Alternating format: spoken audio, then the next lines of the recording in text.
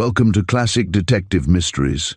Today we bring you The Sign of Silence by William Le Queux, a gripping tale that delves into the mysterious disappearance of a woman and the secrets surrounding her life. As we follow the twists and turns of this thrilling story, prepare yourself for suspense, intrigue, and the unraveling of dark secrets. Stay tuned as the clues unfold and the truth is revealed piece by piece. Chapter 1 introduces a gentleman. Then it's an entire mystery.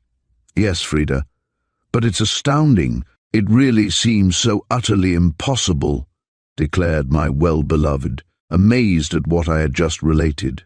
I've simply stated hard facts. But there's been nothing about this affair in the papers. For certain reasons, the authorities are not exactly anxious for any publicity. It is a very puzzling problem, and they do not care to own themselves baffled, I replied. Really, it's the most extraordinary story of London life that I've ever heard, Frida Shand declared, leaning forward in her chair, clasping her small white hands as, with her elbows upon the table adieu, she looked at me with her wondrous dark eyes across the bowl of red tulips between us. We were lunching together at the Berkeley in Piccadilly one January day last year and had just arrived at the dessert. The whole thing is quite bewildering, Teddy, an utter enigma, she exclaimed in a low, rather strained voice, her pretty pointed chin resting upon the back of her hand as she gazed upon me from beneath those long, curved lashes. I quite agree, was my answer. The police are mystified, and so am I. Sir Digby Kemsley is my friend, you know. I remember, she said. You once introduced me at the opening of the motor show at Olympia, I believe. A very brilliant and famous man, isn't he? Rather, a famous engineer. He made the new railway across the Andes and possesses huge rubber interests in Peru. His name, both in Sena and Valparaiso, is one to conjure with, was my reply. But what? Queried my well-beloved. Well, there's one fact which greatly increases the mystery, a fact which is yet to be told. What's that? She asked eagerly. I hesitated.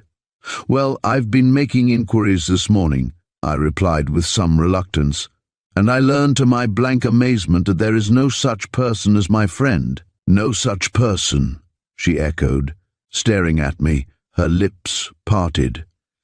Being seated in a corner, no one could overhear our conversation. I don't follow you.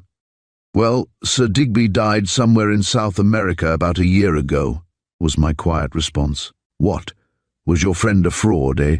Apparently so, and yet if he was, he must have been a man of marvellous cunning and subterfuge, I said. He was most popular at the club, known at the Ritz and the Savoy, and other places about town. He struck me as a man of great refinement, a gentleman, in fact, Frida said. I recollect him perfectly, tall, rather thin, with a pointed grey beard, a long, oval face, and thinnish grey hair. A very lithe, erect man whose polite, elegant manner was that of a diplomat, and in whose dark eyes was an expression of constant merriment and good humour. He spoke with a slight accent Scotch, isn't it? Exactly. You remember him perfectly, dear. A most excellent description. I said, and that same description has been circulated this morning to every police office throughout the United Kingdom, as well as to the prefectures of police in all the European capitals. All the ports are being watched, as it is expected he may make his way abroad. But what do the authorities suspect? Asked Frida, with a serious look. Ah, that's just it. They haven't yet decided what to suspect. I looked across at her and thought, though slightly more pale than usual, she had never appeared more charming. Sweet-faced, slim, with a soft, sibilant voice and dainty to her fingertips, she did not look more than 19, though her age was 24. How shall I describe her, save to say that her oval, well-defined features were perfect. Her dark, arched brows gave piquancy to a countenance that was remarked wherever she went, a merry face, with a touch of impudence in her smile, the face of an essentially London girl, only daughter of my father's late partner, James Shand. We had been friends from childhood, and our friendship had, 3 years ago, blossomed into a deep and mutual affection. Born and bred in Kensington, she cared little for country life, She loved her London, its throbbing streets, its life and movement, its concerts, its bright restaurants, and, most of all, its theatres, for she was an ardent playgoer. My father, Edward Royal, was head of the firm of well-known chemical manufacturers, Messrs. Royal and Shand, whose works were a feature of the river landscape close to Greenwich, and whose offices were in St. Mary Axe. He had died 2 years before, predeceasing his partner by a year.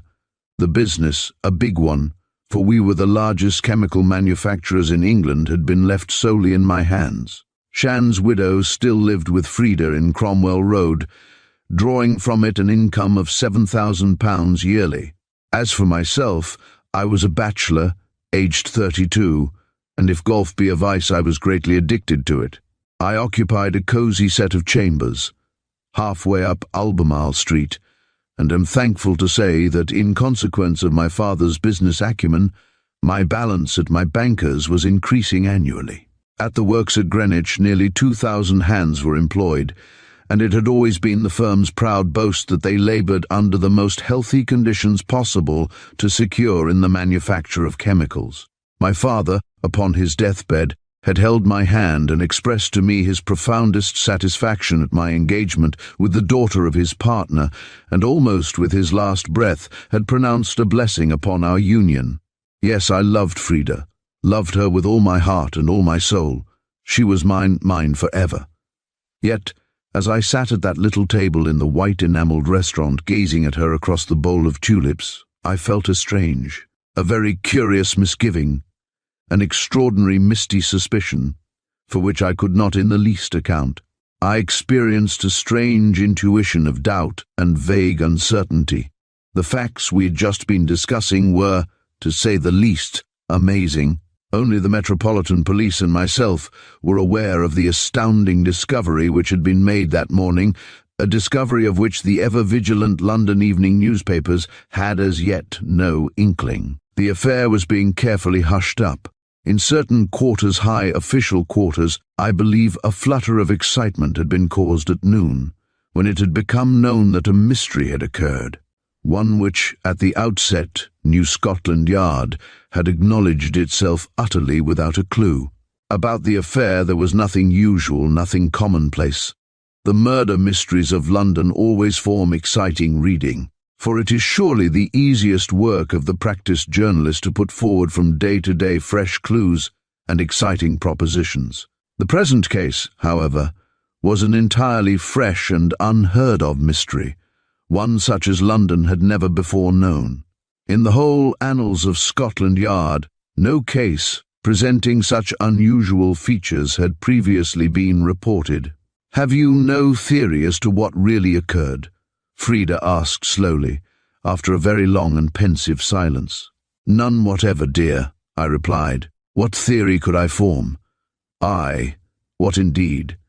In order that the exact truth should be made entirely plain to the reader and the mystery viewed in all its phases, it will be best for me to briefly record the main facts, prior to entering upon any detail. The following were the circumstances exactly as I knew them. At 25 minutes to 10 on the previous night, the night of January the 6th, I was at home in Albemarle Street, writing letters. Haynes, my man, had gone out, and I was alone when the telephone bell rang. Taking up the receiver, I heard the cheery voice of Sir Digby Kemsley asking what I was doing. My prompt reply was that I was staying at home that night, whereupon his voice changed, and he asked me in great earnestness to come over to his flat in Harrington Gardens, South Kensington, at 11 o'clock. "And look here," he added in a confidential tone, "the outside door will be closed at 10:30, and the porter off duty.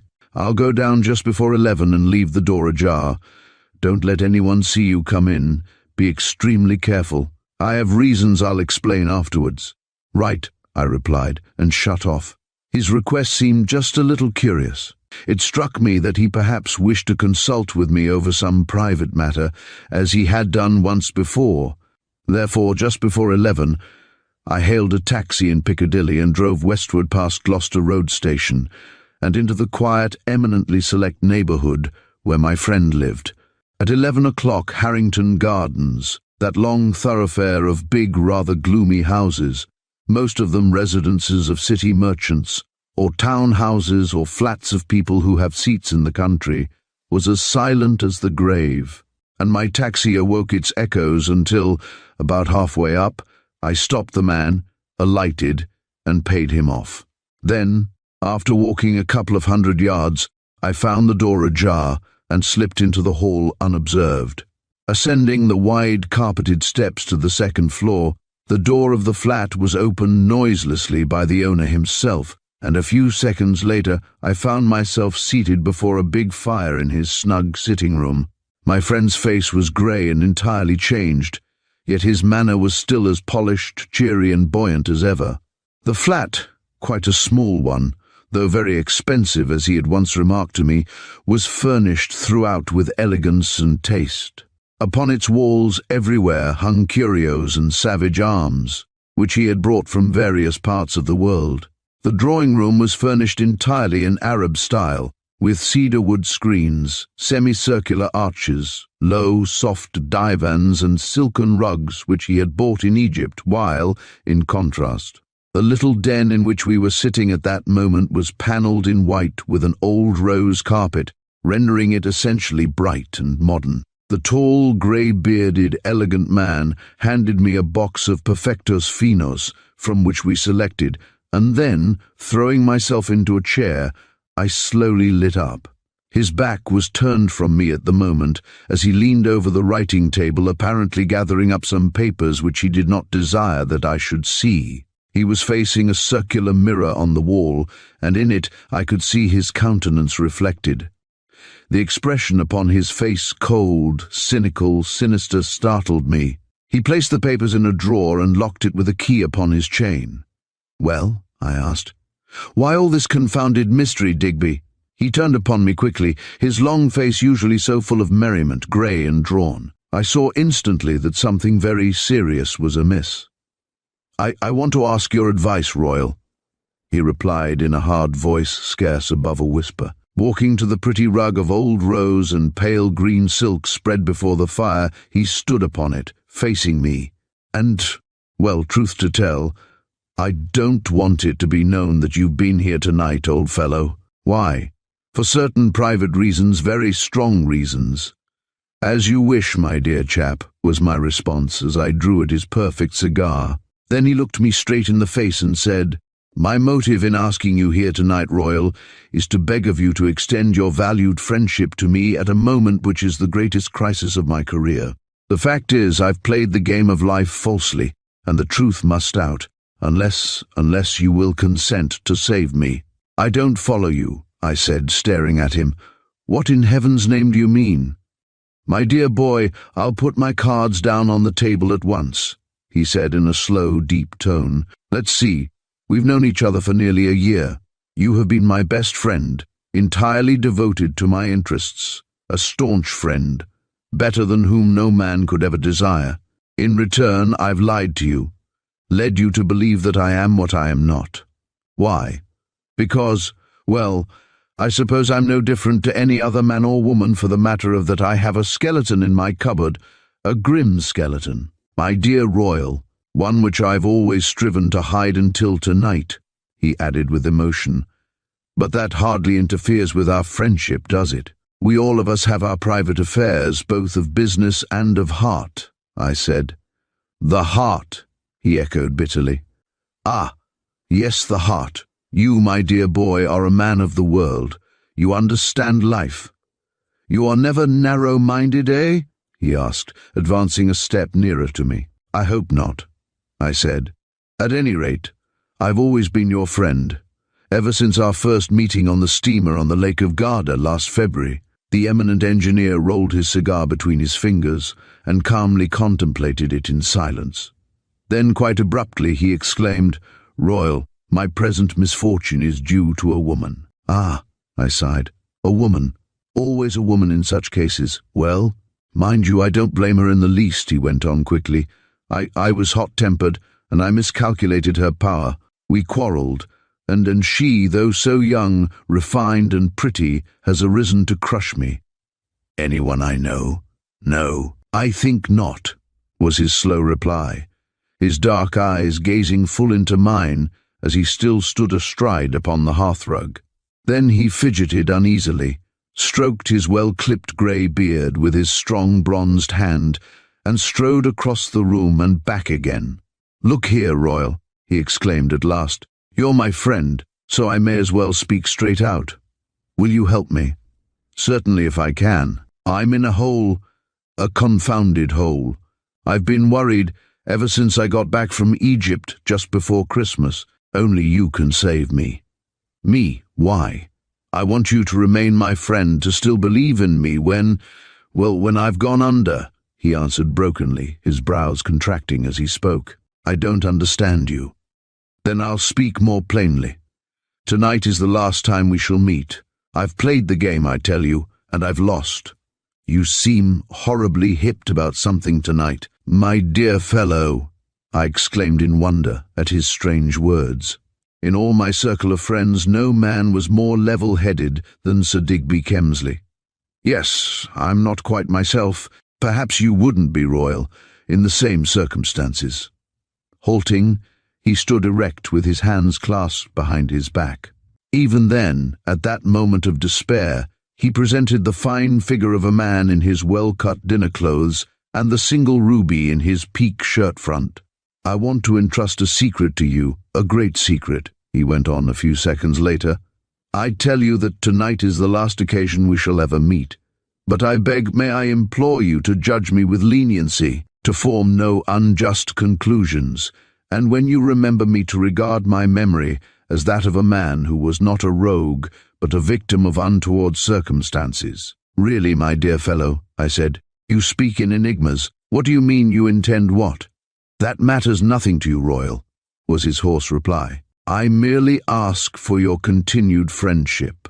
I ask that you will treat my successor here in the exact manner in which you have treated me, that you will become his firm friend, and that you will perform for me one great and most important service. Your successor, who will succeed you? You have no son." "No, I have no male relation whatever," he replied, "but we were speaking of the favor I am begging of you to perform for me. On the 14th of January I shall not be here, but it is highly necessary that on that evening, at 8 o'clock, a secret message should be delivered into the hands of a certain lady, a message from myself. Will you do it?" "Certainly. Are you going abroad again?" I can hardly tell. I may be dead by then, who knows?" And he smiled grimly. He returned to his writing table, unlocked a drawer, and took therefrom a letter, which was carefully sealed with black wax. "Now listen," he said, holding the letter in his fingers. "On the night of the 14th, just at 8 o'clock precisely, go to the Piccadilly tube station, stand at the telephone box numbered 4 on the Haymarket side. When a lady in black will approach you and ask news of me, in response you will give her this note. But there is a further condition. You may be watched and recognized, therefore be extremely careful that you are not followed on that day, and above all, adopt some effective disguise. Go there dressed as a working man, I would suggest."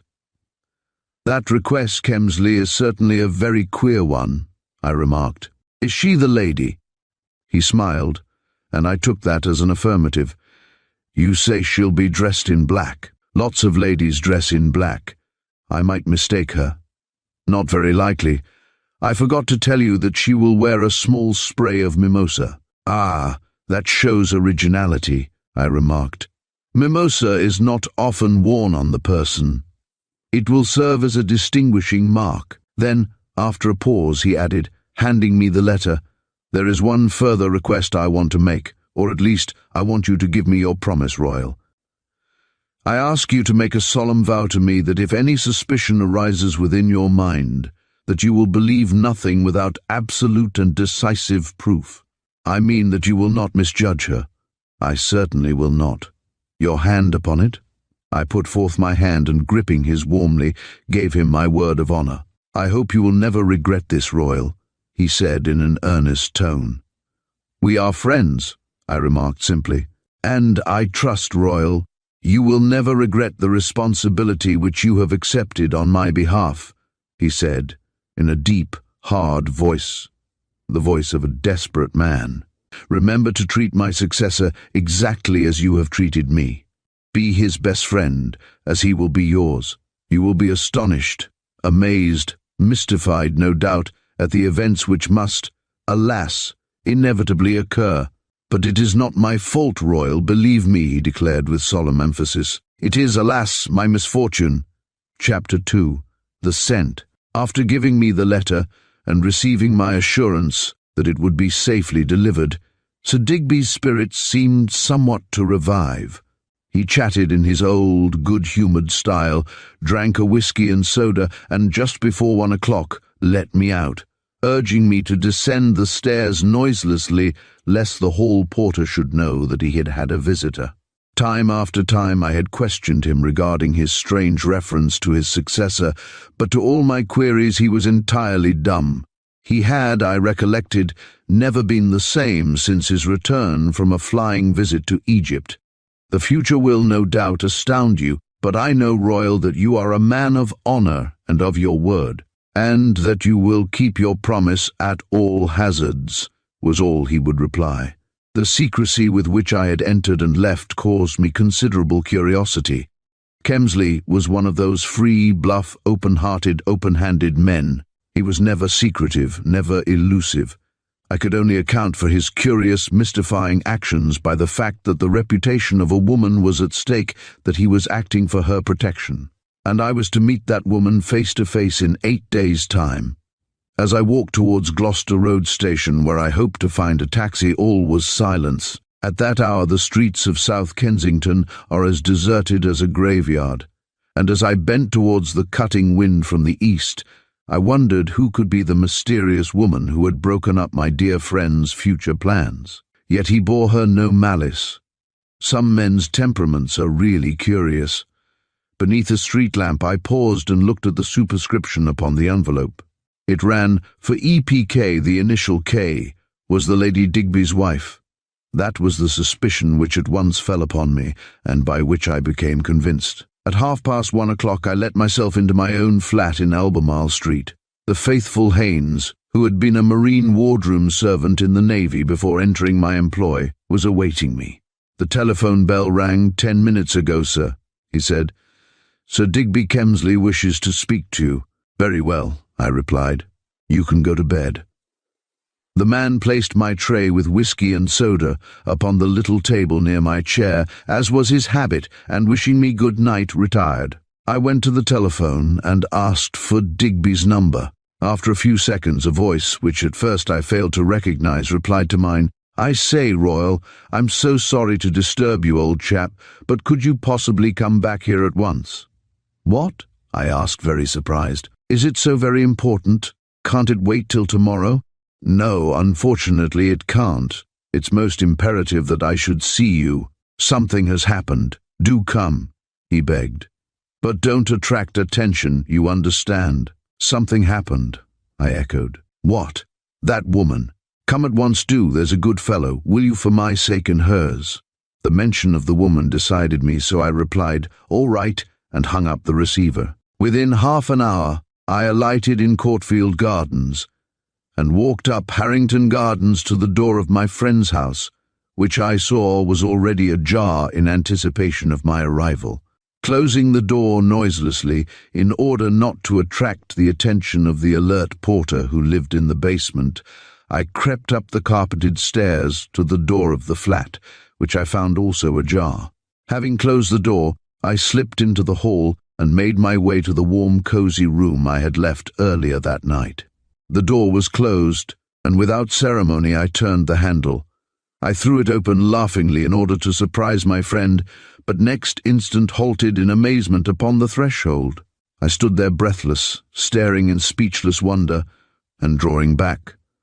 "I'm really very sorry," I exclaimed. "I thought Sir Digby was here."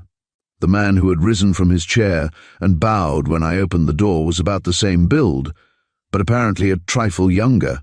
He had iron-grey hair and a pointed beard, but his face was more triangular, with higher cheekbones, and eyes more brilliant and deeper set. His thin countenance relaxed into a pleasant smile as he replied in a calm, suave voice, I am Sir Digby Kemsley, and you, I believe, are Mr. Edward Royal, my friend, my very intimate friend, are you not?" "You," I gasped, staring at him, and then for several seconds I failed to articulate any further words. The imposture was so utterly barefaced. "You are not Sir Digby Kemsley," I went on angrily at last. "What trick is this?" "No trick whatever, my dear Royal," was the man's quiet reply as he stood upon the hearthrug in the same position in which my friend had stood an hour before. "I tell you that my name is Kemsley, Sir Digby Kemsley." "Then you assert that this flat is yours?" "Most certainly I do." "Bosh! How can you expect me to believe such a transparent tale?" I cried impatiently. "Where is my friend?" "I am your friend, my dear Royal." He laughed. "You're not. But did you not only an hour ago promise him to treat his successor in the same manner in which you had treated himself?" the man asked very slowly, his high, deep-set eyes fixed upon me with a crafty, almost snake-like expression. An expression that was distinctly one of evil. "True, I did," was my quick reply. "But I never bargained for this attempted imposture." "I tell you it is no imposture," declared the man before me. "You will, perhaps, understand later. Have a cigar." And he took up Digby's box and handed it to me. I declined very abruptly, and without much politeness, I fear. I was surveying the man who, with such astounding impudence, was attempting to impose upon me a false identity. There was something curiously striking in his appearance, but what it was I could not exactly determine. His speech was soft and educated, in a slightly higher pitch than my friend's. His hands white and carefully manicured, yet as he stood, I noted that his left shoulder was slightly higher than the other, that his dress clothes ill-fitted him in consequence, that in his shirt front were two rare orange-coloured gems, such as I had never seen before, and further, that when I caught him side-face, it much resembled Digby's, so aquiline as to present an almost bird-like appearance. "Look here," I exclaimed in anger a few moments later, "why have you called me over here? When you spoke to me, your voice struck me as peculiar, but I put it down to the distortion of sound on the telephone. I wanted to see if you recognized my other self," he answered with a smile. "At this late hour? Couldn't you have postponed your ghastly joke till the morning?" I asked. "Joke," he echoed, his face suddenly pale and serious. "This is no joke, Royal, but a very serious matter, the most serious that can occur in any man's life." "Well, what is it? Tell me the truth." "You shall know that later. Where is Sir Digby?" "Here. I am Sir Digby, I tell you." "I mean my friend." "I am your friend," was the man's response, as he turned away towards the writing table. "The friend you first met on the Lake of Garda." "Now, why all this secrecy?" I asked. "I was first called here and warned not to show myself, and on arrival find you here." "And who else did you expect to find?" he asked with a faint smile. "I expected to find my friend." "But I am your friend," he asserted. "You promised me only an hour ago that you would treat my successor exactly as you treated me.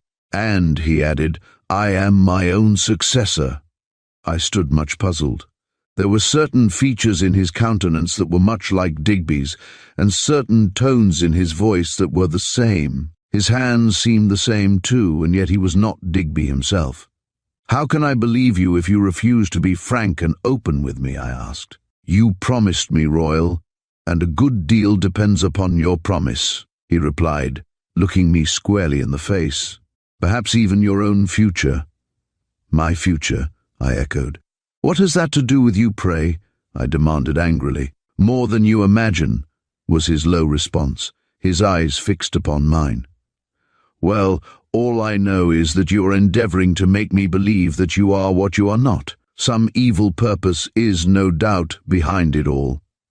But such an endeavor is an insult to my intelligence," I declared. The man laughed a low, harsh laugh and turned away. "I demand to know where my friend is," I cried, stepping after him across the room and facing him again. "My dear Royal," he replied, in that curious, high-pitched voice, yet with a calm, irritating demeanor. "Haven't I already told you I am your friend?" "It's a lie. You are not Sir Digby," I cried angrily. "I shall inform the police that I've found you usurping his place and name, and leave them to solve the mystery. Act just as you think fit, my dear old fellow," he laughed. "Perhaps the police might discover more than you yourself would care for them to know." His words caused me to ponder. At what could he be hinting? He saw my hesitancy, and with a sudden movement placed his face close to me, saying, "My dear fellow, look into my countenance. You surely can penetrate my disguise. It cannot be so very perfect, surely." I looked, but turned from him in disgust. "No, stop this infernal fooling," I cried. "I've never seen you before in my life." He burst out laughing, laughed heartily, and with genuine amusement. His attitude held me in surprise. "You refuse to be my friend, Royal, but I desire to be yours, if you will allow me," he said. "I can have no friend whom I cannot trust," I repeated. "Naturally, but I hope you will soon learn to trust me," was his quiet retort. "I called you back tonight in order to see if you, my most intimate friend, would recognize me. But you do not. I am, therefore, safe to go forth and perform a certain mission which it is imperative that I should perform." "You are fooling me," I declared. For a second he looked straight and unflinchingly into my eyes. Then, with a sudden movement, he drew the left cuff of his dress shirt up to the elbow and held out his forearm for me to gaze upon. I looked. Then I stood dumbfounded, for halfway up the forearm, on the inside, was the cicatrice of an old knife wound which long ago, he had told me, had been made by an Indian in South America who had attempted to kill him, and whom he had shot in self-defense. "You believe me now?" he asked, in a voice scarce above a whisper. "Of course," I said. "Pardon me, Digby, but this change in your personality is marvelous, almost superhuman." "So I've been told before," he replied lightly. "But really, didn't you penetrate it?" he asked, resuming his normal voice. "No, I certainly did not," I answered, and helping myself to a drink, swallowed it. "Well," I went on, "what does this mean?" "At present I can't exactly tell you what I intend doing," he replied. "Tonight I wanted to test you, and have done so. It's late now," he added, glancing at the clock, which showed it to be 2:30 in the morning. "Come in tomorrow at 10, will you?" he asked. "I want to discuss the future with you very seriously. I have something to say which concerns your own future, and which also closely concerns a friend of yours. So come in your own interests, Royal. Now don't fail, I beg of you." "But can't you tell me tonight?" I asked. "Not until I know something of what my own movements are to be," he replied. "I cannot know before tomorrow," he replied with a mysterious air. "So if you wish to be forewarned of an impending peril, come and see me, and I will then explain. We shall, no doubt, be on closer terms tomorrow. Au revoir," and he took my hand warmly and then let me out. The rather narrow, ill-lit staircase, the outer door of which had been shut for hours, was close and stuffy, but as I descended the second flight and was about to pass along the hall to the door, I distinctly heard a movement in the shadow where, on my left, the hall continued along to the door of the ground-floor flat. I peered over the banisters, but in the darkness could distinguish nothing. That somebody was lurking there I instantly felt assured, and next moment the truth became revealed by two facts. The first was a light, almost imperceptible noise, the jingle of a woman's bangles, and, secondly, the faint odor of some subtle perfume, a sweet, intoxicating scent such as my nostrils had never greeted before.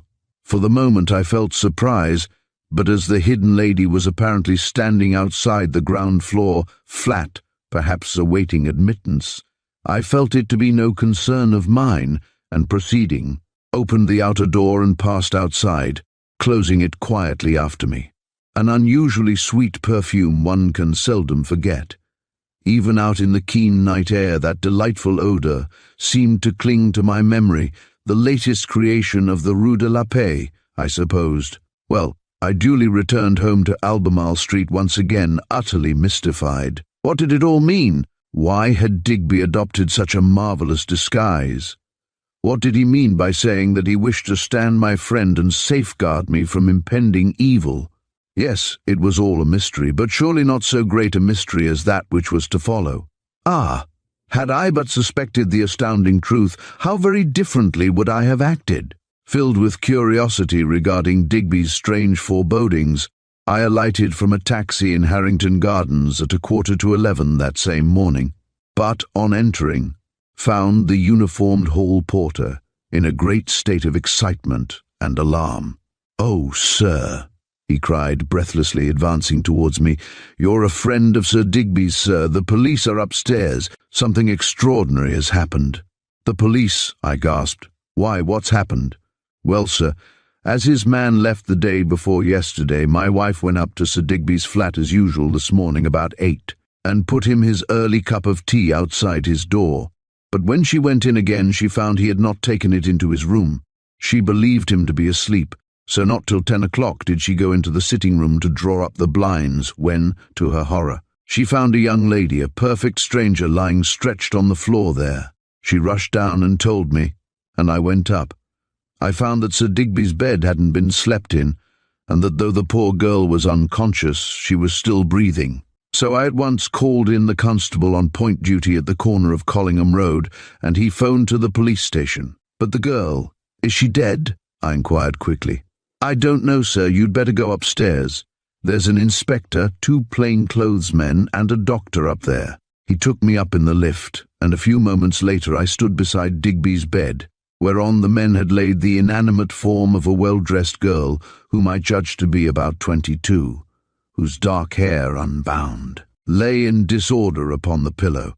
The face, white as marble, was handsome and clean-cut, but upon it, alas, was the ashen hue of death, the pale lips slightly parted as though in a half-sarcastic smile.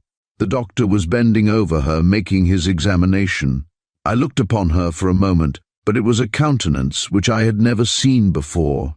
Digby had many lady friends, but I had never seen her among them. She was a perfect stranger. Her gown was of dark blue serge, smartly made, and beneath her coat she wore a cream silk blouse with deep sailor collar open at the neck, and a soft flowing bow of turquoise blue. This, however, had been disarranged by the doctor in opening her blouse to listen to her breathing, and I saw that upon it was a small crimson stain. Yes, she was remarkably good-looking, without a doubt.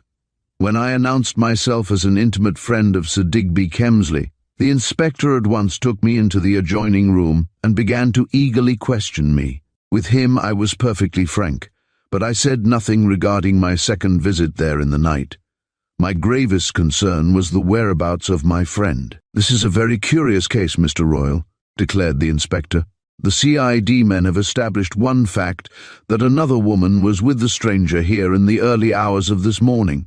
This hair comb," and he showed me a small side comb of dark green horn, "was found close beside her on the floor, also a couple of hairpins, which are different to those in the dead woman's hair.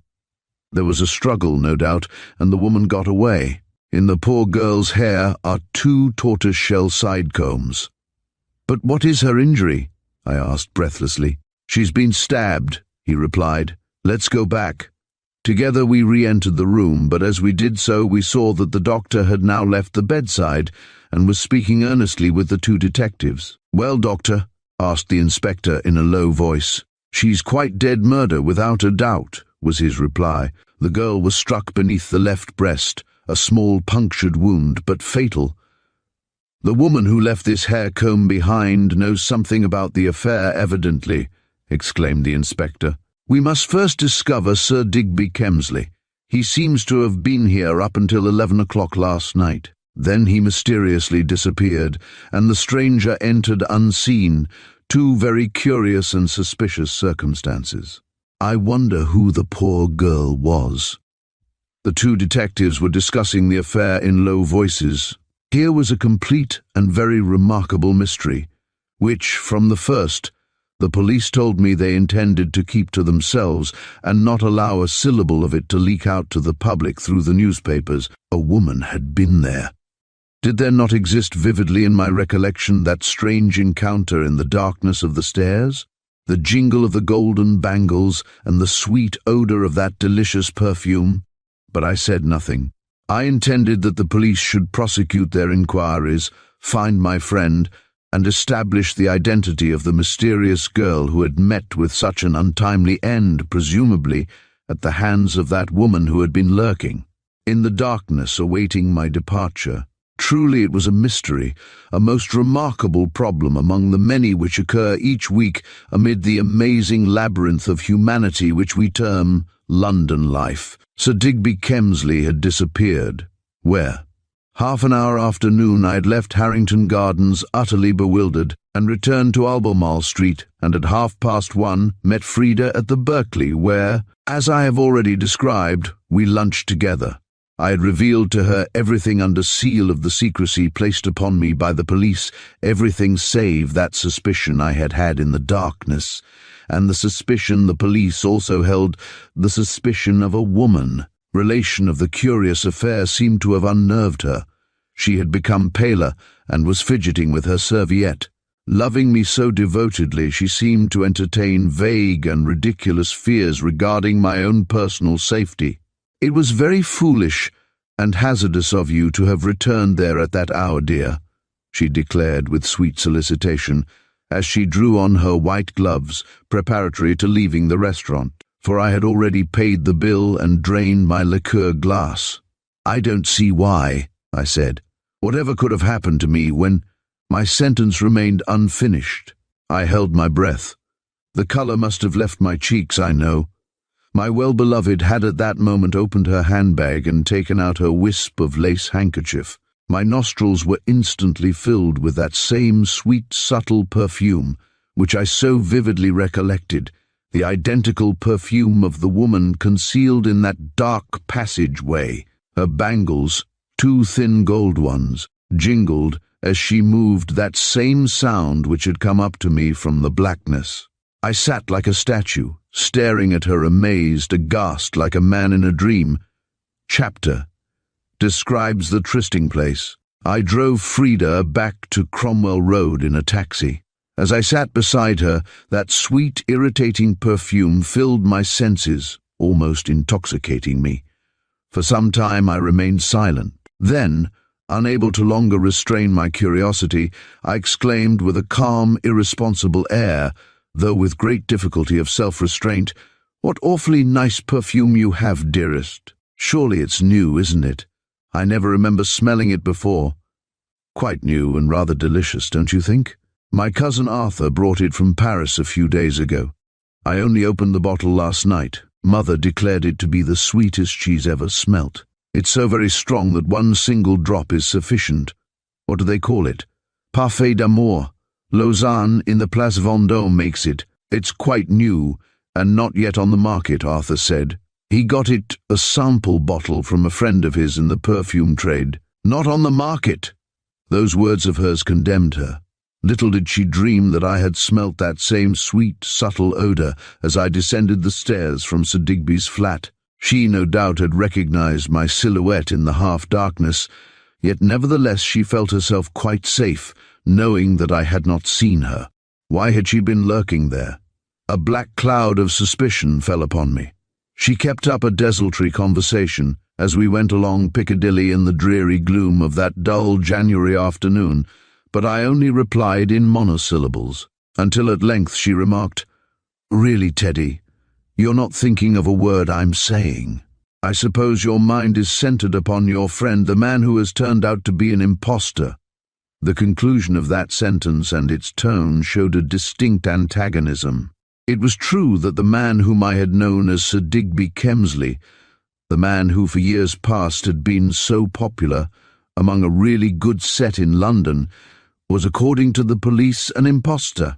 The detective inspector had told me so. From the flat in Harrington Gardens, the men of the Criminal Investigation Department had rung up New Scotland Yard to make their report. And about noon, while I was resting at home in Albemarle Street, I was told over the telephone that my whilom friend was not the man I had believed him to be. As I had listened to the inspector's voice, I heard him say, "There's another complication of this affair, Mr. Royal. Your friend could not have been Sir Digby Kemsley, for that gentleman died suddenly a year ago at Huacho, in Peru. There was some mystery about his death, it seems, for it was reported by the British consul at Lima. Inspector Edwards of the CI department will call upon you this afternoon. What time could you conveniently be at home? I named 5 o'clock, and that appointment I intended at all hazards to keep. The big, heavily furnished drawing room in Cromwell Road was dark and sombre as I stood with Frida, who, bright and happy, pulled off her gloves and declared to her mother that charming, sedate, grey-haired, but wonderfully preserved woman that she had had such a jolly lunch. "I saw the Redmaynes there, Mother," she was saying. "Mr. Redmayne has asked us to lunch with them at the Carlton next Tuesday. Can we go?" "I think so, dear," was her mother's reply. "I'll look at my engagements." "Oh, do let's go. Ida is coming home from her trip to the West Indies. I do want to see her so much." Strange it was that my well-beloved, in face of that amazing mystery, preserved such an extraordinary, nay, an astounding calm. I was thinking of the little side comb of green horn, for I had seen her wearing a pair exactly similar. Standing by, I watched her pale, sweet countenance, full of speechless wonder. After the first moment of suspense, she had found herself treading firm ground, and now, feeling herself perfectly secure, she had assumed a perfectly frank and confident attitude. Yet the perfume still arose to my nostrils, the sweet, subtle scent which had condemned her. I briefly related to Mrs. Shand my amazing adventures of the previous night, my eyes furtively upon Frida's countenance the while. Strangely enough, she betrayed no guilty knowledge, but fell to discussing the mystery with ease and common-sense calm. "What I can't really make out is how your friend could have had the audacity to pose as Sir Digby Kemsley, well knowing that the real person was alive," she remarked. "The police have discovered that Sir Digby died in Peru last January," I said, "while your friend was in London." "Certainly. My friend, I shall still call him Sir Digby, for I have known him by no other name, has not been abroad since last July, when he went on business to Moscow." "How very extraordinary," remarked Mrs. Shand. "Your friend must surely have had some object in posing as the dead man." "But he posed as a man who was still alive," I exclaimed. "Until perhaps he was found out," observed Frida shrewdly. "Then he bolted." I glanced at her quickly. Did those words betray any knowledge of the truth, I wondered. Apparently there was some mystery surrounding the death of Sir Digby at Huacho, I remarked. The British consul in Lima made a report upon it to the Foreign Office, who in turn handed it to Scotland Yard. I wonder what it was.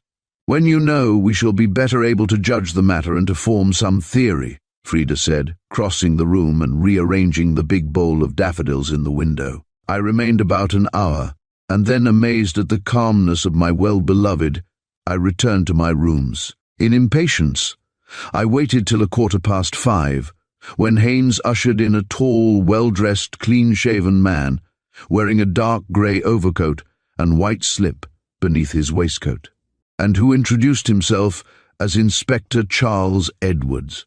"I've called, Mr. Royal, in order to make some further inquiries regarding this person you have known as Sir Digby Kemsley," he said when he had seated himself. "A very curious affair happened last night. I've been down to Harrington Gardens and have had a look around there myself. Many features of the affair are unique." "Yes," I agreed, "it is curious, very curious." "I have a copy of your statement regarding your visit to the house during the night," said the official, who was one of the Council of 7 at the Yard, looking up at me suddenly from the cigarette he was about to light. "Have you any suspicion who killed the young lady?" "How can I have, except that my friend is missing, eh?" "Exactly. But now, tell me all about this friend, whom you knew as Sir Digby Kemsley. How did you first become acquainted with him?" "I met him on a steamer on the Lake of Garda this last summer," was my reply. "I was staying at Riva, the little town at the north end of the lake, over the Austrian frontier, and one day took the steamer down to Gardone, in Italy. We sat next each other at lunch on board, and owing to a chance conversation became friends."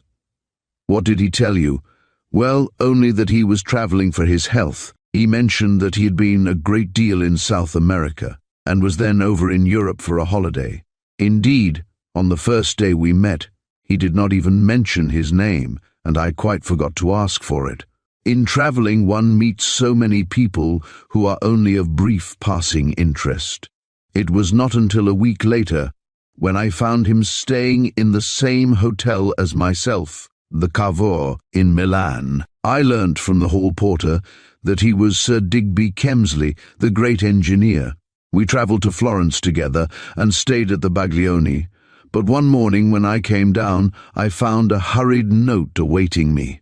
From the hall porter, I learned that a gentleman had arrived in the middle of the night, and Sir Digby, after an excited controversy, left with him for London. In the note he gave me his address in Harrington Gardens, and asked me not to fail to call on my return to town.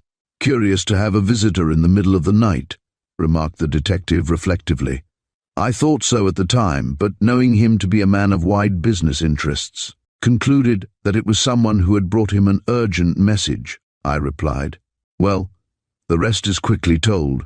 On my return home I sought him out, with the result that we became great friends. You had no suspicion that he was an impostor?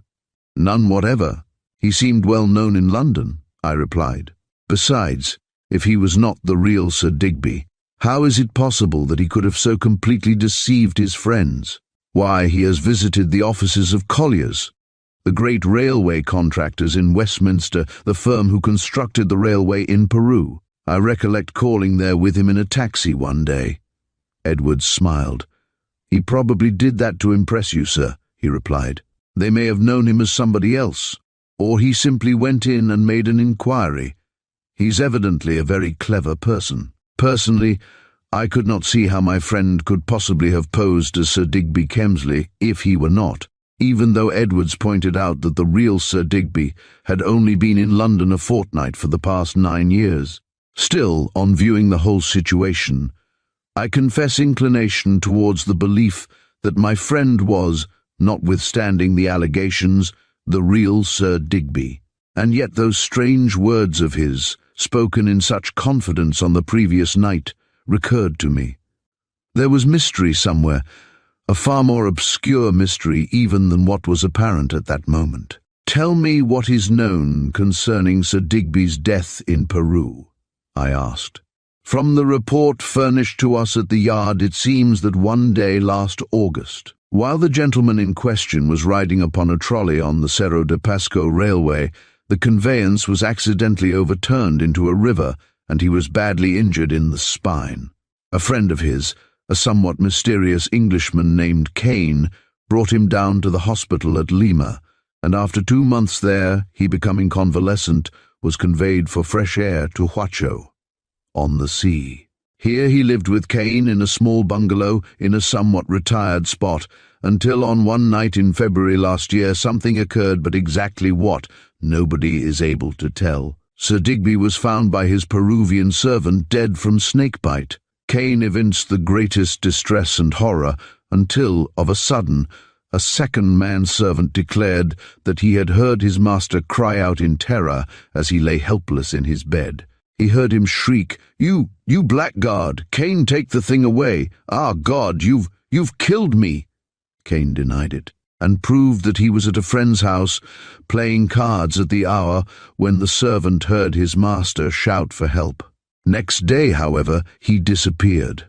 Our consul in Lima took up the matter, and in due course a full report of the affair was forwarded to the yard, together with a very detailed description of the man wanted. This we sent around the world, but up to today without result. Then the man Kane was apparently responsible for the death of the invalid, I remarked. I think so, without a doubt. But who was the invalid? Was he the real Sir Digby? Aye, that's the question, said Edwards, thrusting his hands into his trouser pockets. For some moments we both sat staring blankly into the fire. Among the papers sent to us, he said very slowly at last, was this. Read it, and tell me your opinion. And then he took from his pocketbook and handed me a half-sheet of thin foreign notepaper which had been closely written upon on both sides. It was apparently a sheet from a letter, for there was no beginning and no ending. The handwriting was educated, though small and crabbed, and the ink brown and half-faded. perhaps because of its exposure to a tropical climate. It had been written by a man, without a doubt. "That," said Edward, "was found in a pocketbook belonging to Kane, which in his hasty flight he apparently forgot. According to our report, the wallet was found concealed beneath the mattress of his bed, as though he feared lest anyone should read and learn what it contained. Read it, and tell me what you think." I took the sheet of thin paper in my fingers, and crossing the room to a brighter light, managed to decipher the writing as follows. "At 14 paces from where this wall rises from the lawn stands the ever-plashing fountain. The basin is circular, while around runs a paved path, hemmed in by smoke-blackened laurels and cut off from the public way by iron railings. The water falls with pleasant cadence into a small basin, set upon a base of moss-grown rockwork. Looking south, one meets a vista of green grass, of never-ceasing London traffic, and one tall, distant factory chimney away in the grey haze, while around the fountain are 4 stunted trees. On the right stretches a strip of garden, in spring green and gay, with bulbs which bloom and die, unnoticed by the hundreds upon hundreds of London's workers who pass and repass daily in their mad, reckless hurry to earn the wherewithal to live. Halt upon the gravel at that spot on the 23rd of the month punctually at noon, and she will pass wearing the yellow flower. It is the only trysting place. She has kept it religiously for 1 whole year without, alas, effecting a meeting. Go there, tell her that I still live, shake her hand in greeting, and assure her that I will come there as soon as ever I am given strength so to do. I have been at that spot once only, yet every detail of its appearance is impressed indelibly upon my memory. Alas, that I do not know its name. Search, and you will assuredly find it, and you will see her. You will speak and give her courage." I bit my lip. A sudden thought illuminated my mind. The yellow flower was not the mysterious woman whom I was to meet on the night of the 14th, also to wear a yellow flower, the mimosa. Chapter. Dear old Dig.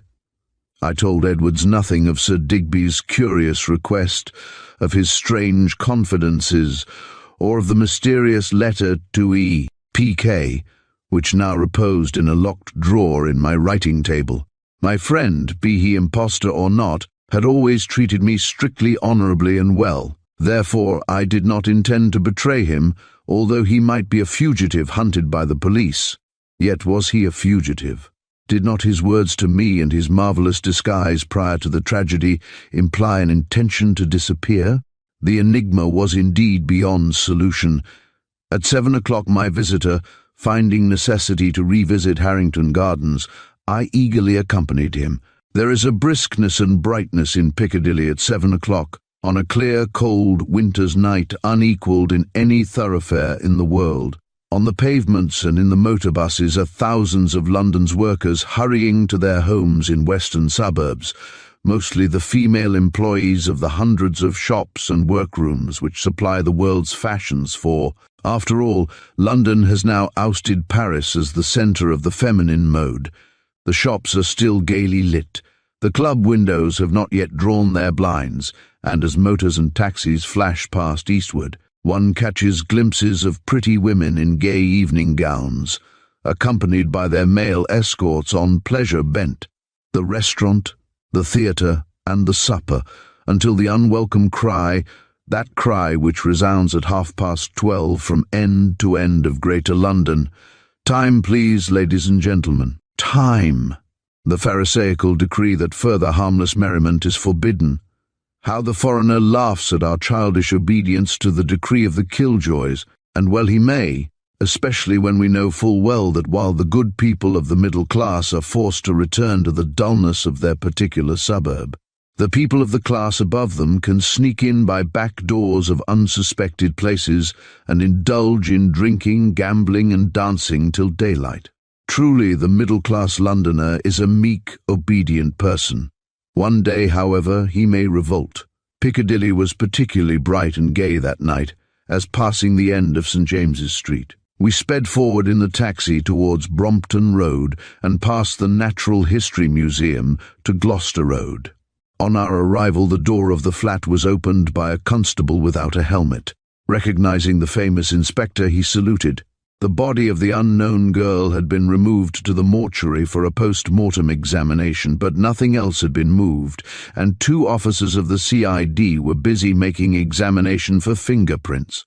I allowed them to take mine for comparison, but some they found upon the mahogany table and upon the back of a chair were undoubtedly those of the victim herself.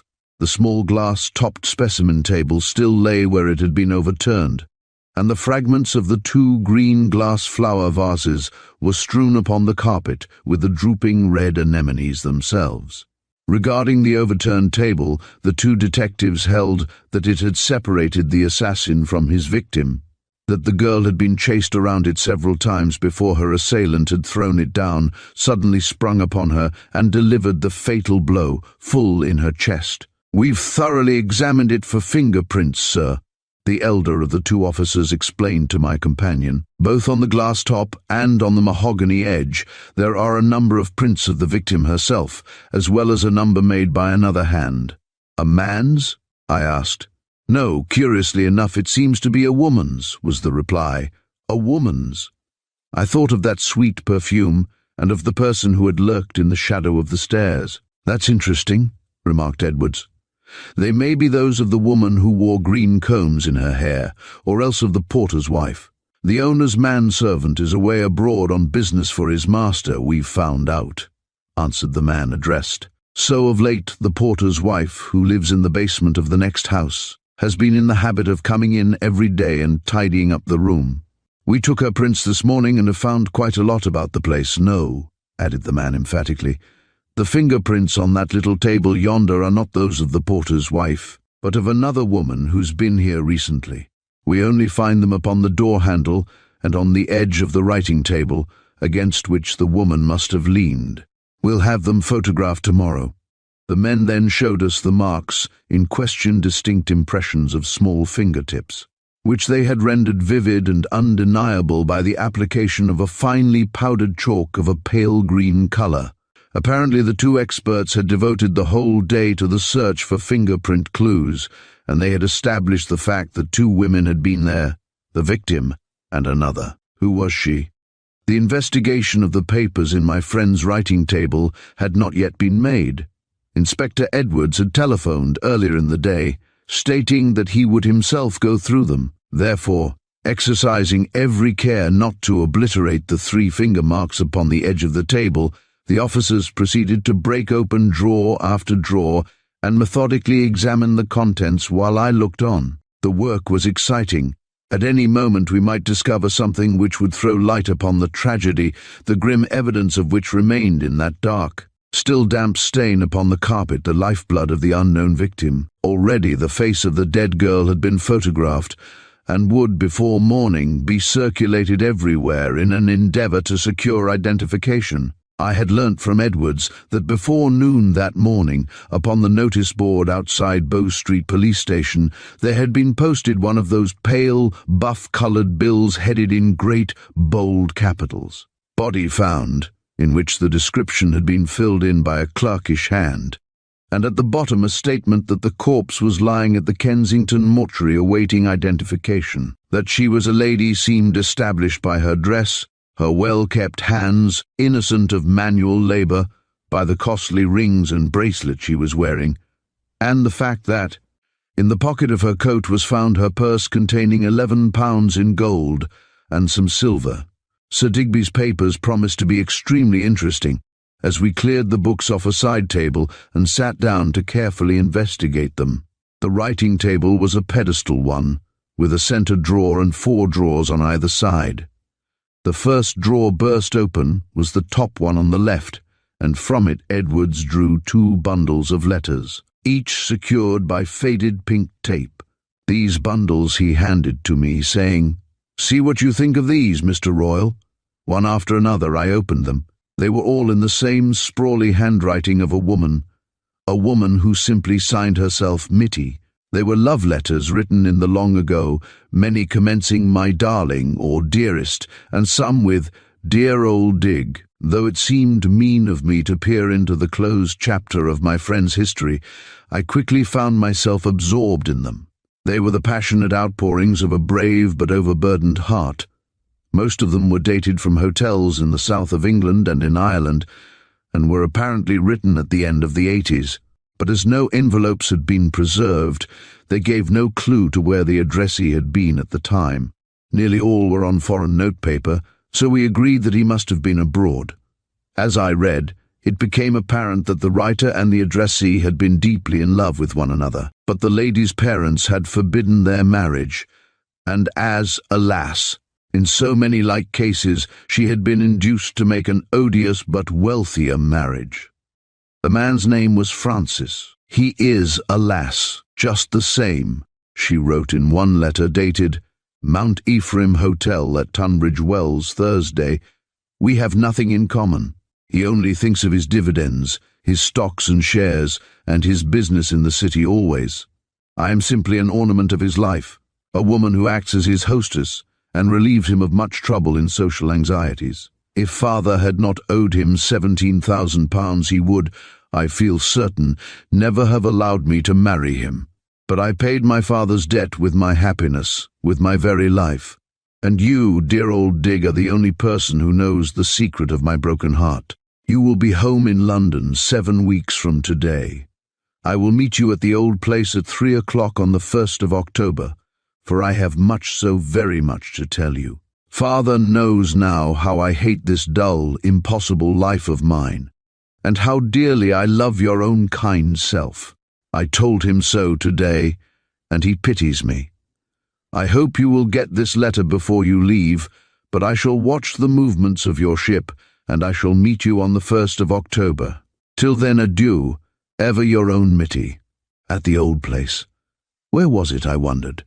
At what spot had the secret meeting been effected between the man who had returned from abroad and the woman who loved him so well, though she had been forced to become the wife of another? That meeting had taken place more than 20 years ago.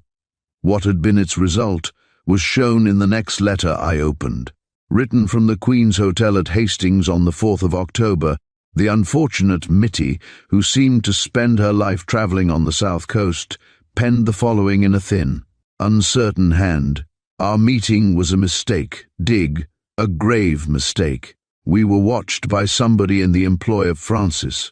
When I returned to Tunbridge Wells, he taxed me with having met you, described our trysting place, the fountain, and how we had walked and walked until, becoming too tired, we had entered that quiet little restaurant to dine. He has misjudged me horribly. The sneak who watched us must have lied to him, or he would never have spoken to me as he did. He would not have insulted me. That night I left him, and am here alone. Do not come near me, do not reply to this. It might make matters worse. Though we are parted, Dig, you know I love you, and only you. Still your own Mitty." I sat staring at that half-faded letter, taking no heed of what Edwards was saying. The fountain. They had met at the fountain, and had been seen. Could that spot be the same as mentioned in the mysterious letter left behind by the fugitive Cain after the sudden death of the Englishman away in far-off Peru? Did someone, after all the lapse of years, go there on every 23rd of the month at noon wearing a yellow flower, to wait for a person who, alas, never came? The thought filled me with romance, even though we were at that moment investigating a very remarkable tragedy.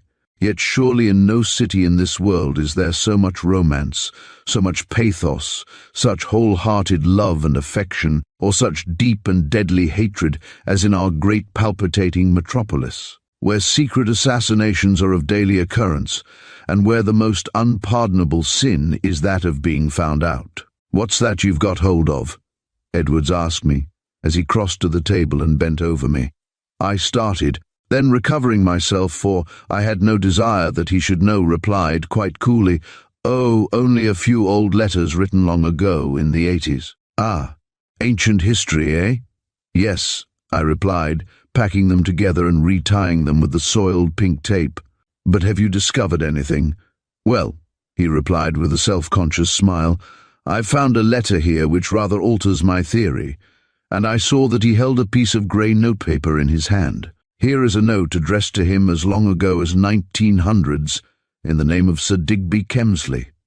Perhaps, after all, the man who died so mysteriously in Peru was an impostor, and the owner of this place was the real Sir Digby.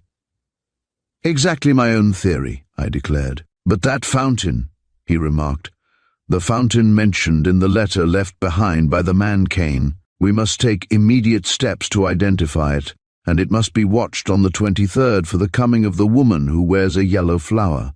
When we find her, we shall be able to discover something very interesting, Mr. Royal. Don't you agree? Chapter 5. Time will prove.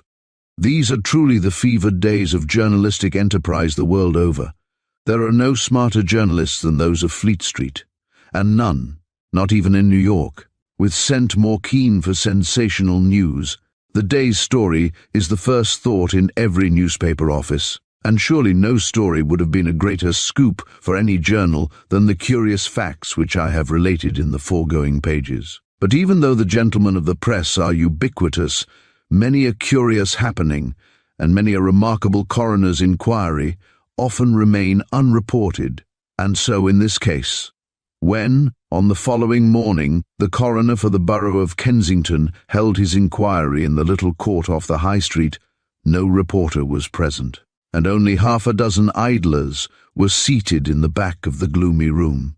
When the jury had taken their seats after viewing the remains, according to custom, the police inspector reported to the coroner that the body remained unidentified, though the description had been telegraphed everywhere. I might add, sir, went on the inspector, that there is strong belief that the young lady may be a foreigner.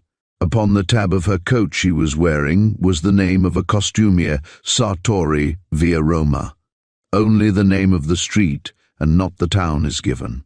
But it must be somewhere in Italy. We are in communication with the Italian police with a view to ascertaining the name of the town, and hope thus to identify the deceased. Very well, said the coroner, a shrewd, middle-aged, clean-shaven man in gold pince-nez. Let us have the evidence. And he arranged his papers with business-like exactitude. The procedure differed in no way from that in any other coroner's court in the kingdom. The relation of dry details by matter-of-fact persons spoken slowly in order that they might be carefully taken down. The scene was, indeed, a gloomy one, for the morning was dark, and the place was lit by electric light. The jury, 12 honest householders of Kensington, appeared from the outset eager to get back to their daily avocations. They were unaware of the curious enigma about to be presented to them. Not until I began to give my evidence did they appear to evince any curiosity regarding the case. But presently, when I had related my midnight interview with my friend, who was now a fugitive, the foreman put to me several questions. You say that after your return from your visit from this man, Sir Digby Kemsley, he rang you up on the telephone. Yes. What did he say? Inquired the foreman, a thin, white-headed man whose social standing was no doubt slightly above that of his fellow jurymen. He asked me to return to him at once, was my reply. But this appears extraordinary.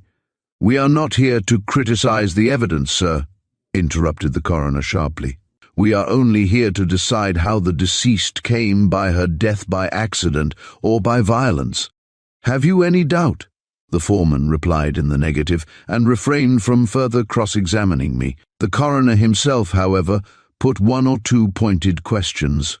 He asked me whether I believed that it had actually been Sir Digby speaking on the second occasion, when I had been rung up, to which I replied, At first the voice sounded unfamiliar. At first. Did you recognize it afterwards? I paused for a few seconds, and then was compelled to admit that I had not been entirely certain. Voices are, of course, often distorted by the telephone, remarked the coroner. But in this case you may have believed the voice to have been your friend's, because he spoke of things which you had been discussing in private only half an hour before. It may have been the voice of a stranger.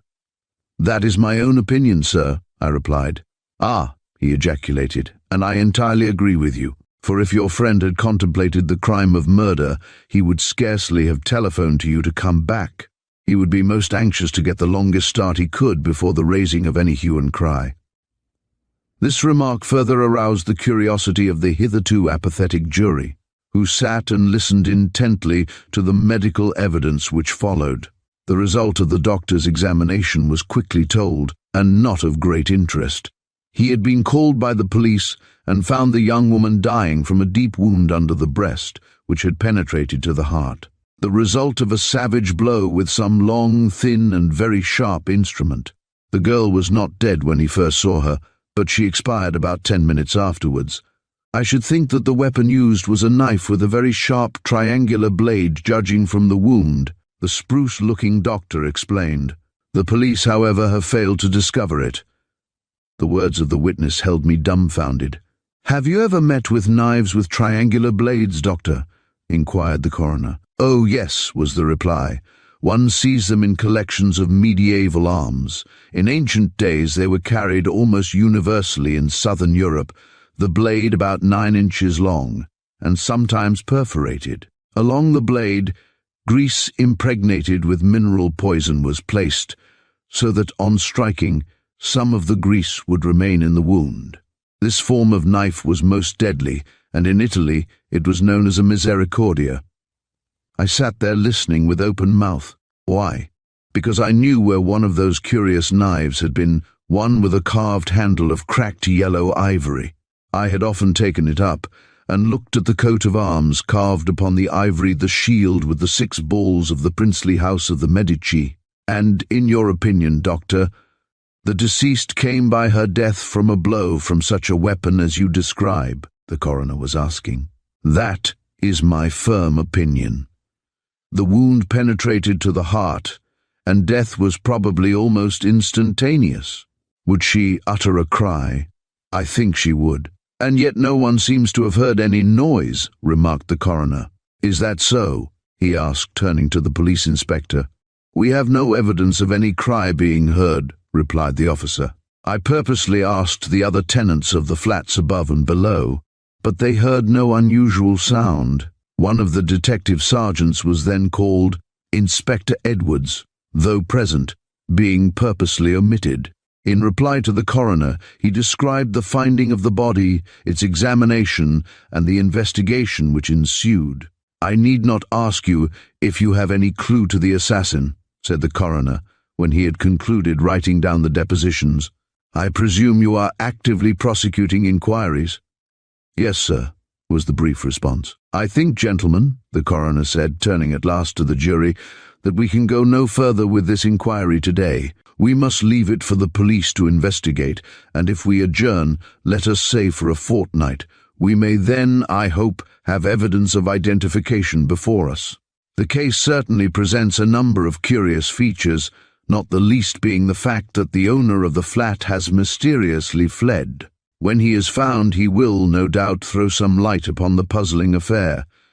I have to thank you for your attendance today, gentlemen," he added, addressing the dozen respectable householders, "and ask you to be present again this day fortnight at noon." There was evident dissatisfaction among the jury, as there is always when a coroner's inquest is ever adjourned. It is certainly the reverse of pleasant to be compelled to keep an appointment which may mean considerable out-of-pocket expense and much personal inconvenience. One juror, indeed, raised an objection, as he had to go to do business in Scotland, whereupon the coroner, as he rose, expressed his regret but declared himself unable to assist him. It was, he remarked, his duty as a citizen to assist in this inquiry and to arrive at a verdict. After that the court rose, and everyone broke up into small groups to discuss the strange affair of which the press were at present in ignorance. Edwards had crossed the room and was speaking to me, but I heard him not. I was thinking of that triangular-bladed weapon, the misericordia of the Middle Ages, so frequently used for stealthy knife thrusts. "Coming?" he asked at last. This aroused me to a sense of my surroundings, and I followed him blindly out into the afternoon shopping bustle of High Street, Kensington. Outside the underground station were the flower sellers. Some were offering that tribute which the Riviera never fails to send to us Londoners in spring sprigs of mimosa. the yellow flower which would be worn by the mysterious E.P.K., the written message to whom reposed in my writing table at home. Personally, I am not a man of mystery, but just an ordinary London businessman, differing in no way to thousands of others who are at the head of prosperous commercial concerns. London, with all its garish glitter, its moods of dullness and of gaiety, its petrol-smelling streets, its farces of passing life, and its hard and bitter dramas always appealed to me. It was my home, the atmosphere in which I had been born and bred, nay, my very existence. I loved London, and was ever true to the city of my birth, even though its climate might be derided, and Paris claimed as the one city in which to find the acme of comfort and enjoyment. I had not sought mystery far from it. It had been thrust upon me, and now, as we went along the High Street in Kensington towards the police station, I found myself a sudden but important factor in a stern chase, a manhunt such as London had seldom known, for Edwards was saying to me, "At all hazards we must find your friend Kemsley, and you, Mr. Royal, must help us. You know him, and can identify him. There are grave suspicions against him, and these must be cleared up in view of the mysterious tragedy in Harrington Gardens." "You surely don't expect me to denounce my friend," I cried. "It is not a question of denouncing him. His own actions have rendered the truth patent to everyone. The girl was brutally killed, and he disappeared. Therefore he must be found," Edwards said. "But who was it who telephoned to me, do you think?" I asked. "Himself, perhaps. He was full of inventiveness, and he may have adopted that course hoping, when the time came, to prove an alibi." "Who knows?" asked the famous inspector. "Look here," I said as we crossed the threshold of the police station. "I don't believe Sir Digby was either an impostor or an assassin. Time will prove, Mr. Royal." He laughed with an incredulous air. "A man don't take all these precautions before disappearing unless he has a deeper motive. Your friend evidently knew of the lady's impending visit. Indeed, how could she have entered the flat had he not admitted her?" "She might have had a key," I hazarded. "Might, but not very likely," he said. "No, my firm conviction is that the man you know as Sir Digby Kemsley struck the fatal blow and took the knife away with him." I shrugged my shoulders but did not reply.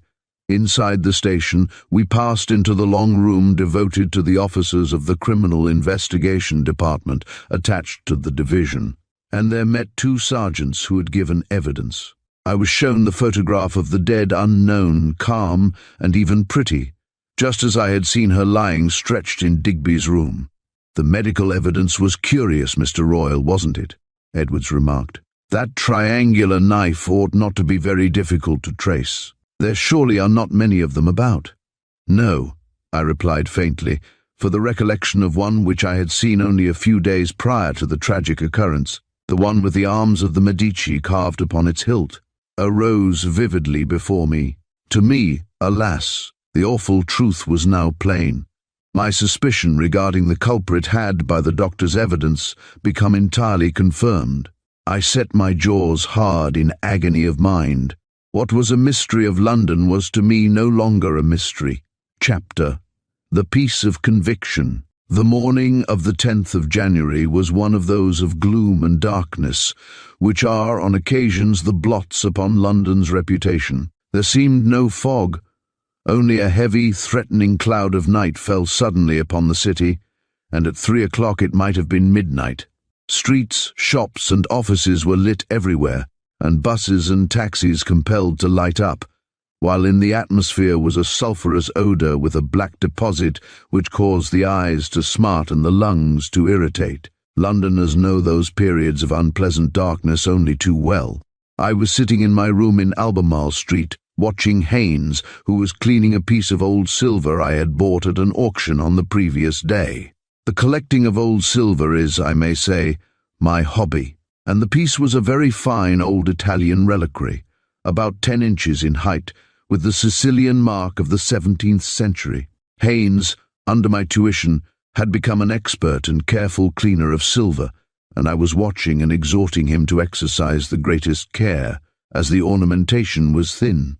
and some of the scrollwork around the top extremely fragile. It had, according to the inscription at its base, contained a bone of a certain saint, a local saint of Palermo it seemed, but the relic had disappeared long ago. Yet the silver case, which for centuries had stood upon an altar somewhere, was a really exquisite piece of the silversmith's art. Suddenly the telephone bell rang, and on answering it, I heard Frida's voice asking, "I say, Teddy, is that you? Why haven't you been over since Thursday?" I started, recollecting that I had not been to Cromwell Road since the afternoon of the inquest 3 days ago. "Dear, do forgive me," I craved. I've been so horribly busy, had to be at the works each day."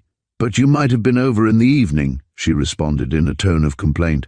"You remember you promised to take me to the St. James's last night, and I expected you." "Oh, dearest, I'm so sorry," I said. "But I've been awfully worried, you know. Do forgive me." "Yes, I know," she answered. "Well, I'll forgive you if you'll run over now and take me to tea at the Leslies. I've ordered the car for 4 o'clock. Will that suit you?" The Leslies. They were snobbish folk with whom I had but little in common. Yet what could I do but agree? And then my well-beloved rang off. When I got down to Cromwell Road just before 4 o'clock, the darkness had not lifted. My feelings as I passed along the big old-fashioned hall and up the thickly carpeted stairs to the drawing-room were mixed ones of doubt, and yet of deep affection. I loved Frida, loved her, better than my own life, and yet, fresh in my memory, was the doctor's evidence that the crime in Harrington Gardens had been committed with a thin, triangular knife, a knife such as that I had often seen lying upon the old-fashioned walnut what-not in the corner of the room I was just about to enter. I had known it lying in the same place for years. Was it still there? Purposely, because I felt that it could no longer be there, I had refrained from calling upon my love, and now, when I paused and turned the handle of the drawing-room door, I hardly dared to cast my eyes upon that antiquated piece of furniture. Frida, who was sitting with her hat and coat already on, jumped up gaily to meet me. "Oh, you really are prompt, Teddy," she cried with a flush of pleasure.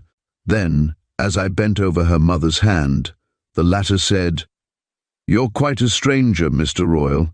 I expect you have been very upset over the curious disappearance of your friend. We've searched the papers every day but could find nothing whatever about it." Frida had turned towards the fire, her pretty head bent as she buttoned her glove. "No," I replied. "Up to the present the newspapers are in complete ignorance of the affair.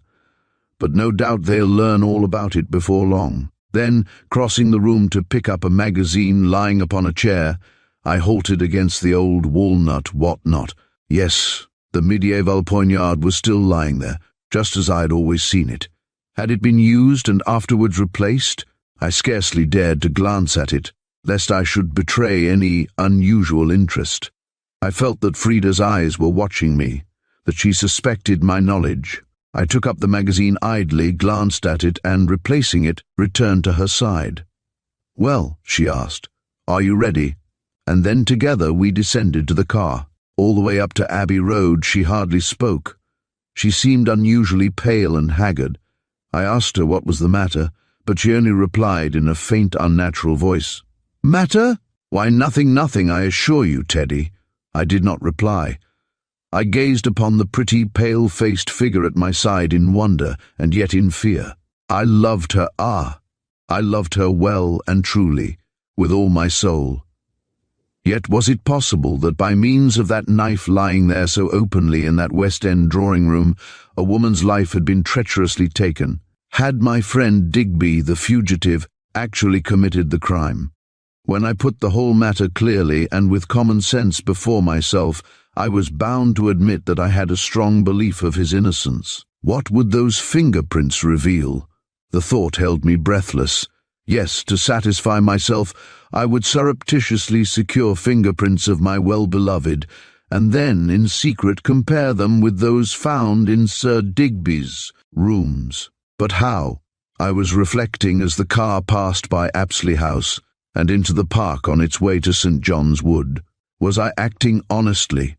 I doubted her, I quite admit. Yet I felt that if I took some object, a glass, or something with a polished surface that she had touched, and submitted it to examination, I would be acting as a sneak. The idea was repugnant to me. Yet with that horrible suspicion obsessing me, I felt that I must do something in order to satisfy myself. What inane small talk I uttered in the Leslies' big, over-furnished drawing room I know not. All I remember is that I sat with some insipid girl whose hair was flaxen and as colourless as her mind, sipping my tea while I listened to her silly chatter about a cook's tour she had just taken through Holland and Belgium. The estimable cook is, alas, responsible for much tea-table chatter among the fair sex.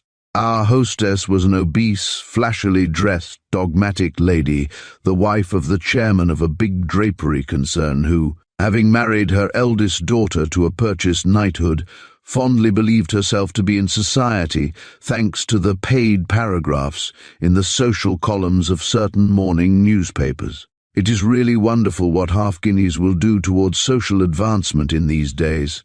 For a guinea one's presence can be recorded at a dinner, or an at home, or one's departure from town can be notified to the world in general, in a paragraph, all to oneself a paragraph, which rubs shoulders with those concerning the highest in the land. The snobbery of the social column would really be amusing were it not so painfully apparent. A good press agent will, for a fee, give one as much publicity and newspaper popularity as that enjoyed by a duke. And most amazing is it that such paragraphs are swallowed with keen avidity by suburbia. The Leslies were an average specimen of the upper middle class, who were struggling frantically to get into a good set. The old man was bald, pompous, and always wore gold pince-nez and a fancy waistcoat.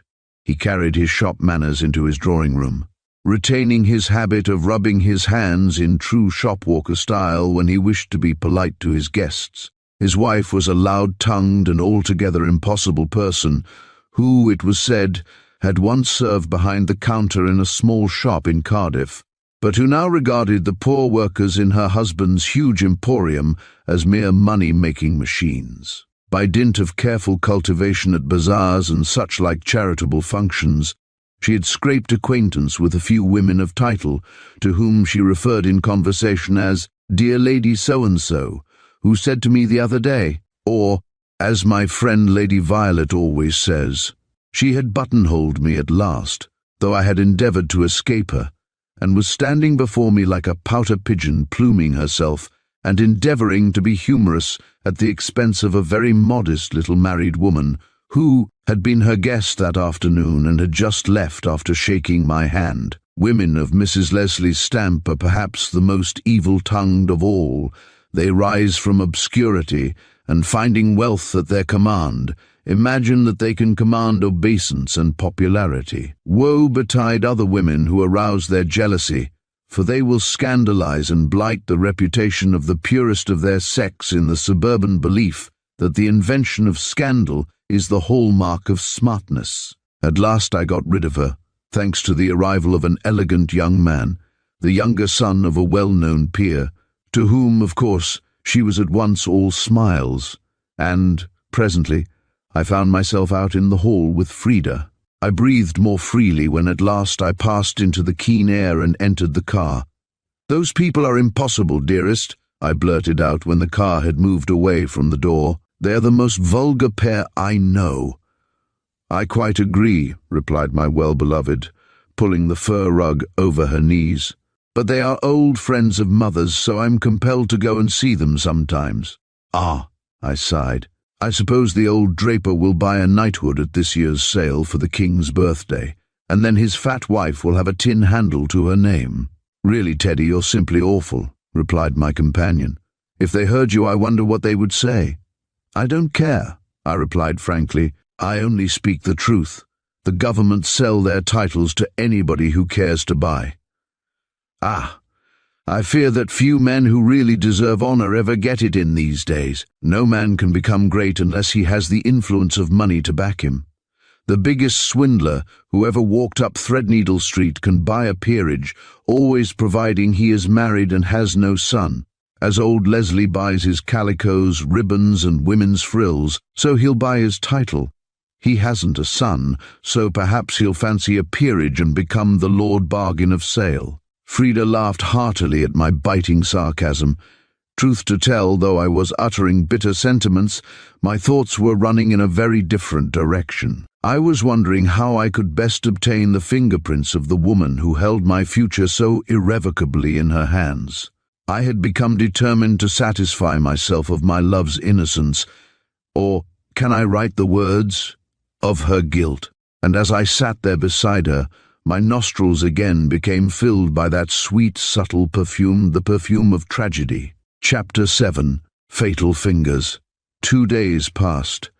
Those fingerprints impressions left by a woman upon the glass-topped specimen table in Sir Digby's room and on the door-handle were puzzling the police as they puzzled me. They had already been proved not to be those of the porter's wife, the lines being lighter and more refined. According to Edwards, after the fingerprints had been photographed, search had been made in the archives at Scotland Yard, but no record could be found that they were those of any person previously convicted.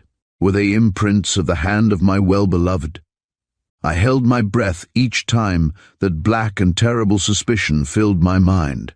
I tried to put them aside, but, like a nightmare, they would recur to me hourly until I felt impelled to endeavor to satisfy myself as to her guilt or her innocence. I loved her, yes, passionately and truly, yet somehow I could not prevent this ever-recurring suspicion to fill my mind. There were so many small points to be elucidated, the jingle of the golden bangles and especially the perfume, which each time I entered her presence recalled to me all the strange and unaccountable happenings of that fatal night. Again, who was the poor, unidentified victim, the pale-faced, pretty young woman who had visited Digby clandestinely and gone to her death? Up to the present, the police notices circulated throughout the country had failed to establish who she was. Yet, if she were a foreigner, as seemed so likely, identification might be extremely difficult. Indeed, she might ever remain a mystery. It was nearly 10 o'clock at night when I called at Cromwell Road, for I had excused myself for not coming earlier. Having an object in view, I found Frida in the library, sweet and attractive in a pale blue gown cut slightly décolleté. She and her mother had been out to dinner somewhere in Holland Park and had only just returned. Mrs. Shand drew an armchair for me to the fire, and we all three sat down to chat in the coziness of the sombre little book-lined den. Bain, the old butler, who had known me almost since childhood, placed the tantalus, a siphon and glasses near my elbow, and at Frida's invitation I poured myself out a drink and lit a cigarette. "Come," I said, "you will have your usual lemonade." And at my suggestion, her mother ordered Bain to bring a siphon of that harmless beverage. My love reached forward for one of the glasses, whereupon I took one and, with a word of apology, declared that it was not quite clean. "Not clean," exclaimed Mrs. Shand quickly. "There are a few smears upon it," I said, and adding, "Excuse my handkerchief, it is quite clean." I took the silk handkerchief I carried with me purposely, and polished it with the air of a professional waiter. Both Frida and her mother laughed. "Really, Mr. Royal, you are full of eccentricities," declared Mrs. Shand. "You always remind me of your poor father. He was most particular." "One cannot be too careful or guard sufficiently against germs, you know," I said, handling the clean glass carefully and pouring out the lemonade from the siphon. Frida took the glass from my hand and, laughing happily across its edge, drank. Her fingers were leaving telltale impressions upon its surface, and yet she was unconscious of my duplicity. Ah, yes, I hated myself for my double dealing. And yet so filled was I now by dark and breathless suspicion that I found myself quite unable to resist an opportunity of establishing proof. I watched her as she, in all innocence, leaned back in the big saddlebag chair, holding her glass in her hand and now and then contemplating it. The impressions which could not lie would be the means of exonerating her or of condemning her. Those golden bangles upon her slim white wrist and that irritating perfume held me entranced. What did she know concerning that strange tragedy in Harrington Gardens? What indeed was the secret? My chief difficulty was to remain apparently indifferent, but to do so was indeed a task. I loved her, with all my strength and all my soul, yet the black cloud which had fallen upon her was one of impenetrable mystery, and as I sat gazing upon her through the haze of my cigarette smoke, I fell to wondering, just as I had wondered during all those hours which had elapsed since I had scented that first whiff of parfait d'amour with which her chiffon seemed impregnated. At last she put down her empty glass upon the bookshelf near her. Several books had been removed, leaving a vacant space. Mrs. Shand had already risen and bade me good night, therefore we were alone. So I rose from my chair and, bending over her, kissed her fondly upon the brow. No, I would believe her innocent. That white hand, the soft little hand I held in mine, could never have taken a woman's life. I refused to believe it, and yet... Did she know more of Sir Digby Kemsley than she had admitted? Why had she gone to his flat at that hour, lurking upon the stairs until he should be alone, and, no doubt, in ignorance that I was his visitor? As I bent over her, stroking her soft hair with my hand, I tried to conjure up the scene which had taken place in Sir Digby's room, the tragedy which had caused my friend to flee and hide himself. Surely something of a very terrible nature must have happened, or my friend, impostor or not, would have remained, faced the music, and told the truth. I knew Digby better than most men. The police had declared him to be an impostor. Nevertheless, I still believed in him, even though he was now a fugitive. Edwards had laughed at my faith in the man who was my friend, but I felt within me a strong conviction that he was not so black as pig-headed officialdom had painted him. The Council of Seven at Scotland Yard might be a clever combination of expert brains, but they were not infallible, as had been proved so many times in the recent annals of London crime. Frida had not referred to the tragedy, and I had not therefore mentioned it. My sole object at the moment was to obtain possession of the empty glass and carry it with me from the house. But how could I effect this without arousing her suspicion? She had risen and stood with her back to the blazing fire, her pretty lips parted in a sweet smile. We were discussing a play at which she had been on the previous evening, a comedy that had taken the town by storm. Her golden bangles jingled as she moved, that same light metallic sound I had heard in the darkness of the staircase at Harrington Gardens. My eager fingers itched to obtain possession of that glass which stood so tantalizingly within a couple of feet of my hand. By its means I could establish the truth. "Well, Teddy," my beloved said at last, as she glanced at the chiming clock upon the mantel-shelf, "it's past 11, so I suppose I must go to bed. Malloch is always in a bad temper if I keep her up after 11. I suppose that is only natural," I laughed. "She often waits hours and hours for you. That I know." "Yes," she sighed, "but Malloch is really a model maid, so much better than Rain." Personally, I did not like the woman Malloch. She was a thin-nosed, angular person who wore pince-nez and was of a decidedly inquisitive disposition. But I, of course, had never shown any antagonism towards her. Indeed, I considered it diplomatic to treat her with tact and consideration. She had been maid to the oldest daughter of a well-known and popular countess before entering Frida's service, and I could well imagine that her principal topic of conversation in the servants' hall was the superiority of her late mistress, whose service she had left on her marriage to a wealthy peer. "I'm glad she is an improvement upon Rain," I said, for want of something else to say, and rising, I took her little hand and pressed it to my lips in farewell. When she had kissed me, I said, "I'll just finish my cigarette, and I can let myself out." "Very well. But look in tomorrow, dear, won't you?" she replied as I opened the door for her to pass. "Better still, I'll ring you up about 3 o'clock and see what you are doing. Oh, by the way, Mother wants to remind you of your promise to dine with us on Wednesday night. I quite forgot. Of course you will, 8 o'clock as usual." "Wednesday?" I exclaimed vaguely, recollecting the acceptance of Mrs. Shand's invitation about a week previously. "What date is that?" "Why, the 14th. "The 14th, I echoed. "Yes, why? Really, you look quite scared, Freddie. What's the matter?" Is anything terrible going to happen on that date? She asked, looking at me with some concern. Going to happen? Why? I asked, striving to calm myself. Oh, well, because you look so horribly pale. When I told you the date, you gave quite a jump. A jump? Did I? I asked, striving to remain calm. I didn't know, but really, I'm filled with great disappointment. I'm so sorry, but it will be quite impossible for me to dine with you. Another engagement? She said in a rather irritated tone.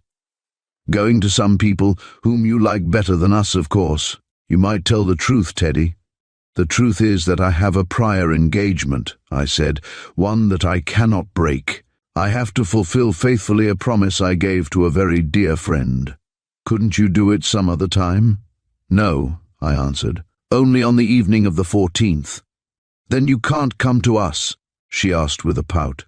I'll look in after, I promised, but to dine is entirely out of the question. I saw that she was annoyed, but next moment her lips parted again in a pretty smile, and she said, Very well then, but remember, you will not be later than 10, will you? I promise not to be, dearest, I answered, and kissing her, she ascended to her room. The 14th. It was on that evening I had to carry out the promise made to Digby and meet the mysterious lady at the Piccadilly Circus tube station, the person whose initials were E.P.K., and who would wear in her breast a spray of mimosa. I returned to the library, and for a second stood thinking deeply. Would I, by that romantic meeting, be placed in possession of some further fact which might throw light upon the mystery? Ah! Would I wondered? The empty glass caught my eye, and I was about to cross and secure it, when Bain suddenly entered. Seeing me, he drew back quickly, saying, I beg pardon, sir. I thought you had gone. Will you take anything more, sir? No, not tonight, Bain, was my reply, whereupon the old servant glanced around for the missing glass, and I saw with heart sinking that he placed it upon the tray to carry it back to the servants' quarters. The link which I had been so careful in preparing was already vanishing from my gaze, when of a sudden I said, I'll change my mind, Bain. I wonder if you have a lemon in the house. I'll go to the kitchen and see if cook has one, sir, replied the old man, who, placing down the tray, left to do my bidding. In an instant I sprang forward and seized the empty tumbler, handling it carefully. Swiftly I tore a piece off the evening paper and, wrapping it around the glass, placed it in the pocket of my dinner jacket. Then, going into the hall, I put on my overcoat and hat and awaited Bain's return. I shan't want that lemon, I cried to him as he came up from the lower regions. Good night, Bain. And a few moments later I was in a taxi speeding towards Albemarle Street, with the evidence I wanted safe in my keeping. That fingerprints remained on the polished surface of the glass. I knew full well the prints of my beloved's fingers, but would they turn out to be the same as the fingers which had rested upon the glass-topped specimen table in Digby's room? Opening the door with my latchkey, I dashed upstairs, eager to put my evidence to the proof by means of the finely powdered green chalk I had already secured, the same as that used by the police. But on the threshold of my chambers, Haynes met me with a message which caused me to halt breathless and staggered. Chapter 8 contains further evidence. Sir Digby Kemsley was here an hour ago, sir. He couldn't wait, Haynes exclaimed, bringing himself to attention. Sir Digby, I gasped, starting. Why, in heaven's name, didn't you ring me up at Mrs. Shand's? I cried. Because he wouldn't allow me, sir. He came to see you in strictest secrecy, sir. When I opened the door, I didn't know him. He shaved off his beard and moustache and was dressed like a clergyman. A clergyman? Yes, sir. He looked just like a parson. I wouldn't have known him in the street. An excellent ruse, I exclaimed. Of course, Haynes, you know that, well, that the police are looking for him, eh? Perfectly well, but you can trust me, sir. I'll say nothing. Sir Digby's a friend of yours. Yes, a great friend, and I feel that he's falsely accused of that terrible affair which happened at his flat, I said. Did he promise to call again? He scribbled this note for you, Haynes said, taking up a letter from my blotting pad. With trembling fingers I tore it open, and upon a sheet of my own notepaper read the hurriedly written words. "Sorry you were out. Wanted to see you most urgently. Keep your promise at Piccadilly Circus, and know nothing concerning me. My movements are most uncertain, as something amazing has occurred which prevents me making explanation. I will, however, send you my address in secret as soon as I have one. I trust you, Teddy, for you are my only friend. Digby." I read the note several times and gathered that he was in hourly fear of arrest. Every corner held for him a grave danger. Yet what could have occurred that was so amazing and which prevented him speaking the truth? That I had not been in when he called was truly unfortunate.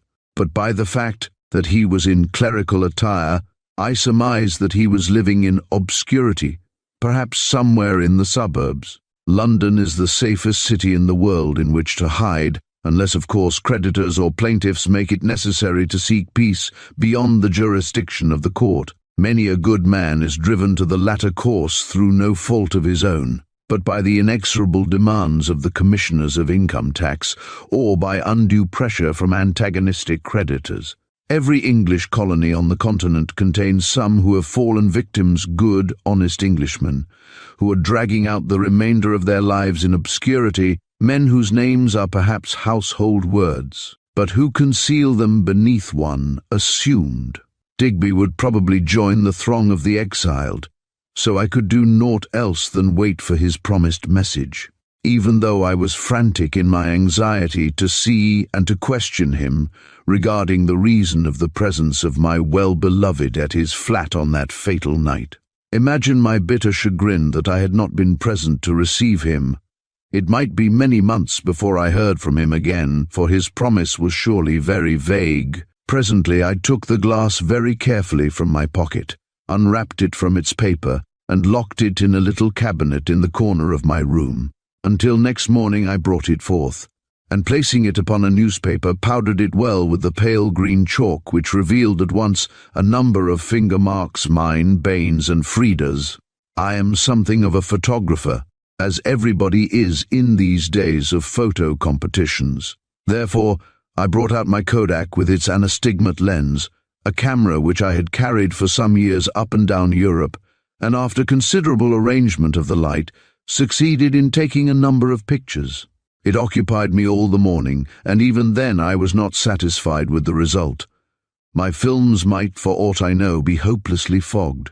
Therefore, with infinite care, I took the glass to a professional photographer I knew in Bond Street, and he also made a number of pictures, which were duly developed and enlarged some hours later, and showed the distinctive lines and curves of each fingerprint. Not until the morning of the day following was I able to take these latter to Edwards, and then a great difficulty presented itself. How was I to explain how I had obtained the prints? I sat for an hour smoking cigarettes furiously and thinking deeply. At last a plan presented itself, and taking a taxi I went down to Scotland Yard, where I had no difficulty in obtaining an interview in his airy, barely furnished business-like room. "Hulloa, Mr. Royal," he exclaimed cheerily as I entered. "Sit down. Well, do you know anything more of that mysterious friend of yours, eh?" I did not reply. Why should I lie? Instead, I said, "I've been doing some amateur detective work. Have you the photographs of those fingerprints found on the specimen table in Sir Digby's room?" "Yes, of course," was his prompt reply, and going over to a cupboard, he brought out a pile of papers concerning the case, and from it produced a number of photographic prints. My heart stood still when I saw them. Were either of them exactly similar to any of those I carried with me? I almost feared to allow comparison to be made. Edwards, noticing my hesitation, asked in what quarter my efforts had been directed. "I've been getting some fingerprints, that's all," I blurted forth, and from my pocket drew the large envelope containing the prints. The detective took them across to the window and regarded them very closely for some time, while I looked eagerly over his shoulder. The curves and lines were extremely puzzling to me, unaccustomed as I was to them. Edwards, too, remained in silent indecision. "We'll send them along to Inspector Tyrrell in the fingerprint department," my friend said at last. "He's an expert, and will tell at a glance if any marks are the same as ours." Then he rang a bell, and a constable at his instructions carried all the prints to the department in question. "Well, Mr. Royal," exclaimed the inspector when the door had closed, "how did you obtain those prints?" I was ready for his question, and a lie was at once glibly upon my lips. Sir Digby, on the night of his disappearance, returned to me a small steel dispatch box which he had borrowed some weeks before. Therefore, after the affair, I examined it for fingerprints. "With the result I have shown you," I said. "Ah, but whatever prints were upon it were there before the entrance of the victim to your friend's rooms," he exclaimed. "He gave it to you when you bade him good night, I suppose?" "Yes." "And you carried the box home with you?" "Yes," I repeated, in fear nevertheless that my lie might in some way incriminate me. Yet how could I tell him of my suspicion of Frida? That secret was mine, and mine alone, and, if necessary, I would carry it with me to the grave. Edwards was again silent for some minutes. "No, Mr. Royal, I can't see that your evidence helps us in the least. If there should be the same prints on your dispatch box as we found upon the specimen table, then what do they prove? Why, nothing. If the box had been in the room at the time of the tragedy, then it might have given us an important clue, because such an object would probably be touched by any malefactor or assassin. But, ah!" I cried, interrupting, "then you do not suspect Sir Digby after all, eh?" "Pardon me, Mr. Royal, but I did not say that I held no suspicion," was his quiet answer. "Yet, if you wish to know the actual truth, I, at present, am without suspicion of anyone except of that second woman, the mysterious woman whose fingerprints we have, and who was apparently in the room at the same time as the unidentified victim." "You suspect her, then?" I asked breathlessly. "Not without further proof," he replied, with a calm, irritating smile. "I never suspect unless I have good grounds for doing so. At present we have 3 clear fingerprints of a woman whom nobody saw enter or leave, just as nobody saw the victim enter. Your friend Sir Digby seems to have held a midnight reception of persons of mysterious character, and with tragic result."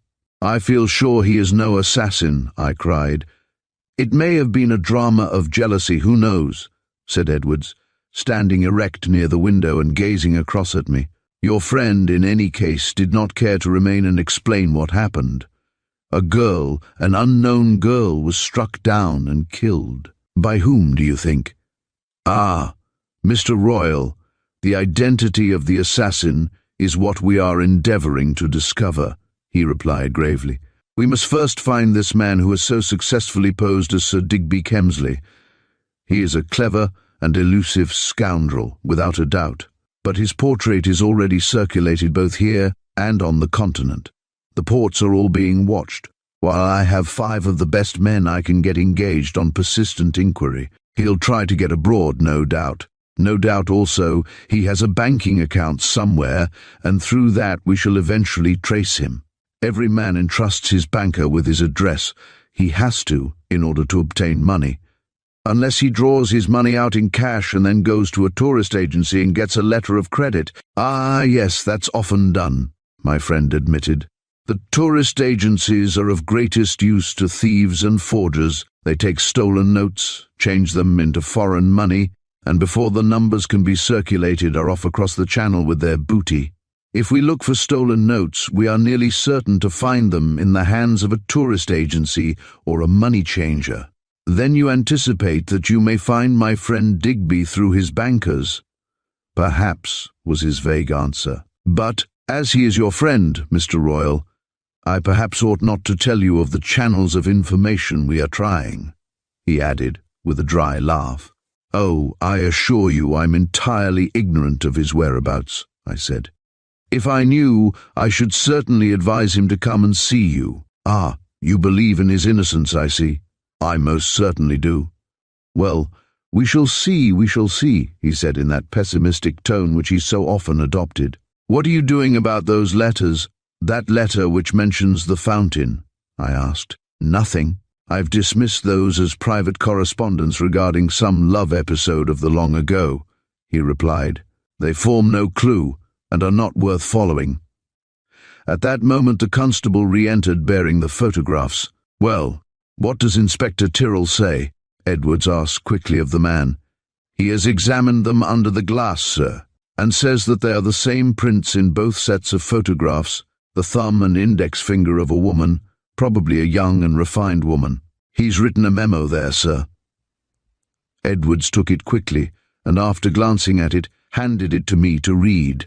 It was a mere scribbled line signed with the initials WHT, to the effect that the same prints appeared in both photographs, and concluded with the words, "No record of this person is known in this department." I know I stood pale and breathless at the revelation, at the incontestable proof that my well-beloved had actually been present in Digby's room after my departure on that fatal night. Why?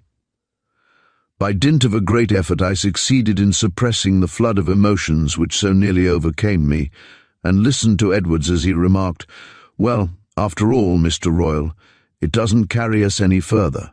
Our one object is to discover the identity of the woman in question, and I think we can only do that from your absconding friend himself. If the marks are upon your dispatch box as you state, then the evidence it furnishes rather disproves the theory that the unknown woman was actually present at the time of the tragedy." I hardly know what words I uttered.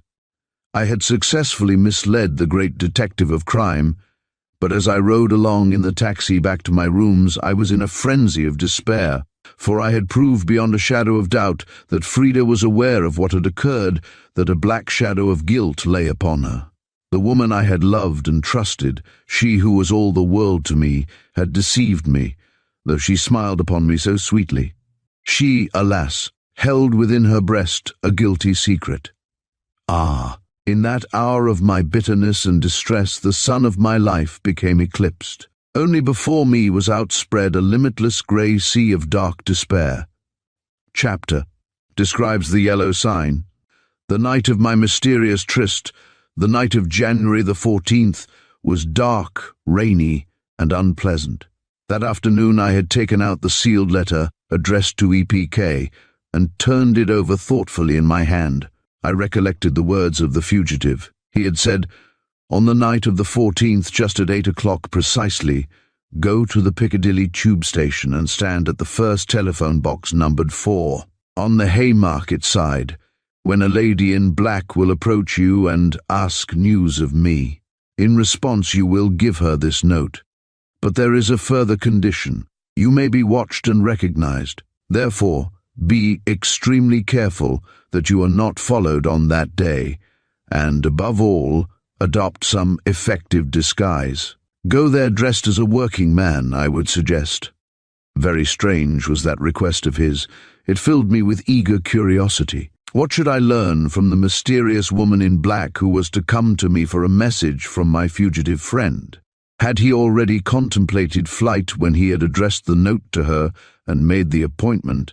I wondered. If so, the crime at Harrington Gardens must have been premeditated. I recollected, too, those strange prophetic words which my friend had afterwards uttered, namely, "I want you to give me your promise, Royal. I ask you to make a solemn vow to me that if any suspicion arises within your mind, that you will believe nothing without absolute and decisive proof.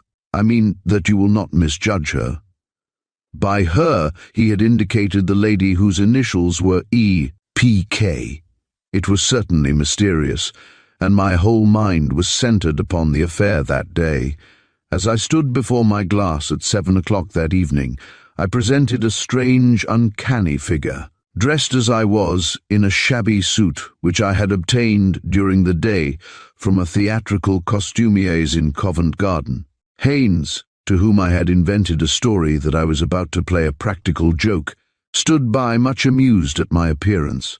"Well, sir," he exclaimed, "you look just like a bricklayer's labourer." The faded suit, frayed at the wrists and elbows, had once been grey, but it was now patched brown, smeared with plaster, and ingrained with white dust, as was the ragged cap, while the trousers were ragged at the knees and bottoms. Around my neck was a dirty white scarf, and in my hand I carried a tin tea bottle, as though I had just returned from work. "Yes," I remarked, regarding myself critically. "Not even Miss Shand would recognize me, eh, Haynes?" No, sir, I'm sure she wouldn't. But you'll have to dirty your face and hands a bit. Your hands will give you away if you're not careful. Yes, I can't wear gloves, can I remarked. Thereupon, I went to the grate and succeeded in rubbing ashes over my hands and applying some of it to my cheeks. Hardly a pleasant face powder, I can assure you. At 7:45, with the precious letter in the pocket of my ragged jacket, I left Albemarle Street and sauntered along Piccadilly towards the circus. The rain had ceased, but it was wet underfoot, and the motor buses plashed foot passengers from head to foot with liquid mud. In my walk I passed, outside the Piccadilly Hotel, 2 men I knew. One of them looked me straight in the face, but failed to recognize me. Piccadilly Circus, the centre of the nightlife of London, is unique, with its jostling crowds on pleasure bent, its congestion of traffic, its myriad lights, its flashing illuminated signs, and the bright facade of the Criterion on the one side and the Pavilion on the other. Surely one sees the lure of London there, more than at any other spot in the whole of our great metropolis. Passing the Criterion and turning into the Haymarket, I halted for a moment on the curb, and for the first time in my life, perhaps, gazed philosophically upon the frantic, hurrying panorama of human life passing before my eyes. From where I stood, I could see into the well-lit station entrance with the row to the telephone boxes, at the end of which sat the smart young operator who was getting numbers and collecting fees. All the boxes were engaged, and several persons were waiting, but in vain my eyes searched for a lady in black wearing mimosa. The winter wind was bitterly cold, and as I was without an overcoat, it cut through my thin, shabby clothes, causing me to shiver. Nevertheless, I kept my watchful vigil. By a neighbouring clock I could see that it was already 5 minutes past the hour of the appointment. Still, I waited in eager expectation of her coming. The only other person who seemed to loiter there was a thin, shivering Oriental who bore some rugs upon his shoulder, ochre of shawls. Past me there went men and women of every grade and every station. Boys were crying extra special, and evil-looking loafers, those foreign scoundrels who infest the West End, lurked about, sometimes casting a suspicious glance at me, with the thought, perhaps, that I might be a detective. Ah, the phantasmagoria of life outside the Piccadilly tube at 8 o'clock in the evening is indeed a strangely complex one. The world of London has then ceased to work and has given itself over to pleasure, and alas, in so many cases to evil. In patience, I waited. The moments seemed hours, for in my suspense I was dubious whether, after all, she would appear. Perhaps she already knew by some secret means of Sir Digby's flight, and if so, she would not keep the appointment.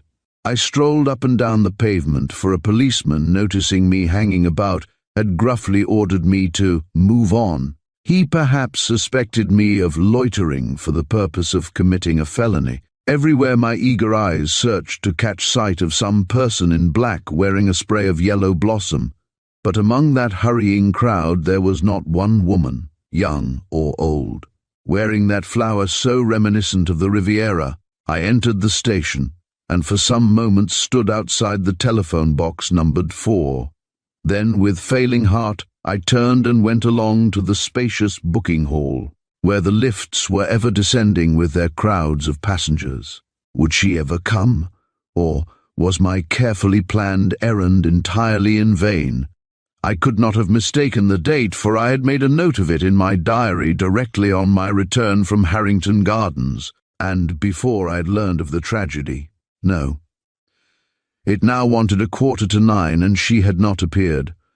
At 9 I would relinquish my vigil and assume my normal identity. I was sick to death of lounging there in the cutting east wind with the smoke-blackened tin bottle in my hand.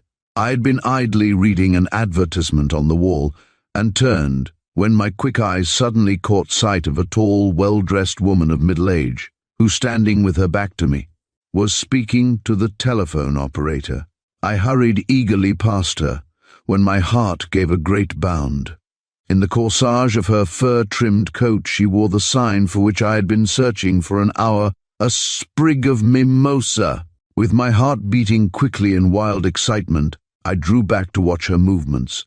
She had asked the operator for a number, paid him, and was told that she was on at box no. I saw her enter, and watched her through the glass door, speaking vehemently with some gesticulation.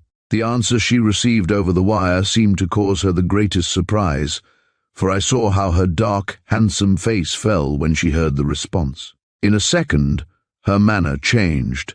From a bold, commanding attitude, she at once became apprehensive and appealing. Though I could not hear the words amid all that hubbub and noise, I knew that she was begging the person at the other end to tell her something, but was being met with a flat refusal. I saw how the black-gloved hand, resting upon the little ledge, clenched itself tightly as she listened.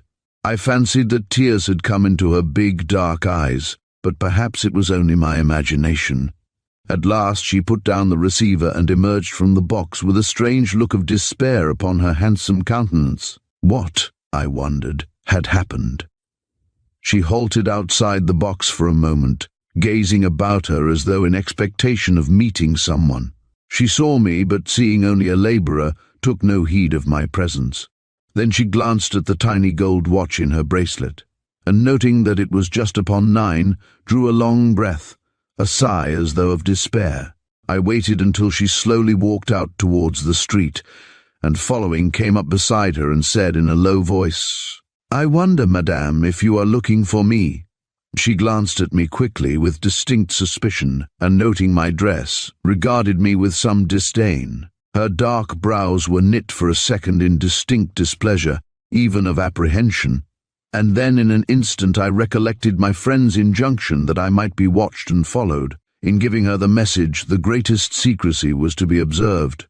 She halted, as though in hesitation, took from her bag a tiny lace handkerchief and dabbed her face, then beneath her breath, and without glancing further at me said, "Follow me, and I will speak to you presently, when there is no danger." Upon that I moved away and leisurely lit my pipe, as though entirely unconcerned, while she still stood in the doorway leading to the Haymarket, looking up and down as though awaiting somebody. Yes, she was a distinctly handsome woman, tall, erect, and well-preserved. Her gown fitted her perfectly, and her black jacket, trimmed with some rich, dark fur, was a garment which gave her the stamp of a woman of wealth and refinement. She wore a neat felt hat, also trimmed with fur, white gloves, and smart shoes, extremely small, even girlish, for a woman so well developed. Presently she sauntered forth down the Haymarket, and a few moments afterwards, still smoking and carrying my bottle, I lounged lazily after her. At the corner, by the Carlton, she turned into Pall Mall, continuing along that thoroughfare without once looking back. Opposite the United Service Club she crossed the road, and passing across the square in front of the Athenaeum, descended the long flight of steps which led into the mall. There in the darkness, beneath the trees, where there were no onlookers, for at that hour the mall is practically deserted, save for a few loving couples and a stray taxi or two. She suddenly paused, and I quickly approached and raised my cap politely. "Well?" she asked sharply, almost in a tone of annoyance. "What is it? What do you want with me, my man?" Chapter Cherchez la femme. I confess that her attitude took me aback. I was certainly unprepared for such a reception. "I believed, madame, that you were in search of me," I said with polite apology. "I certainly was not. I don't know you in the least," was her reply. "I went to the Tube to meet a friend who did not keep his appointment. Is it possible that you have been sent by him? In any case, it was very injudicious for you to approach me in that crowd. One never knows who might have been watching." "I come as messenger from my friend Sir Digby Kemsley," I said in a low voice. "From him?" she gasped eagerly. I expected him. Is he prevented from coming?" "It was so very important, so highly essential, that we should meet," she added in frantic anxiety as we stood there in the darkness beneath the bare trees, through the branches of which the wind whistled weirdly. "I have this letter," I said, drawing it from my pocket. "It is addressed for EPK, For me?" she cried with eagerness, as she took it in her gloved hand, and then leaving my side she hurried to a street lamp, where she tore it open and read the contents. From where I stood I heard her utter an ejaculation of sudden terror. I saw how she crushed the paper in one hand, while with the other she pressed her brow. Whatever the letter contained, it was news which caused her the greatest apprehension and fear. For dashing back to me, she asked, "When did he give you this? How long ago?" "On the night of January the 6th, was my reply. "The night when he left Harrington Gardens in mysterious circumstances." "Mysterious circumstances," she echoed. "What do you mean? Is he no longer there?" "No, madame. He has left, and though I am perhaps his most intimate friend, I am unaware of his whereabouts. There were," I added, "reasons, I fear, for his disappearance." "Who are you? Tell me first." "My name is Edward Royal," was my brief response. "Ah, Mr. Royal," the woman cried. "He has spoken of you many times. You were his best friend," he said. "I'm glad indeed to meet you, but tell me why he has disappeared. What has occurred?" "I thought you would probably know that my friend is wanted by the police," I replied gravely. "His description has been circulated everywhere." "But why?" she gasped, staring at me. "Why are the police in search of him?"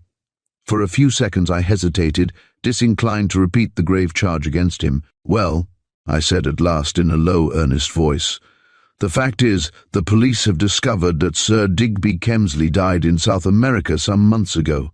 "I don't follow you," she said. "Then I will be more plain. The police, having had a report of the death of Sir Digby, believe our mutual friend to be an impostor." "An impostor? How utterly ridiculous. Why, I myself can prove his identity. The dead man must have been some adventurer who used his name." "That is a point which I hope with your assistance to prove," I said. "The police at present regard our friend with distinct suspicion, and I suppose his worst enemy has made some serious allegation against him, that woman who hates him so. Ah, I see it all now. I see why he has written this to me, this confession which astounds me. Ah, Mr. Royal," she added, her gloved hands tightly clenched in her despair, "you do not know in what deadly peril Sir Digby now is. Yes, I see it plainly. There is a charge against him, a grave and terrible charge, which he is unable to refute, and yet he is perfectly innocent. Oh, what can I do? How can I act to save him?" And her voice became broken by emotion. "First, tell me the name of this woman who was such a deadly enemy of his. If you reveal this to me, I may be able to throw some light upon circumstances which are at the present moment a complete mystery." "No, that is his secret," was her low, calm reply. "He made me swear never to reveal the woman's name. But his honor, nay, his liberty is now at stake," I urged. "That does not exonerate me from breaking my word of honor, Mr. Royal." "Then he probably entertains affection for the woman, and is hence loth to do anything which might cause her pain. Strangely enough, men often love women whom they know are their bitterest enemies." "Quite so. But the present case is full of strange and romantic facts which, if written down, would never be believed. I know many of them myself, and can vouch for them." "Well, is this unnamed woman a very vengeful person?" I asked, remembering the victim who had been found dead at Harrington Gardens. "Probably so. All women, when they hate a man, are vengeful." "Why did she hate him so?" "Because she believed a story told of him, an entirely false story, of how he had treated the man she loved. I taxed him with it, and he denied it, and brought me conclusive proof that the allegation was a pure invention." "Is she young or middle-aged?" "Young, and distinctly pretty," was her reply. Was it possible that this woman was speaking of that girl whom I had seen lying dead in my friend's flat? Had he killed her because he feared what she might reveal? How dearly I wished that I had with me at that moment a copy of the police photographs of the unidentified body. But even then, she would probably declare it not to be the same person. So deeply had Sir Digby impressed upon her the necessity of regarding the affair as strictly secret. Indeed, as I walked slowly at her side, I saw that, whatever the note contained, It certainly had the effect upon her of preserving her silence. In that case, could the crime have been premeditated by my friend? Had he written her that secret message well, knowing that he intended to kill the mysterious woman who was his deadliest enemy? That theory flashed across my brain as I walked with her, and I believed it to be the correct one. I accepted it the more readily because it removed from my mind those dark suspicions concerning Frida, and also, in face of facts which this unknown lady had dropped, it seemed to be entirely feasible. Either the unsuspecting woman fell by the hand of Digby Kemsley, or how can I pen the words, by the hand of Frida, the woman I loved. There was the evidence that a knife with a triangular blade had been used, and such a knife had been, and was still, in the possession of my well-beloved. But from what I had learned that night, it seemed that, little as I had dreamed the truth, my friend Digby had been held in bondage by a woman whose tongue he feared. Ah, how very many men in London are the slaves of women whom they fear. All of us are human, and the woman with evil heart is, alas, only too ready to seize the opportunity of the frailty of the opposite sex, and whatever may be the secret she learns, of business or of private life, she will most certainly turn it to her advantage. It was similar circumstances I feared in the case of dear old Digby. I was wondering as I walked whether I should reveal to my companion, whose name she had told me was Mrs. Petra, the whole of the tragic circumstances. "Is it long ago since you last saw Digby?" I asked her presently, as we strolled slowly together, and after I had given her my address, and we had laughed together over my effective disguise. "Nearly 2 months," she replied. "I've been in Egypt since the beginning of November, at Aswan." "I was there 2 seasons ago," I said. "How delightful it is in Upper Egypt, and what a climate in winter! Why, it is said that it has never rained there for 30 years. I had a most awfully jolly time at the cataract. It was full of smart people, for only the suburbs, the demi-monde, and Germans go to the Riviera nowadays. It's so terribly played out, and the carnival gaiety is so childish and artificial." "It amuses the Cookites," I laughed, "and it puts money in the pockets of the hotel keepers of Nice and the neighborhood. Monty is no longer chic," she declared. "German women in blouses predominate, and the really smart world has forsaken the rooms for Cairo, Heliopolis, and Aswan. They are too far off and too expensive for the bearer of Cook's coupons." I laughed. She spoke with the nonchalant air of the smart woman of the world, evidently much travelled and cosmopolitan. But I again turned the conversation to our mutual friend, and strove with all the diplomatic powers I possessed to induce her to reveal the name or give me a description of the woman whom she had alleged to be his enemy, the woman who was under a delusion that he had wronged her lover. To all my questions, however, she remained dumb. That letter which I had placed in her hand had, no doubt, put a seal of silence upon her lips. At one moment she assumed a haughtiness of demeanour which suited her manner and bearing. At the next she became sympathetic and eager. She was, I gauged, a woman of strangely complex character, yet whom could she be? I knew most, perhaps even all, of Digby's friends, I believed. He often used to give cosy little tea parties, to which women, many of them well known in society, came. Towards them he always assumed quite a paternal attitude, for he was nothing if not a ladies' man. She seemed very anxious to know in what circumstances he had handed me the note, and what instructions he had given me. To her questions I replied quite frankly. Indeed, I repeated his words. "Ah, yes," she cried. "He urged you not to misjudge me. Then you will not, Mr. Royal, will you?" she asked me with sudden earnestness. "I have no reason to misjudge you, Mrs. Petra," I said quietly. "Why should I?" "Ah, but you may. Indeed, you most certainly will."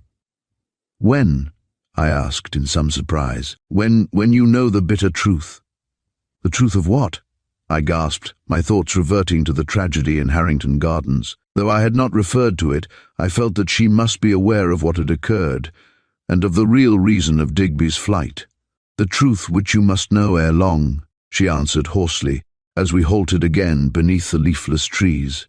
and when you learn it you will most certainly condemn me. But believe me, Mr. Royal, I am like your friend Sir Digby, more sinned against than sinning. You speak in enigmas, I said, because I dare not tell you what I know. I dare not reveal the terrible and astounding secret entrusted to me. You will know it all soon enough.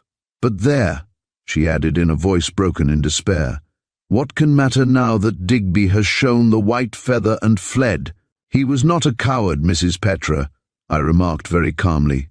No, he was a brave and honest man until— and she paused, her low voice fading to a whisper that I did not catch. Until what? I asked. Did something happen? Yes, it did, she replied in a hard, dry tone. Something happened which changed his life. Then he is not the impostor the police believe? I demanded. Certainly not, was her prompt reply. Why he has thought fit to disappear fills me with anger. And yet from this letter he has sent to me I can now see the reason. He was no doubt compelled to fly, poor fellow. His enemy forced him to do so. The woman, eh? Yes, the woman, she admitted, bitter hatred in her voice. Then, after a pause, I said, If I can be of any service to you, Mrs. Petra, for we are both friends of Digby's, I trust you will not fail to command me. And I handed her a card from my case, which I had carried expressly. You are very kind, Mr. Royal, she replied. Perhaps I may be very glad of your services one day. Who knows? I live at Park Mansions. And may I call? For the present, no. I let my flat while I went abroad, and it is still occupied for several weeks. I shall not be there before the first week in March. But I want to find Digby. I want to see him most urgently, I said. And so do I. How can we trace him? I asked. I am afraid he is far too elusive. If he wishes to hide himself, we need not hope to find him until he allows us to, she replied. No, all we can do is to remain patient and hopeful. Again a silence fell between us. I felt instinctively that she wished to confide in me, but dare not do so. Therefore I exclaimed suddenly, Will you not tell me, Mrs. Petra, the identity of this great enemy of our friend, this woman? Upon information which you yourself may give, Digby's future entirely depends, I added earnestly. His future? She echoed. What do you mean? I mean only that I am trying to clear his good name of the stigma now resting upon it. The handsome woman bit her lip. No, she replied with a great effort. I'm sorry, deeply sorry, but I am now in a most embarrassing position. I have made a vow to him, and that vow I cannot break without first obtaining his permission. I am upon my honor.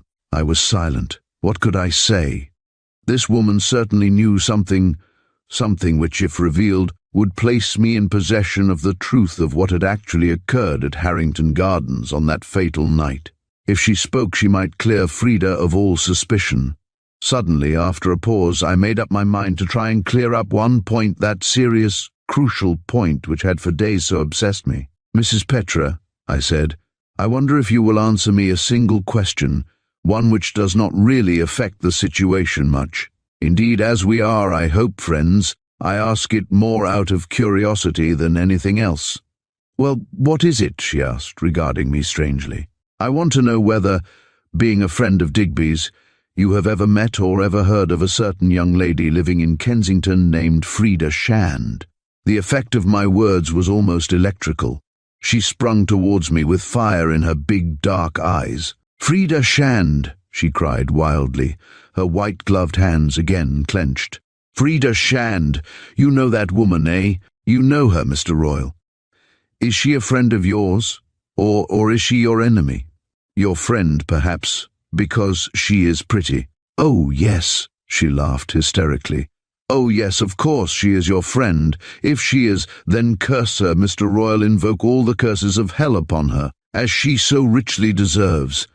And from her lips came a peal of laughter that was little short of demoniacal, while I stood glaring at her in blank dismay. What did she mean? Aye, what indeed? Chapter, in which an allegation is made. I stood aghast at her words. I strove to induce her to speak more openly and to tell me why I should not regard Frida as my friend. But she only laughed mysteriously, saying, Wait, and you will see. You make a distinct charge against her. Therefore I think you ought to substantiate it, I said in a tone of distinct annoyance. Ah, Mr. Royal, heed my words, I beg of you. But tell me, is Miss Shand the same person as you have denounced as Digby's enemy? I asked in breathless apprehension. Surely you will tell me, Mrs. Petra, now that we are friends. Ah, but are we friends? She asked, looking at me strangely beneath the light of the street lamp in that deserted thoroughfare, where all was silence save the distant hum of the traffic. The dark trees above stood out distinct against the dull red night glare of London as the mysterious woman stood before me uttering that query. Because we are mutual friends of Sir Digby's. I hope I may call you a friend, I replied as calmly as I was able. She paused for a moment in indecision. Then she said, You admit that you are friendly with the girl Shande? Certainly. More than friendly, I wonder? She asked in a sharp tone. Well, I'll be perfectly frank, was my answer. I am engaged to be married to her. Married, she gasped, to her. Are you mad, Mr. Royal? I think not, I answered, greatly surprised at her sudden attitude. Why? Because, she replied in a low, earnest voice, scarce above a whisper. Because before you take such a step, make further inquiry. Inquiry about what? I demanded. About what has occurred at Harrington Gardens. Then you know, I cried. You know the truth, Mrs. Petra? No, she replied quite calmly. I know from this letter what must have occurred there. But who killed the girl I cannot say. Who was the girl they found dead? I asked breathlessly. Ah, how can I tell? I did not see her. In a few quick words I described the deceased, but either she did not recognize her from the description, or she refused to tell me. In any case, she declared herself in ignorance. The situation was galling and tantalizing. I was so near discovering the truth, and yet my inquiries had only plunged me more deeply into a quagmire of suspicion and horror. The more I tried to extricate myself, the deeper I sank. But whoever the poor girl may have been, you still maintain that Frida Shand was Digby's most deadly enemy? I asked quickly, setting a trap for her. I took her unawares and she fell into it. Yes, was her prompt response. An instant later, however, realizing how she had been led to make an allegation which she had not intended, she hastened to correct herself, saying, Ah, no. Of course, I do not allege that. I only know that Digby was acquainted with her and that— Well? I asked slowly when she paused. That he regretted the acquaintanceship. Regretted? Why? The woman shrugged her shoulders. All along she had been cognizant of the tragedy, yet with her innate cleverness she had not admitted her knowledge. A man often regrets his friendship with a woman, she said with a mysterious air.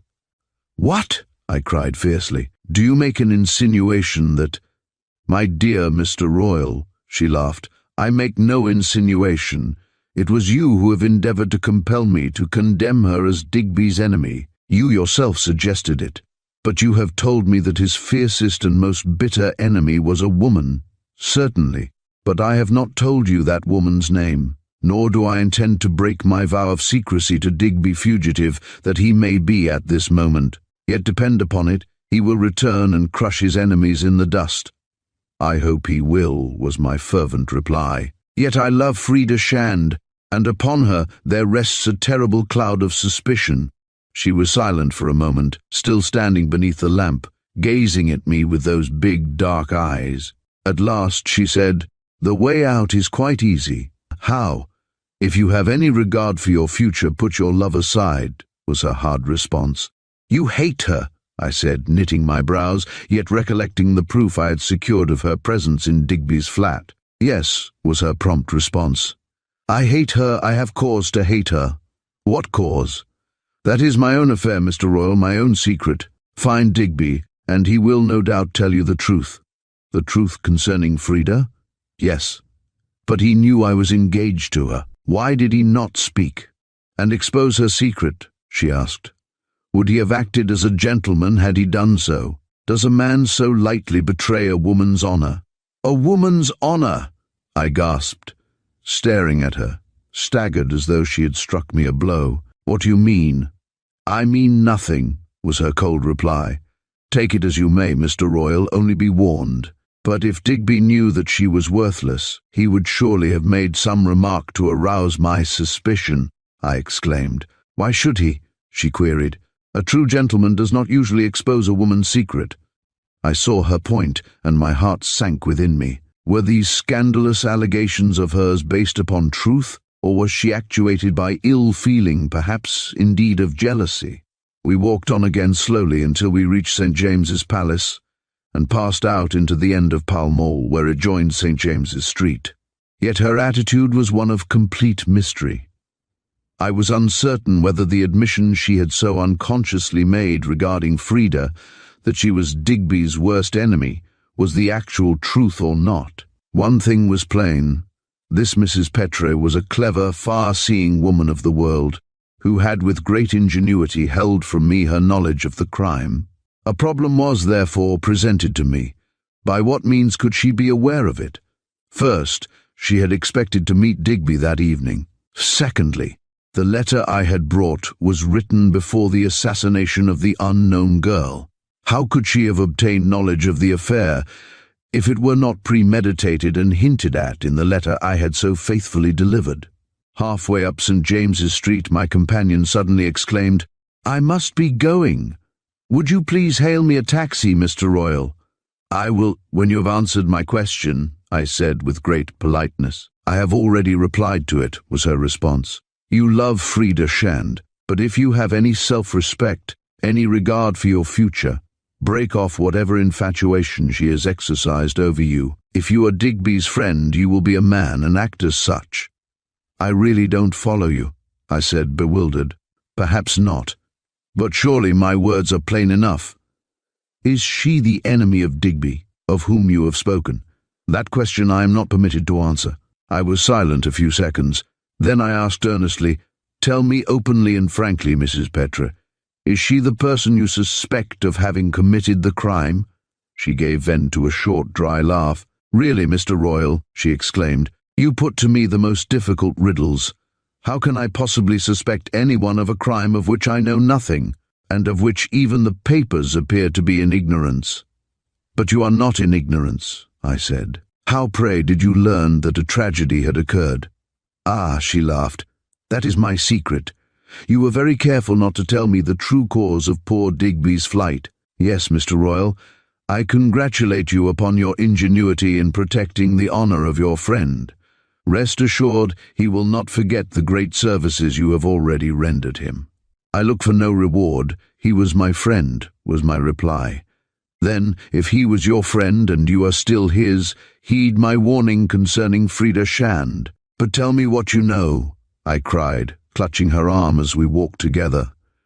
You don't understand that you are making allegations, terrible allegations, against the woman I love dearest in all the world. You have made an assertion, and I demand that you shall substantiate it, I added in frantic anxiety. She shook off my hand angrily, declaring that nothing more need be said, and adding that, if I refused to heed her, then the peril would be mine.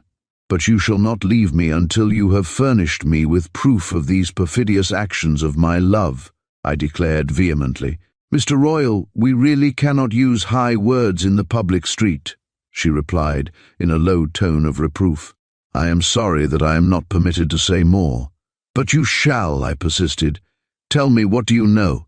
Is Digby the real Sir Digby? Of course he is. And what are his exact relations with Frida? Ah, she laughed. You had better ask her yourself, Mr. Royal. She will no doubt tell you. Of course she will, well, if you are to marry her. But there, I see that you are not quite responsible for your words this evening. It is, perhaps, natural in the circumstances, therefore I will forgive you. Natural, I echoed. I should think it is natural that I should resent such dastardly allegations when made against the woman I love. All I repeat is go and ask her for yourself, was the woman's quiet response as she drew herself up and pulled her fur more closely about her throat. I really can't be seen here talking with you in that garb, she added. But you must tell me, I persisted. I can tell you no more than I have done.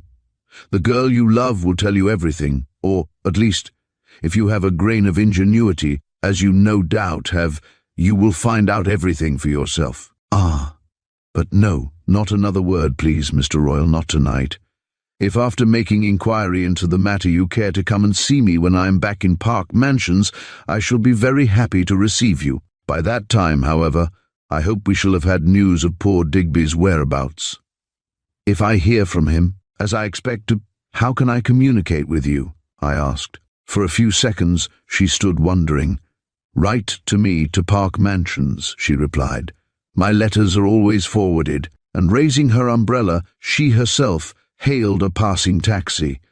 Remember my warning, were her final words as she gave the man an address in Regent's Park and entered the conveyance. Go and see Frida Shand at once, and tell her what I have said.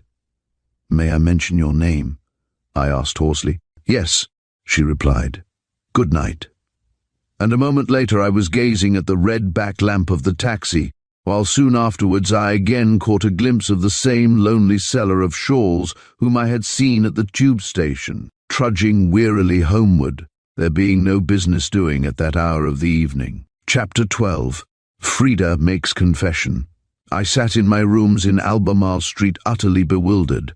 My meeting with the mysterious woman who wore the spray of mimosa had, instead of assisting to clear up the mystery, increased it 100-fold. The grave suspicions I had entertained of Frida had been corroborated by her strangely direct insinuations and her suggestion that I should go to her and tell her plainly what had been alleged. Therefore, after a sleepless night, I went to Cromwell Road next morning, determined to know the truth. You can well imagine my state of mind when I entered Mrs. Shand's pretty morning room, where great bowls of daffodils lent colour to the otherwise rather dull apartment. Frida entered, gay, fresh, and charming, in a dark skirt and white blouse, having just risen from breakfast. Really, Teddy, she laughed, you ought to be awarded a prize for early rising. I fear I'm horribly late. It's 10 o'clock, but Mother and I went last night to the Aldwych, and afterwards with the Baileys to supper at the Savoy. So I may be forgiven, may I not, eh? Certainly, dear, I replied, placing my hand upon her shoulder. What are you doing today? Oh, I'm quite full up with engagements, she replied, crossing to the writing table and consulting a porcelain writing tablet. I'm due at my dressmaker's at 11:30. Then I've to call in Mount Street at 12:30, lunch at the Berkeley, where Mother has 2 women to lunch with her, and a concert at Queen's Hall at 3 quite a day. Isn't it? She laughed. Yes, I said. You are very busy, too busy even to talk seriously with me, eh? Talk seriously, she echoed, looking me straight in the face. What do you mean, Teddy? Why, what's the matter? Oh, nothing very much, dearest, was my reply, for I was striving to remain calm, notwithstanding my great anxiety and tortured mind. But there is, she persisted, clutching at my hand and looking eagerly into my face. What is amiss? Tell me, she added in low earnestness. I was silent for a moment, and leaving her I crossed to the window and gazed out into the broad grey thoroughfare, grim and dispiriting on that chilly January morning. For a moment I held my breath, then, with sudden determination, I walked back to where she was standing, and placing both hands upon her shoulders, kissed her passionately upon the lips. You are upset today, Teddy, she said with deep concern. What has happened? Tell me, dear.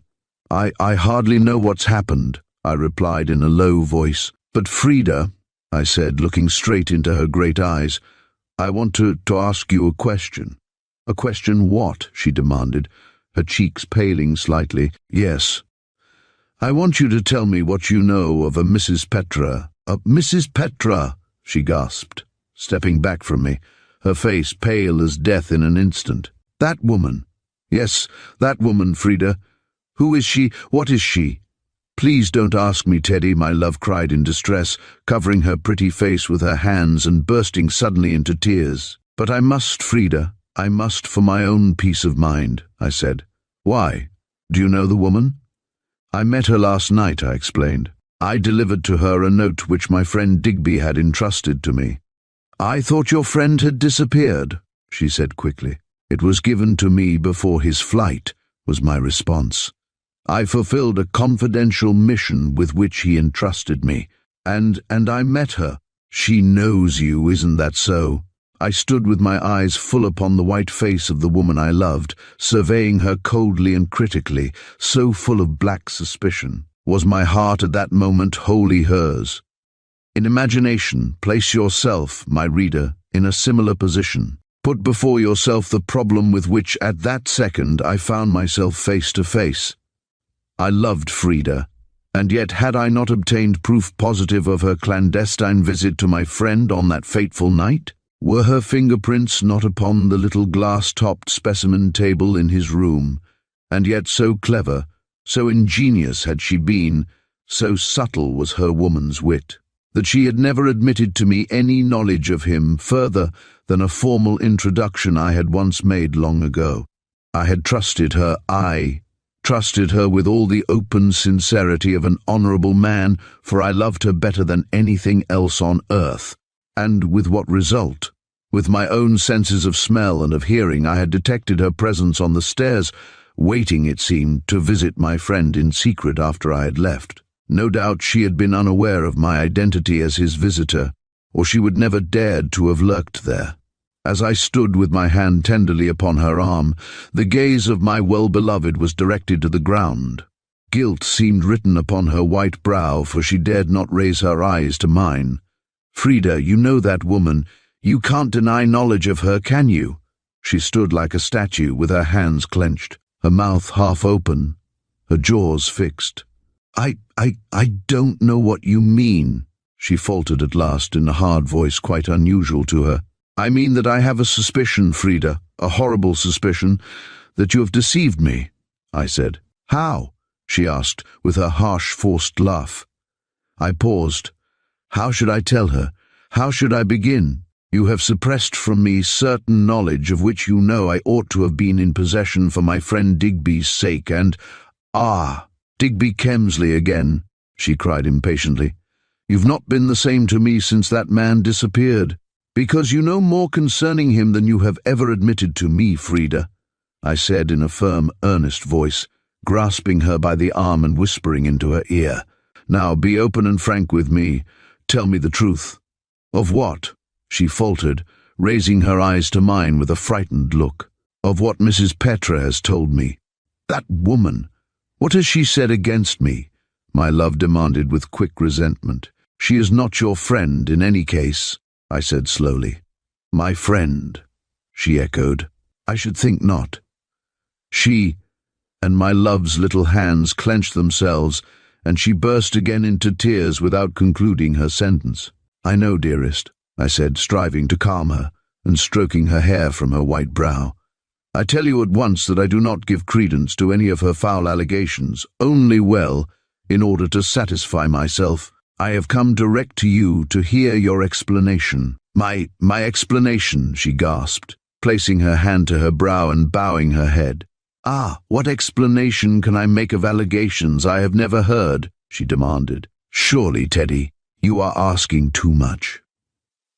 I grasped her hand, and holding it in mine, gazed again upon her. We were standing together near the centre of the room, where the glowing fire shed a genial warmth and lit up the otherwise gloomy and solemn apartment. How sweet she seemed to me, how dainty, how charming, how very pure. And yet, the recollection of that woman's insinuations on the previous night ate like a cankerworm into my heart. And yet how I loved the pale, agitated girl before me. Was she not all the world to me? A long and painful silence had fallen between us. A silence only broken by the whirl of a taxi passing outside and the chiming of the long, old-fashioned clock on the stairs. At last I summoned courage to say in a calm, low voice, "I am not asking too much, Frida. I am only pressing you to act with your usual honesty and tell me the truth. Surely you can have nothing to conceal." "How absurd you are, Teddy," she said in her usual voice. "What can I possibly have to conceal from you?" "Pardon me," I said, "but you have already concealed from me certain very important facts concerning my friend Digby." "Who has told you that?" "The woman Petra, I suppose," she cried in anger. "Very well, believe her if you wish." "But I don't believe her," I protested. Then why ask me for an explanation? Because one is, I consider, due from you in the circumstances. Then you have set yourself up to be my judge, have you? She asked, drawing herself up proudly, all traces of her tears having vanished. I saw that the attitude she had now assumed was one of defiance. Therefore I knew that if I were to obtain the information I desired, I must act with greatest discretion. No, Frida, I answered. I do not mistrust or misjudge you. All I ask of you is the truth. What do you know of my friend Digby Kemsley? Know of him? Why, nothing, except that you introduced us. For a second I remained silent. Then with severity I remarked, Pardon me, but I think you rather misunderstood my question. I meant to ask whether you have ever been to his flat in Harrington Gardens. Ah, I see, she cried instantly. That woman Petra has endeavoured to set you against me, Teddy, because I love you. She has invented some cruel lie or other, just as she did in another case within my knowledge. Come, she added, tell me out plainly what she has alleged against me. She was very firm and resolute now, and I saw in her face a hard, defiant expression, an expression of bitter hatred against the woman who had betrayed her. Well, I said, loving you as intensely as I do, I can hardly bring myself to repeat her insinuations. But I demand to know them, she protested, standing erect and facing me. I am attacked, therefore. I am within my right to know what charges the woman has brought against me. She has brought no direct charges, was my slow reply. But she has suggested certain things, certain scandalous things. What are they? She gasped, suddenly pale as death. First tell me the truth, Frida, I cried, holding her in my arms and looking straight into those splendid eyes I admired so much. Admit it, you knew Digby. He was a friend of yours. A friend, she gasped, half choking with emotion. A friend, yes. You knew him intimately. You visited him at his rooms unknown to me. I went on fiercely. Ah, she shrieked. Don't torture me like this, Teddy, when I love you so deeply. You don't know, you can never know all I have suffered, and now this woman has sought to ruin and crush me. Has she spoken the truth when? She says that you visited Digby at night in secret, I demanded bitterly between my teeth, still holding her white, hard-set face but a few inches from my own. She drew a long, deep breath, and in her eyes was a strange, half-fascinated look, a look that I had never seen in them before. Ah, Teddy, she gasped. This is the death of all our love. I foresee only darkness and ruin before me, but I will not lie to you. No, Then she paused, and a shudder ran through her slim frame which I held within my grasp. I'll tell you the truth. Yes, I went to see your friend unknown to you. You did, I cried hoarsely, with fierce anger possessing my soul. Yes, dear, she faltered in a voice so low that I could scarce catch her reply. Yes, I went there, she faltered, because he compelled me. Compelled you, I echoed in blank dismay. But at that instant I saw that the blackness of unconsciousness had fallen upon my love, even as I held her in my embrace. And for me too, alas, the sun of life had ceased to shine, and the world was dead. Chapter 13. The Fugitive Secret. Tenderly I placed my love upon the couch, and then rang the bell. In answer to my summons, the young Italian man-servant appeared. Send Malak here quickly, I said.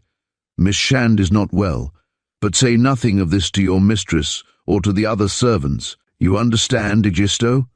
Certainly, sir, replied the smart young Tuscan, and a few moments later the door reopened to admit the thin-faced maid in black, wearing her muslin apron and gold-rimmed glasses. She dashed across to the couch in an instant, and bent, looking into the white, immobile face of my well-beloved. I fear your mistress has fainted, Malak, so I thought it best to call you. I have, unfortunately, imparted to her some news which has upset her. Will you please see after her? Of course, sir. I'll go and get some smelling salts and some water. And quickly the girl disappeared. Then, when she had gone, I stood before the inanimate form of the woman I loved so well, and wondered what could be the real, actual truth. Her admission had taken me aback.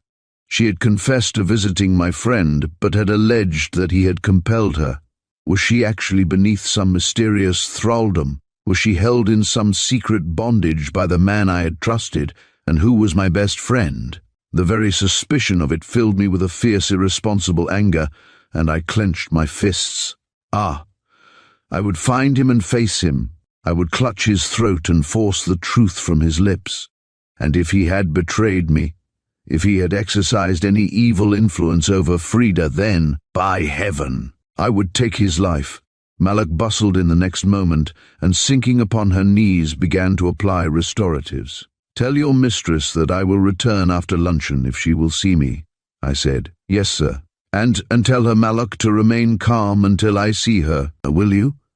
"Yes, sir," answered the maid, and then I went out into the hall, struggled into my overcoat, and left the house. Out in Cromwell Road the scene, grey, dull and dismal, was, alas, in accord with my own feelings. The blow I had feared had fallen. The terrible suspicion I had held from that moment when, upon the stairs at Harrington Gardens, I had smelt that sweet, unusual perfume and heard the jingle of golden bangles had been proved. She had actually admitted her presence there, with the man I had believed to be my friend, the man whom, up to the present, I had sought to shield and protect. I hailed a taxi, and not knowing what I did, drove to the Reform. As I passed up the steps from Pall Mall, the porter handed me my letters, and then, heedless of where my footsteps carried me, I entered the big, square hall and turned into the writing room on the left room, historic in the annals of British politics, for many a state secret had been discussed there by ministers of the Crown. Many a point of the Cabinet's policy had been decided, and also the fate of many a bill. The long, sombre room with the writing tables covered with blue cloth was empty, as it usually is, and I flung myself down to scribble a note, an apology for not keeping an appointment that afternoon. My overburdened heart was full of chagrin and grief, for my idol had been shattered by a single blow, and only the wreck of all my hopes and aspirations now remained. In a week's time, the coroner would hold his adjourned inquiry into the tragedy at Harrington Gardens, and then what startling revelations might be made. By that time it was probable that the police would be able to establish the identity of the accused, and, moreover, with Mrs. Petra vengeful and incensed against Frida, might she not make a statement to the authorities? If so, what then? I sat with my elbows upon the table, staring out into Pall Mall, which wore such a cold and cheerless aspect that morning. What could I do? How should I act? Yes.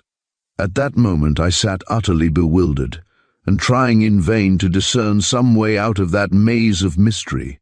I had not looked at the unopened letters beneath my hand, but suddenly chancing to glance at them, I noticed one in an unfamiliar feminine handwriting. I tore it open carelessly, expecting to find some invitation or other, when, within, I found 3 hastily scrawled lines written on the notepaper of the Great Eastern Hotel at Liverpool Street. It read, "Since I saw you, something has happened. Can you meet me again as soon as possible? Please wire me, Mrs. Petra, Melbourne House, Colchester." I gazed at the note in extreme satisfaction. At least I had the woman's address. Yes, after I had again seen Frida, I would see her and force from her lips the truth. I rose quickly, placed the other letters in my pocket without opening them, and drove down to the city, where I was compelled to keep a business appointment. At 3:30, Egisto admitted me to Mrs. Shands, and in reply to my question, told me that the Signorina, as he always called Frida, was in the morning room, dressed in a pale grey gown, relieved with lace at the collar and wrists. She rose slowly from a big armchair as I entered, and came across to me, her face pale, drawn, and anxious. "Ah, dearest," I cried, "I'm glad to see you better. Are you quite yourself again now?" "Quite, thanks," was her low, rather weak reply. I felt very unwell this morning. I don't know what was the matter." Then, clinging to me suddenly, she added, "Forgive me, Teddy, won't you?" "There is nothing to forgive, dear," was my reply, as placing my arm tenderly about her slim waist, I looked into the depths of those wonderful dark eyes of hers, trying to fathom what secret lay hidden there. "Ah," she ejaculated, "I know, dear, that though you affect to have forgiven me, that you have not. How could you possibly forgive? I am not angry with you in the least, Frida," I assured her quite calmly, "because you have not yet told me the truth. I am here to learn it." "Yes," she gasped, sinking into a chair and staring straight into the fire. The short winter's day was dying, and already the light had nearly faded, but the fire threw a mellow glow upon her pale, hard-set features, and she presented a strangely dramatic picture as she sat there with head bent in shame. "Ah, yes, you are here again to torture me, I suppose," she sighed bitterly. "I have no desire in the least to torture you," I said, standing erect before her. "But I certainly think that some explanation of your conduct is due to me, the man whom you are to marry." "Marry," she echoed in a blank voice, with a shrug of her shoulders, her eyes still fixed upon the fire. "Yes, marry," I repeated. "You made an admission to me this morning, one of which any man would in such circumstances demand explanation. You said that my friend had forced you to go to Harrington Gardens. Tell me why. What power does that man hold over you?" "Ah, no." "Teddy," she cried, starting wildly to her feet. "No, no," she protested, grasping my hands frantically. "Don't ask that question. Spare me that. Spare me that for the sake of the love you once bore for me. No, I repeat my question," I said slowly, but very determinedly. "Ah, no, I can't answer it. For a few moments a silence fell between us. Then I said in a low, meaning tone, "You can't answer it, Frida, because you are ashamed, eh?" She sprang upon me in an instant, her face full of resentful fire. "No," she declared vehemently. "I am not ashamed, only I cannot tell you the reason I went to Harrington Gardens. That's all." "Yours is, to say the least, a rather thin excuse, is it not?" I asked. "What else can I say? Simply I can tell you nothing." "But you admit that you went to Harrington Gardens. Did you go more than once?" I asked very quietly. She nodded in the affirmative. "And the last occasion was on the night when my friend was forced to fly, eh?" I suggested. I saw that she was about to elude answering my question. Therefore I added, "I already know you were there. I have established your presence beyond the shadow of doubt, so you may just as well admit it." I do," she faltered, sinking again into her chair and resting her elbows upon her knees. "You were there. You were present when the crime was committed," I said, looking straight at her as I stood before her with folded arms. "Whoever has said that tells wicked lies," was her quick response. "You were in Digby's room that night after I left," I declared. "How do you know?" "Because the police have photographs of your fingerprints," was my quiet reply. The effect of my words upon her was electrical. "The police," she gasped, her face instantly pale as death. "Do they know?" "Inspector Edwards is in possession of your fingerprints," I replied briefly. Then they will suspect me," she shrieked in despair. "Ah, Teddy, if you love me, save me." And she flung herself wildly at my feet, clutching my hands and raising her face to mine in frantic appeal.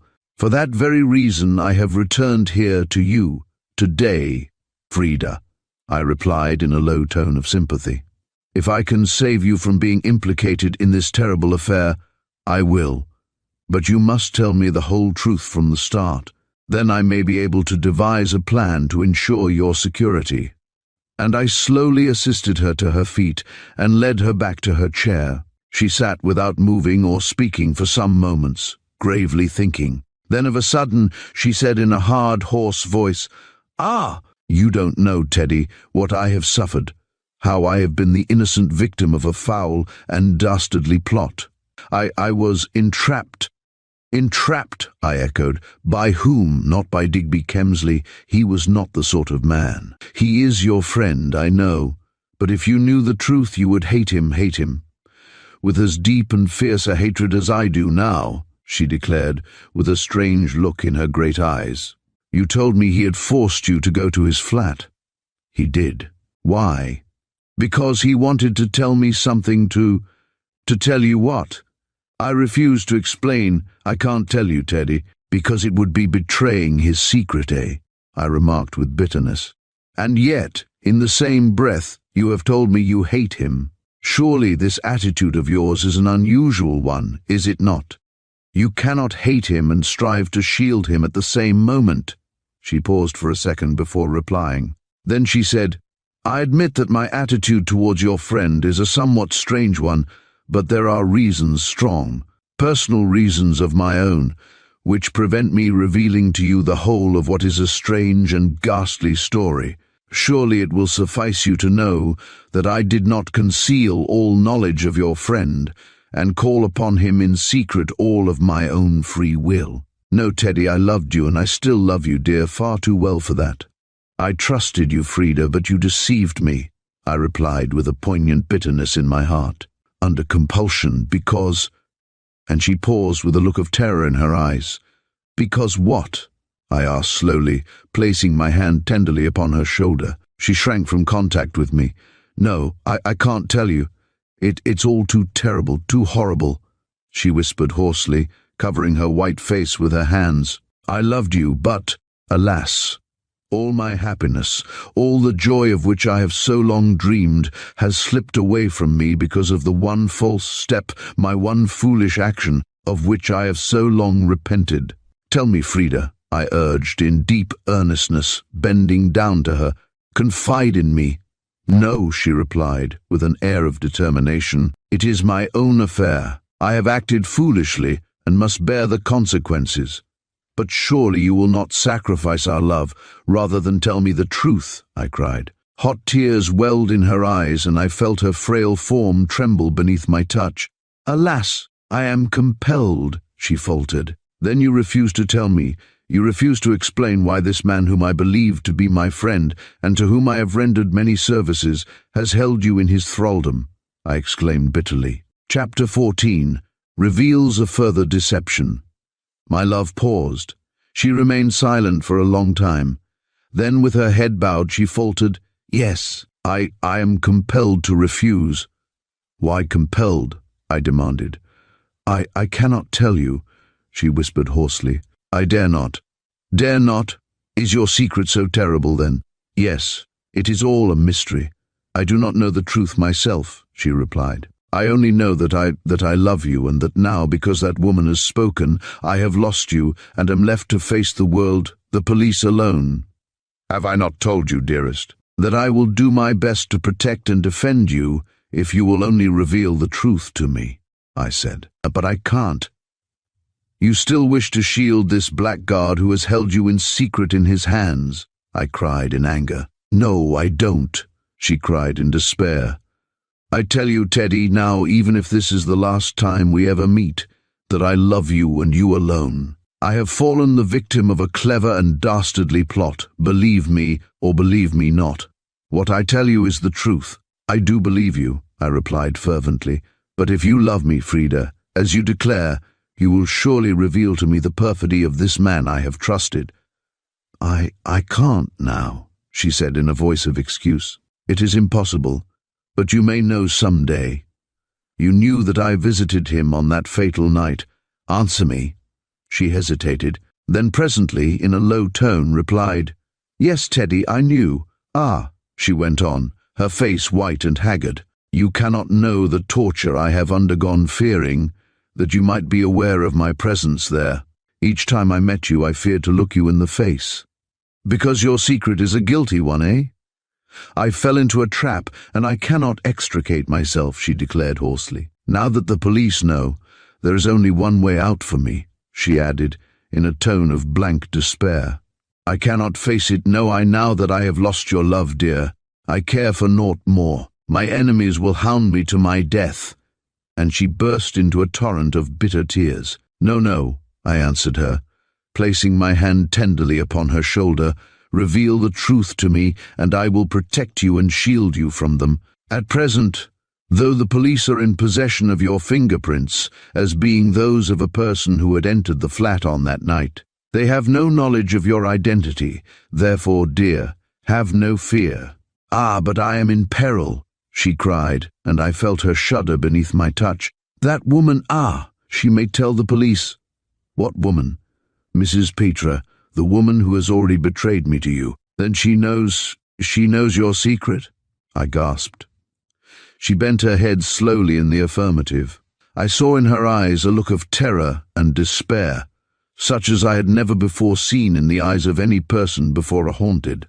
Agonized expression that caused my heart to go out in sympathy for her, for even though she might be guilty of that crime of vengeance, yet after all, she was mine, and she possessed my heart. "Is there no way of closing that woman's lips?" I asked very slowly. She was silent, for apparently the suggestion had not before occurred to her. Of a sudden, she looked up into my face earnestly and asked, "Tell me, Teddy, will you promise not to prejudge me?" "I do not prejudge you at all, dearest," I declared with a smile. "My annoyance is due to your refusal to reveal to me anything concerning the man who has falsely posed as my friend." "I would tell you all, dearest," she assured me, "but it is impossible. If I spoke, I should only further arouse your suspicions, for you would never believe that I spoke the truth. Then you prefer that I should remain in ignorance, and by doing so your own peril becomes increased," I remarked rather harshly. "Alas, my silence is imperative," was all she would reply. Again and again I pressed her to tell me the reason of the evil influence held over her by the man who was now a fugitive, but with the greatest ingenuity she evaded my questions, afterwards declaring that all my inquiries were futile. The secret was hers. "And so you intend to shield this man, Frida?" I remarked at last in bitter reproach. "I am not silent for his sake," my love cried, starting up in quick resentment. "I hate him too much. No, I refuse to reveal the truth because I am compelled." "But supposing you were compelled to clear yourself in a criminal court," I said. "Supposing that this woman went to the police, what then? You would be compelled to speak the truth." "No, I'd rather kill myself," she declared in frantic despair. "Indeed, that is what I intend to do, now that I know I have lost you." No, I cried. "You have not lost me, Frida. I still believe in your purity and honesty," I went on, clasping her passionately to my heart, she sobbing bitterly the while. "I love you and I still believe in you," I whispered into her ear. She heaved a great sigh. I wonder if you really speak the truth," she murmured. "If I thought you still believed in me, how happy I should be. I would face my enemies and defy them. I repeat, Frida, that notwithstanding this suspicion upon you, I love you," I said very earnestly. "Then you will not prejudge me?" she asked, raising her tear-stained eyes to mine. "You will not believe evil of me until I can prove to you the contrary. You will not believe what Mrs. Petra has told you?" she implored. "I promise, dearest, that I will believe nothing against you," I said fervently, kissing her cold, hard lips. "But cannot you, in return, assist me in solving the mystery of Harrington Gardens? Who was the girl found there? Surely you know." "No, I don't. I swear I don't," was her quick reply, though her face was blanched to the lips. "But Mrs. Petra gave me to understand that you knew her," I said. "Yes, that woman," she cried in anger. "She has lied to you, as to the others. Have I not told you that she is my most deadly enemy? Then she may go to the police. Who knows? How can we close her mouth?" My love drew a long breath and shook her head. The light had faded, and only the fitful flames of the fire illuminated the sombre room. In the dark shadows she presented a pale, pathetic little figure, her face white as death, her thin, delicate hands clasped before her in dismay and despair. "Have you any idea where Digby is at this moment?" I asked her slowly, wondering whether if he were an intimate friend he had let her know his hiding place. "No, I have not the slightest idea," was her faint reply. If only I could discover him, I would wring the truth from him," I exclaimed between my teeth. "And if you did so, I myself would be imperiled," she remarked. "No, Teddy, you must not do that if you love me and would protect me." "Why?" "If you went to him, he would know that I had spoken, and then he would fulfill the threats he has so often made. No, You must not utter a single word. You must, for my sake, still remain his friend. Will you, dear?" "After what you have told me," I cried. "Never." "But you must," she implored, grasping both my hands in hers. If he had the slightest suspicion that I had admitted my friendship with him, he would act as he has always declared he would. How would he act? He would reveal something. He would bring proofs that even you would consider irrefutable, she answered in a low, hard whisper. "No, dear," and her grip upon my hands tightened. "In any case, there only remains to me one course to end it all, for in any case I must lose you. Your confidence and love can never be restored." "You must not speak like that," I said very gravely. "I have not yet lost confidence in you, Frida. I know how generous you are, dear," she interrupted, "but how can I conceal from myself the true position? You have discovered that I visited that man's flat clandestinely, that we were friends, and that—" She paused, not concluding her sentence, and bursting again into tears, rushed from the room before I could grasp and detain her. I stood silent, utterly dumbfounded. Were those words an admission of her guilt? Was it by her hand, as that woman had insinuated, the unknown girl's life had been taken? I recollected the nature of the wound, as revealed by the medical evidence, and I recalled that knife which was lying upon the table in the drawing-room above. Why did Frida so carefully conceal from me the exact truth concerning her friendship with the man I had trusted? What secret power did he exercise over her, and why did she fear to reveal anything to me, even though I had assured her that my confidence in her remained unshaken? Was not guilt written upon that hard white face? I stood staring out of the window in blank indecision. What I had all along half feared had been proved. Between my love and the man of whom I had never had the slightest suspicion, some secret, some guilty secret existed. And even now, even at risk of losing my affection, she was seeking to shield him. My blood boiled within me, and I clenched my fists as I strode angrily up and down that dark room. All her admissions came back to me, her frantic appeal to me not to prejudge her, and her final and outspoken decision to take her own life rather than reveal the truth. What could it mean? What was the real solution of that strange problem of crime in which, quite unwittingly, I had become so deeply implicated? I was passing the grate in pacing the room, as I had already done several times, when my eyes fell upon a piece of paper which had been screwed up and flung there. Curiosity prompted me to pick it out of the cinders, for it struck me that it must have been thrown there by Frida before I had entered the room. To my surprise, I saw the moment I held it in my hand that it was a telegram.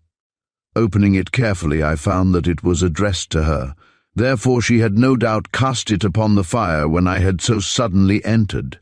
I read it, and stood open-mouthed and amazed. By it the perfidy of the woman I loved, alas, became revealed. She had deceived me. Chapter. An effaced identity. The telegram was signed with the initial D, Digby. The words I read were, "Have discovered T suspects. Exercise greatest care and remember your promise. We shall meet again soon."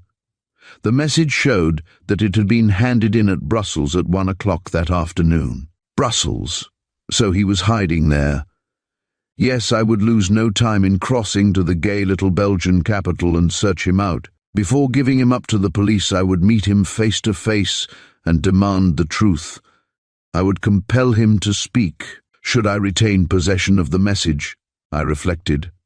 But on consideration, I saw that when I had left, Frida might return to recover it.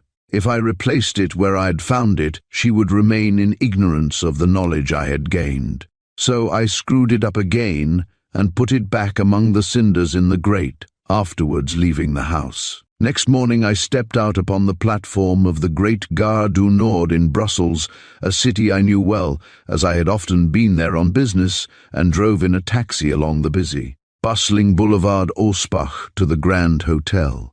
In the courtyard as I got out, the frock-coated and urbane manager welcomed me warmly, for I had frequently been his guest, and I was shown to a large room overlooking the boulevard where I had a wash and changed.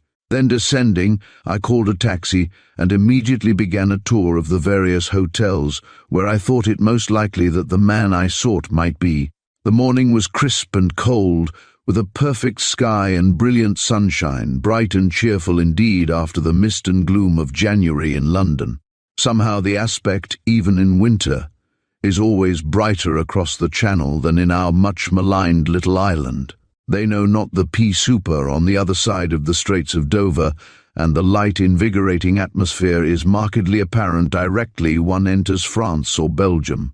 The business boulevards, the Boulevard Auspach and the Boulevard du Nord, with their smart shops, their big cafes and their hustling crowds, were bright and gay as my taxi sped on, first to the Metropole, in the Place de Brouquer. The name of Kemsley was unknown there. The old concierge glanced at his book, shook his head, and elevating his shoulders replied, "Non, monsieur." Thence I went to the Palace, in front of the station, the great new hotel, and one of the finest in Europe, a huge, garish place of gilt and luxury. But there I met with equal success. Then I made the tour of the tree-lined outer boulevards, up past the Botanical Gardens, and along the Rue Royale, first to the Hotel de France, then to the Europe, the Bellevue, the Carlton in the Avenue Louise, the new Wiltshires a few doors away, and a very noted English house from the Boulevard Waterloo, as well as a dozen other houses in various parts of the town, the Cecil in the Boulevard du Nord, the Astoria in the Rue Royale, and even one or two of the cheaper pensions, the Dufour, de Boix and Nettels, but all to no purpose. Though I spent the whole of that day making investigations, I met with no success. Though I administered judicious tips to concierge after concierge, I could not stir the memory of a single one that within the past 10 days any English gentleman answering the description I gave had stayed at their establishment. Until the day faded and the street lamps were lit, I continued my search, my taxi driver having entered into the spirit of my quest, and from time to time suggesting other and more obscure hotels of which I had never heard. But the reply was the same, a regretful "Non, monsieur." It had, of course, occurred to me that if the fugitive was hiding from the Belgian police, who no doubt had received his description from Scotland Yard, he would most certainly assume a false name. But I hoped by my minute description to be able to stir the memory of one or other of the dozens of uniformed hall porters whom I interviewed. The majority of such men have a remarkably retentive memory for a face, due to long cultivation, just as that possessed by one's club hall porter, who can at once address any of the 1,000 or so members by name. I confess, however, when at 5 o'clock I sat in the huge, noisy Café Metropole over a glass of coffee and a liqueur of cognac, I began to realize the utter hopelessness of my search. Digby Kemsley was ever an evasive person, a past master in avoiding observation, as I well knew. It had always been a hobby of his, he had told me, of watching persons without himself being seen. Once he had remarked to me while we had been smoking together in that well-remembered room wherein the tragedy had taken place, "I should make a really successful detective, Royal. I've had at certain periods of my life to efface myself and watch unseen. Now I've brought it to a fine art. If ever circumstances make it imperative for me to disappear, which I hope not," he laughed, "well, nobody will ever find me, I'm positive." These words of his now came back to me as I sat there pensively smoking and wondering if, after all, I had better not return again to London and remain patient for the additional police evidence which would no doubt be forthcoming at the adjourned inquest in a week's time. I thought of the clever cunning exercised by the girl whom I so dearly loved and in whose innocence I had so confidently believed, of her blank refusal to satisfy me, and alas, of her avowed determination to shield the scoundrel who had posed as my friend, and whom the police had declared to be only a vulgar impostor. My bitter reflection maddened me. The jingle and chatter of that noisy café, full to overflowing at that hour, for rain had commenced to fall outside in the boulevard, irritated me. From where I sat in the window, I could see the crowds of business people, hurrying through the rain to their trams and trains. the neat-waisted little modistes, the felt-hatted young clerks, the obese and overdressed and whiskered men from their offices on the Bourse, the hawkers crying the soir and the dernier heure, with strident voices, the poor girls with rusty shawls and pinched faces, selling flowers, and the gaping, idling cookites who seemed to eternally pass and repass the metropole at all hours of the day and the night. Before my eyes was there presented the whole phantasmagoria of the life of the thrifty, hard-working Bruxellois, that active, energetic race which the French have so sarcastically designated the brave Belgians. After a lonely dinner in the big, glaring salle à manger at the Grand, I went forth again upon my quest. That the fugitive had been in Brussels on the previous day was proved by his telegram, yet evasive as he was, he might have already left. Yet I hoped he still remained in the capital, and if so he would, I anticipated, probably go to one of the music halls or variety theatres. Therefore I set out upon another round. I strolled eagerly through the crowded promenade of the chief music hall of Brussels, the Pole Nord, the lounge wherein men and women were promenading, laughing and drinking. But I saw nothing of the man of whom I was in search. I knew that he had shaved off his beard and otherwise altered his appearance. Therefore my attention upon those about me was compelled to be most acute. I surveyed both stalls and boxes, but amid that gay, well-dressed crowd I could discover nobody the least resembling him.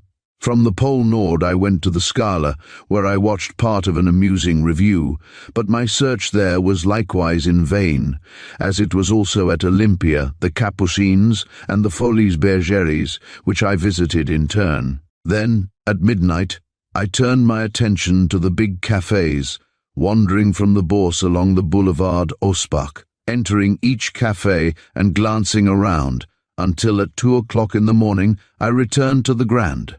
Utterly fagged out by my long vigil of over 15 hours, in my room I threw off my overcoat and flung myself upon the bed in utter despair. Until I met that man face to face I could not, I saw, learn the truth concerning my love's friendship with him. Mrs. Petra had made foul insinuations, and now that my suspicions had been aroused, that Frida might actually be guilty of that terrible crime at Harrington Gardens. The whole attitude of my well-beloved seemed to prove that my suspicions were well-grounded.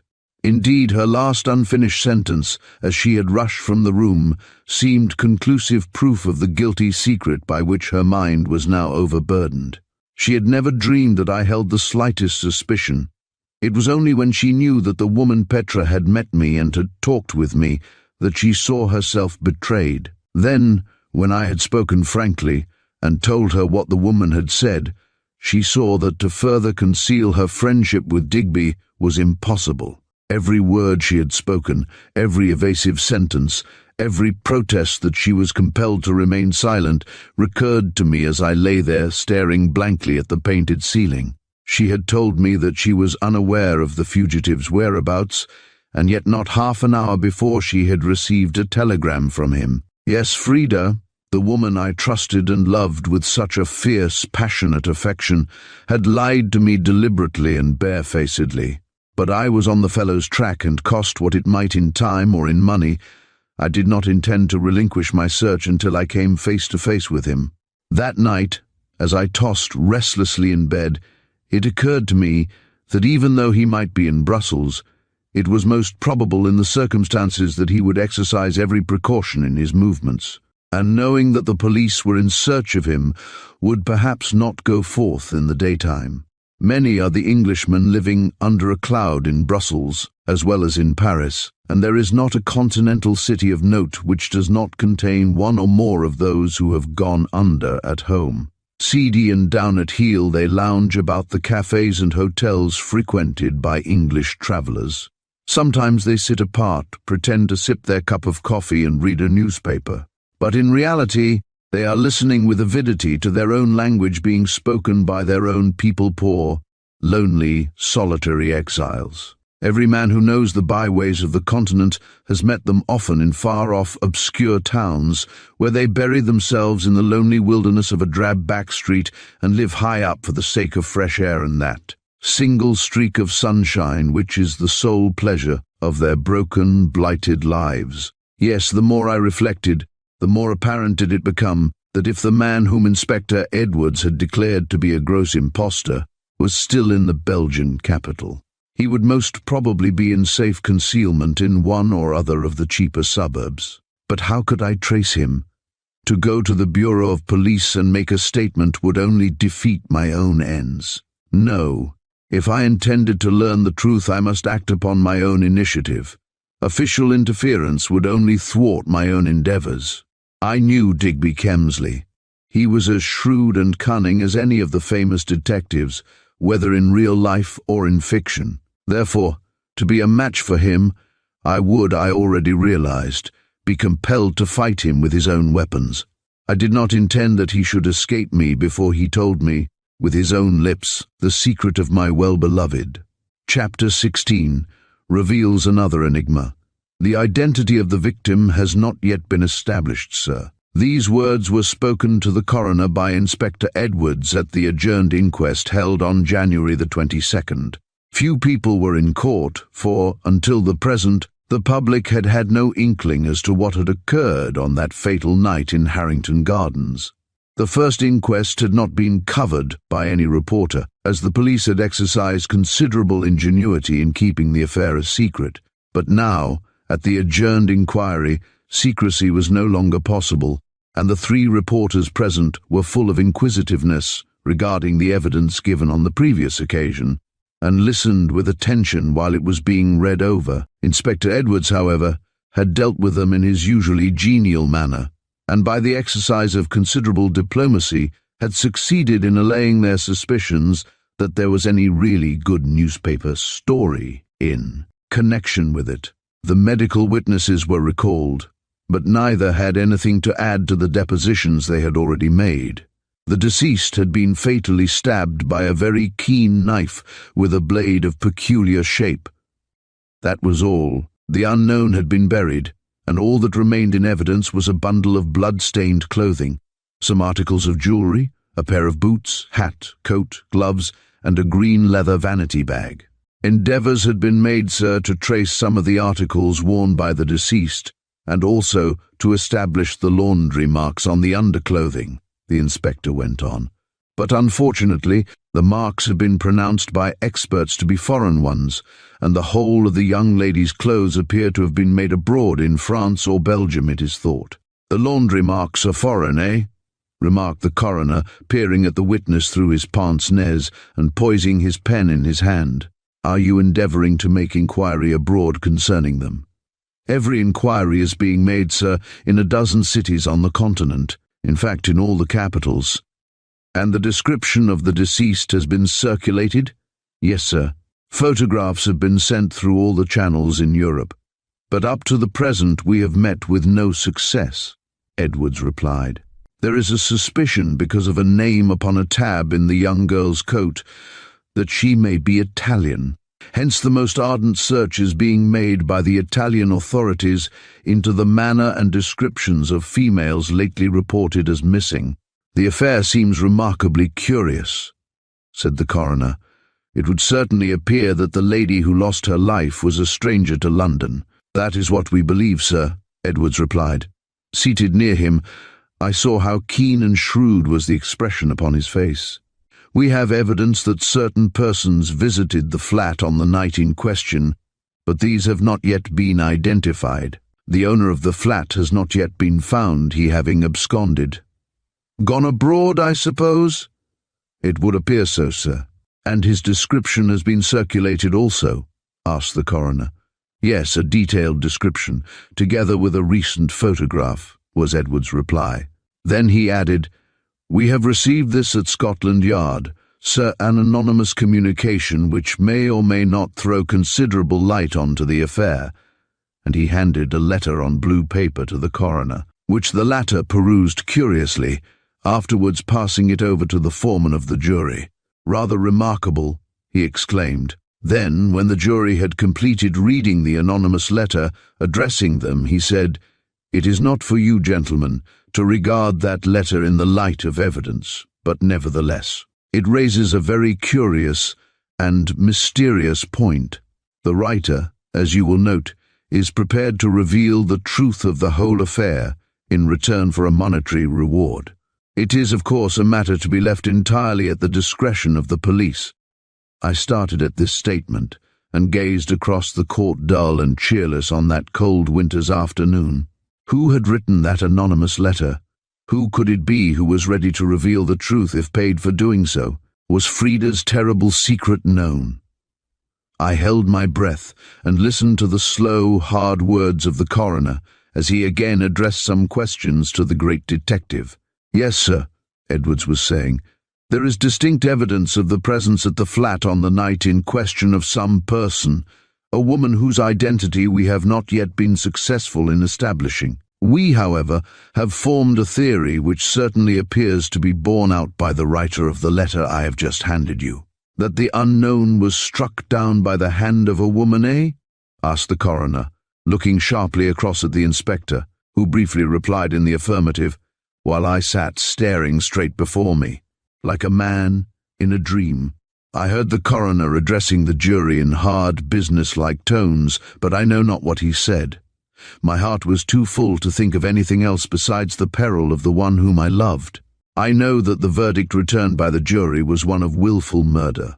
Then I went out into the fading light of that brief London day, and seeking Edwards, walked at his side towards the busy Kensington High Street. We had not met for several days, and he, of course, had no knowledge of my visit to Brussels. Our greeting was a cordial one, whereupon I asked him what was contained in the anonymous letter addressed to the Yard. "Ah, Mr. Royal, it's very curious," he said. "The coroner has it at this moment, or I'd show it to you. The handwriting is a woman's, and it has been posted at Colchester." "At Colchester?" I echoed in dismay. "Yes. Why?" he asked, looking at me in surprise. "Oh, nothing. Only, well, Colchester is a curious place for anyone to live who knows the truth about an affair in Kensington," was my reply.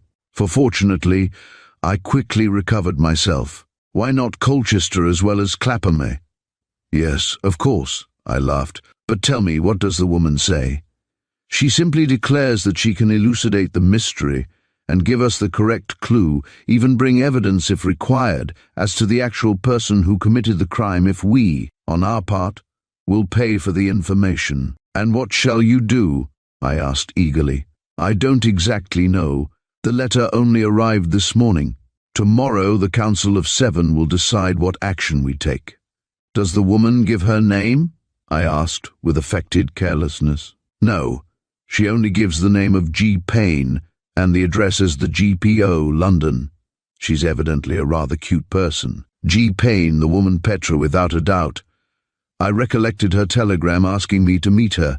She had said that something had happened, and she had urged me to see her as soon as possible. Was it because I had not replied that she had penned that anonymous letter to the police?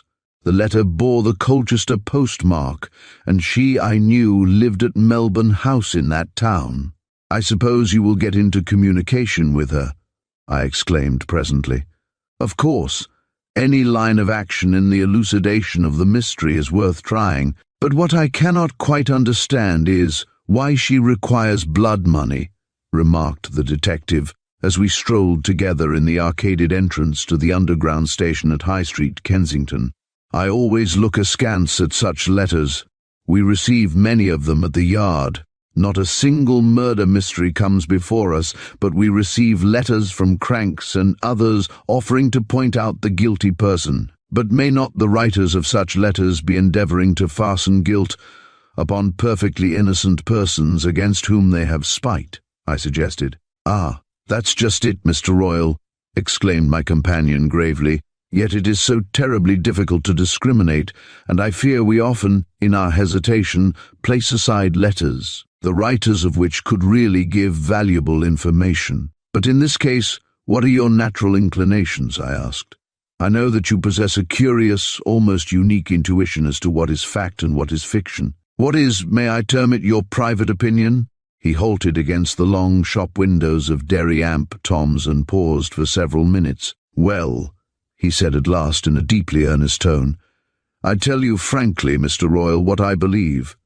First, I don't think that the man Kemsley, although an impostor, was the actual assassin. Why? I gasped. Well, I've very carefully studied the whole problem. I've looked at it from every point of view, he said. I confess the one fact puzzles me. That this man Kemsley could live so long in London and pose as the dead Sir Digby, if he were not the actual man himself, has amazed me. In his position as Sir Digby, the great engineer, he must have met in society many persons who knew him. We have evidence that he constantly moved in the best circles in Mayfair, and apparently without the slightest compunction. Yet in contradiction, we have the remarkable fact that the real Sir Digby died in South America in very mysterious and tragic circumstances. I saw that a problem was presented to Inspector Edwards which sorely puzzled him, as it certainly did myself. Well, I asked after a pause, and then with some trepidation put the question, what do you intend doing? Doing, he echoed. There is but one course to pursue. We must get in touch with this woman who says she knows the truth and obtain what information we can from her. Perhaps she can reveal the identity of the woman whose fingers touched that glass-topped table in the room where the crime was committed. If so, that will tell us a great deal, Mr. Royal. Then, taking a cigarette from his pocket and tapping it, he added, Do you know, I've been wondering of late how it is that you got those fingerprints, which so exactly corresponded with the ones which we secured in the flat. How did you obtain them? His question nonplussed me. I had a suspicion, I replied in a faltering voice, and I tried to corroborate it. But you have corroborated it, he declared. Why, Mr. Royal, those prints you brought to the yard are a most important clue. Where did you get them? I was silent for a moment, jostled by the crowd of passers-by. Well, I said with a faint smile, realizing what a grave mistake I had made in inculpating my well-beloved. I simply made some experiments as an amateur in solving the mystery. Yes, but those prints were the same as those we got from the flat. Whence did they come? I obtained them upon my own initiative, I replied with a forced laugh. But you must surely tell me, Mr. Royal, he urged quickly. It's a most important point. No, I replied. I'm not a detective, remember. I simply put to the test a suspicion I have entertained. Suspicion of what? Whether my theory was correct or not. Whatever theory you hold, Mr. Royal, the truth remains the same. I truly believe, he said, looking hard at me, namely that the unknown victim was struck down by the hand which imprinted the marks you brought to me, a woman's hand. And if I am not mistaken, sir, you know the identity of the guilty woman. Chapter 17 concerns Mrs. Petra. Days, weeks passed, but I could obtain no further clue. The month of March lengthened into April, but we were as far as ever from a solution of the mystery. Since my return from Brussels, I had, of course, seen Frida many, many times, and though I had never reverted again to the painful subject, yet her manner and bearing showed only too plainly that she existed in constant dread. Her face had become thin and haggard, with dark rings around her eyes, and upon it was a wild, hunted expression, which she strove to disguise, but in vain. She now treated me with a strange, cold indifference, so unlike her real self, while her attitude was one of constant attention and strained alertness. The woman Petra had apparently not been approached by Scotland Yard. Therefore, as the days went by, I became more and more anxious to see her, to speak with her, and, if necessary, to come to terms with her. Therefore, without a word to anyone, I one evening caught the 6 o'clock train from Liverpool Street, and before 8 was eating my dinner in the big upstairs room of the Cups Hotel, while the hall porter was endeavouring to discover for me the whereabouts of Melbourne House. I had nearly finished my meal when the uniformed servant entered, cap in hand, saying, "I've found, sir, that the house you've been inquiring for is out on the road to Marks Tey, about a mile. An old lady named Miss Morgan lived there for many years, but she died last autumn, and the place has, they say, been let furnished to a Lady A. Mrs. Petra. Is that the lady you are trying to find?" "It certainly is," I replied, much gratified at the man's success. Then, placing a tip in his palm, I drank off my coffee, put on my overcoat, and descended to the taxi which he had summoned for me. He gave directions to the driver, and soon we were whirling along the broad streets of Colchester and out of the town on the dark open road which led towards London. Presently we pulled up, and getting out, I found myself before a long, low, ivy-covered house standing back behind a high hedge of clipped box which divided the small bare front garden from the road. Lonely and completely isolated, it stood on the top of a hill with high leafless trees behind, and on the left a thick copse. In front were wide, bare, open fields. Opening the iron gate, I walked up the gravelled path to the door and rang. In a window on the right a light showed, and as I listened, I heard the tramp of a man's foot upon the oilcloth of the hall, and next moment the door was unlocked and opened. A tall, thin-faced young man of somewhat sallow complexion confronted me. He had keen, deep-set eyes, broad forehead, and pointed chin. "Is Mrs. Petra at home?" I inquired briefly.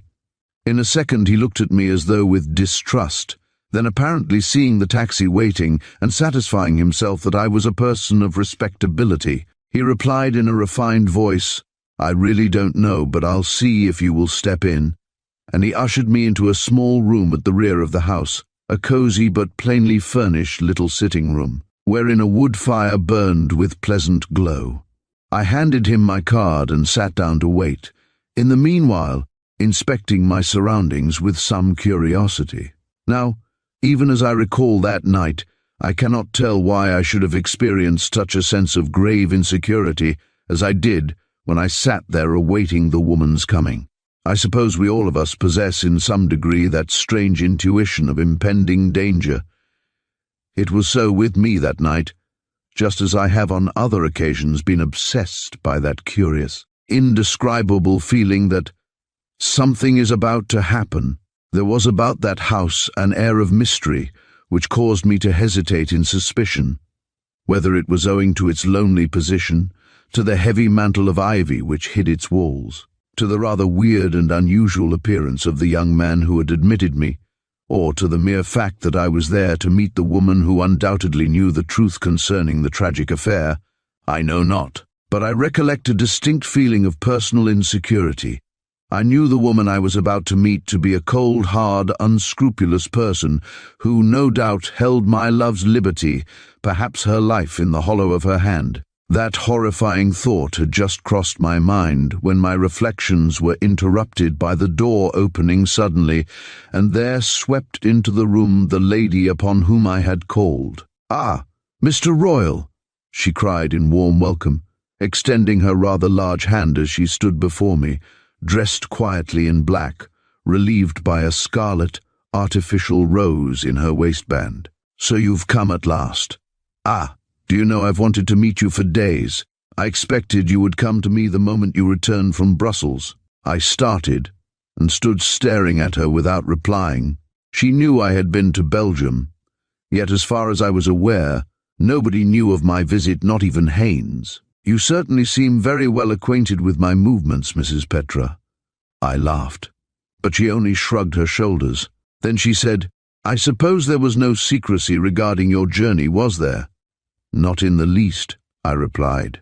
"I had business over there, as I very often have. My firm do a big business in Belgium and Holland." She smiled incredulously. "Did your business necessitate your visiting all the hotels and music halls?" "How did you know that?" I asked in quick surprise, but she only pursed her lips, refusing to give me satisfaction. I saw that I must have been watched, perhaps by Digby himself. The only explanation I could think of was that he, with his clever cunning, had watched me and had written to this woman, his accomplice, telling her of my search. "Oh, don't betray the source of your information if you consider it so indiscreet," I said with sarcasm a few moments later. "I came here, Mrs. Petra, in response to your invitation. You wished to see me?" "I did, but I fear it is now too late to avert what I had intended," was her quiet response. The door was closed, the room was silent, and we were alone. Seated in an armchair, the woman leaned back and gazed at me strangely from beneath her long, half-closed lashes, as though undecided what she should say. I instantly detected her hesitation and said, "You told me in your message that something unexpected had occurred. What is it? Does it concern our mutual friend Digby?" "Friend," she echoed. "You call him your friend, and yet at the same time you've been in search of him, intending to betray him to the police." "Such was certainly not my intention," I declared firmly. "I admit that I have endeavored to find him, but it was because I wished to speak with him." "Ah, of course," she sneered. "That girl Shand has perhaps made a statement to you, and now you want to be inquisitive, eh? She's been trying to clear herself by telling you some fairy tale or another, I suppose." "I repeat, Mrs. Petra," I said with anger, "I have no desire nor intention to act towards Digby in any way other than with friendliness." "Ah, you expect me to believe that, my dear sir?" She laughed, snapping her fingers airily. "No, that girl is his enemy, and I am hers. And that is the reason why you have sent the anonymous letter to the police," I said in a low, hard voice, my eyes full upon her.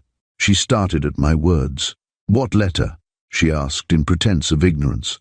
"The one mentioned at the adjourned inquest at Kensington," I replied. "The one in which you offer to sell the life of the woman I love." "So you know she is guilty, eh?" the woman asked. "She has confessed it to you, has she not?" "No, she is innocent," I cried.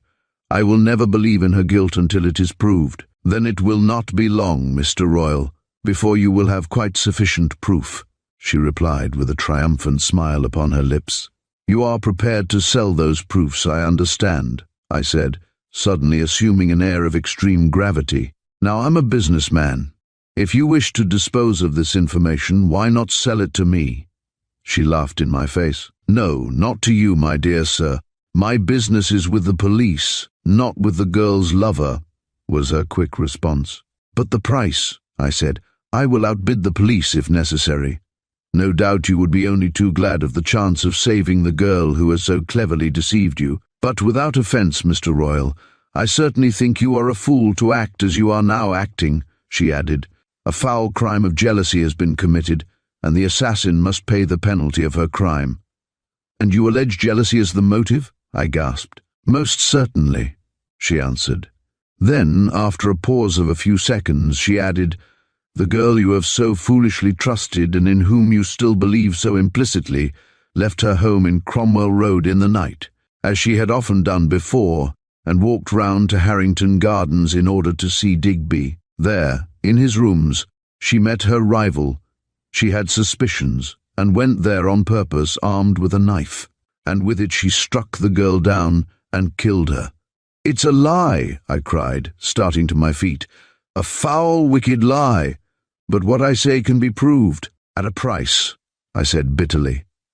"As you are a businessman, so I am a businesswoman, Mr. Royal," she replied quite calmly. "When I see an opportunity of making money, I do not hesitate to seize it. But if you know the truth, if this is the actual truth, which at present I will not believe, then it is your duty, nay, you are bound by law to go to the police and tell them what you know. I shall do that, never fear," she laughed. "But first I shall try and get something for my trouble." "And whom do you intend to bring up as witness against Miss Shand?" I asked. "Wait and see. There will be a witness and eyewitness who was present and whose evidence will be corroborated," she declared in due course, with a self-satisfied air.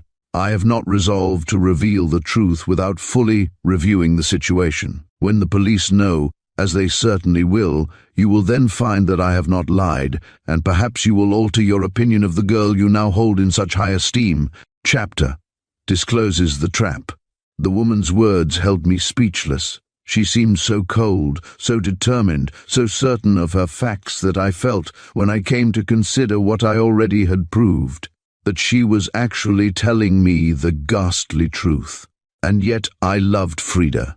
No, I refused to allow my suspicions to be increased by this woman who had approached the police openly and asked for payment for her information. She was Frida's enemy. Therefore it was my duty to treat her as such, and in a moment I had decided upon my course of action. "So I am to take it that both Digby and yourself are antagonistic towards Frida Shand?" I exclaimed, leaning against the round mahogany table and facing her. She did not speak for a few seconds, then, springing to her feet, exclaimed, "Would you excuse me for a few seconds? I forgot to give an order to my servant who is just going out." And she bustled from the room, leaving me alone with my own confused thoughts. The puzzling problem was maddening me. In my investigations, I now found myself in a cul-de-sac from which there seemed no escape. The net, cleverly woven without a doubt, was slowly closing about my poor darling, now so pale and anxious and trembling. Had she not already threatened to take her own life at first sign of suspicion being cast upon her by the police? Was that not in itself, alas, a sign that her secret was a guilty one? I knew not what to do or how to act. I suppose my hostess had been absent for about 5 minutes when the door suddenly reopened and she entered. "When we were interrupted, Mrs. Petra," I said, as she advanced towards me, "I was asking you a plain question. Please give me a plain reply. You and Frida Shand are enemies, are you not?"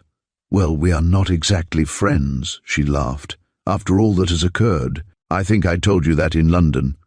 "I remember all that you told me," I replied, "but I want to know the true position, whether we are friends or enemies. For myself, it matters not. I will be your friend with just as great a satisfaction as I will be your enemy. Now let us understand each other. I have told you I'm a man of business." The woman, clever and resourceful, smiled sweetly, and in a calm voice replied, "Really, Mr. Royal, I don't see why, after all, we should be enemies. That is, if what you tell me is the positive truth, that you owe my friend Digby no ill will." "I owe no man ill will until his perfidy is proved," was my reply. "I merely went to Brussels to try and find him and request an explanation. He charged me with a mission which I discharged with the best of my ability, but which, it seems, has only brought upon me a grave calamity, the loss of the one I love. Hence, I am entitled to some explanation from his own lips, which I promise you that you shall have in due course. So rest assured upon that point," she urged. "But that is in the future. We are, however, discussing the present. By the way, you'll take something to drink, won't you?" "No, thank you," I protested, "but you must have something. I'm sorry I have no whiskey to offer you, but I have some rather decent port." And disregarding my repeated protests, she rang the bell. Whereupon the young man who had admitted me, whom I now found to my surprise to be a servant, entered and bowed. "Bring some port," his mistress ordered, and a few moments later he reappeared with a decanter and glasses upon a silver tray. She poured me out a glass, but refused to have any herself. "No, no," she laughed. "At my time of life port wine would only make me fat, and heaven knows I'm growing horribly stout now. You don't know, Mr. Royal, what horror we women have of stoutness. In men it is a sign of ease and prosperity. In women it is suggestive of alcoholism and puts 10 years on their ages." Out of politeness, I raised my glass to her and drank. Her demeanour had altered, and we were now becoming friends, a fact which delighted me, for I saw I might, by the exercise of a little judicious diplomacy, act so as to secure protection for Frida. While we were chatting, I suddenly heard the engine of my taxi started, and the clutch put in with a jerk. "Why?" I exclaimed, surprised. "I believe that's my taxi going away. I hope the man isn't tired of waiting." "No, I think it is my servant. I phoned for a cab for her, as I wanted to take a message into Colchester," Mrs. Petra replied. Then, settling herself in the big chair, she asked, "Now, why can't we be friends, Mr. Royal?" "That I am only too anxious to be," I declared. "It is only your absurd infatuation for Frida Shand that prevents you," she said. "Ah," she sighed. "How grossly that girl has deceived you." I bit my lip. My suspicions were surely bitter enough without the sore being reopened by this woman. Had not Frida's admissions been a self-condemnation to which, even though loving her as fervently as I did, I could not altogether blind myself? I did not speak. My heart was too full, and strangely enough my head seemed swimming, but certainly not on account of the wine I had drunk, for I had not swallowed more than half the glass contained. The little room seemed to suddenly become stifling. Yet that woman with the dark eyes seemed to watch me intently as I sat there, watch me with a strange, deep, evil glance, an expression of fierce animosity, which even at that moment she could not conceal.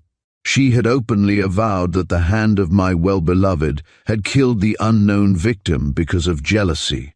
Well, when I considered all the facts calmly and deliberately, her words certainly seemed to bear the impress of truth. Frida had confessed to me that, rather than face inquiry and condemnation, she would take her own life. Was not that in itself sufficient evidence of guilt? But no, I strove to put such thoughts behind me.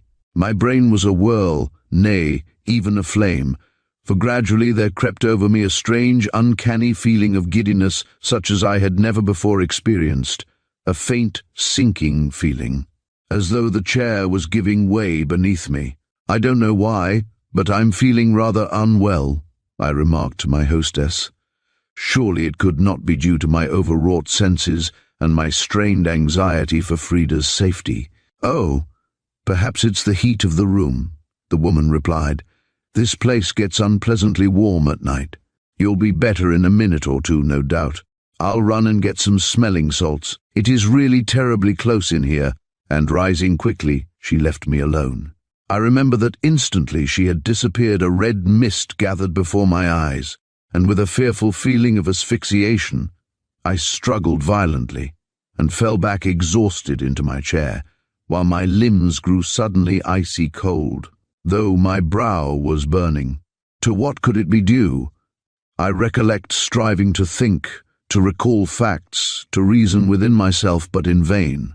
My thoughts were so confused that grim, weird shadows and grotesque forms arose within my imagination. Scenes, ludicrous and tragic, wildly fantastic and yet horrible, were conjured up in my disordered brain, and with them all, pains, excruciating pains, which shot through from the sockets of my eyes to the back of my skull, inflicting upon me tortures indescribable.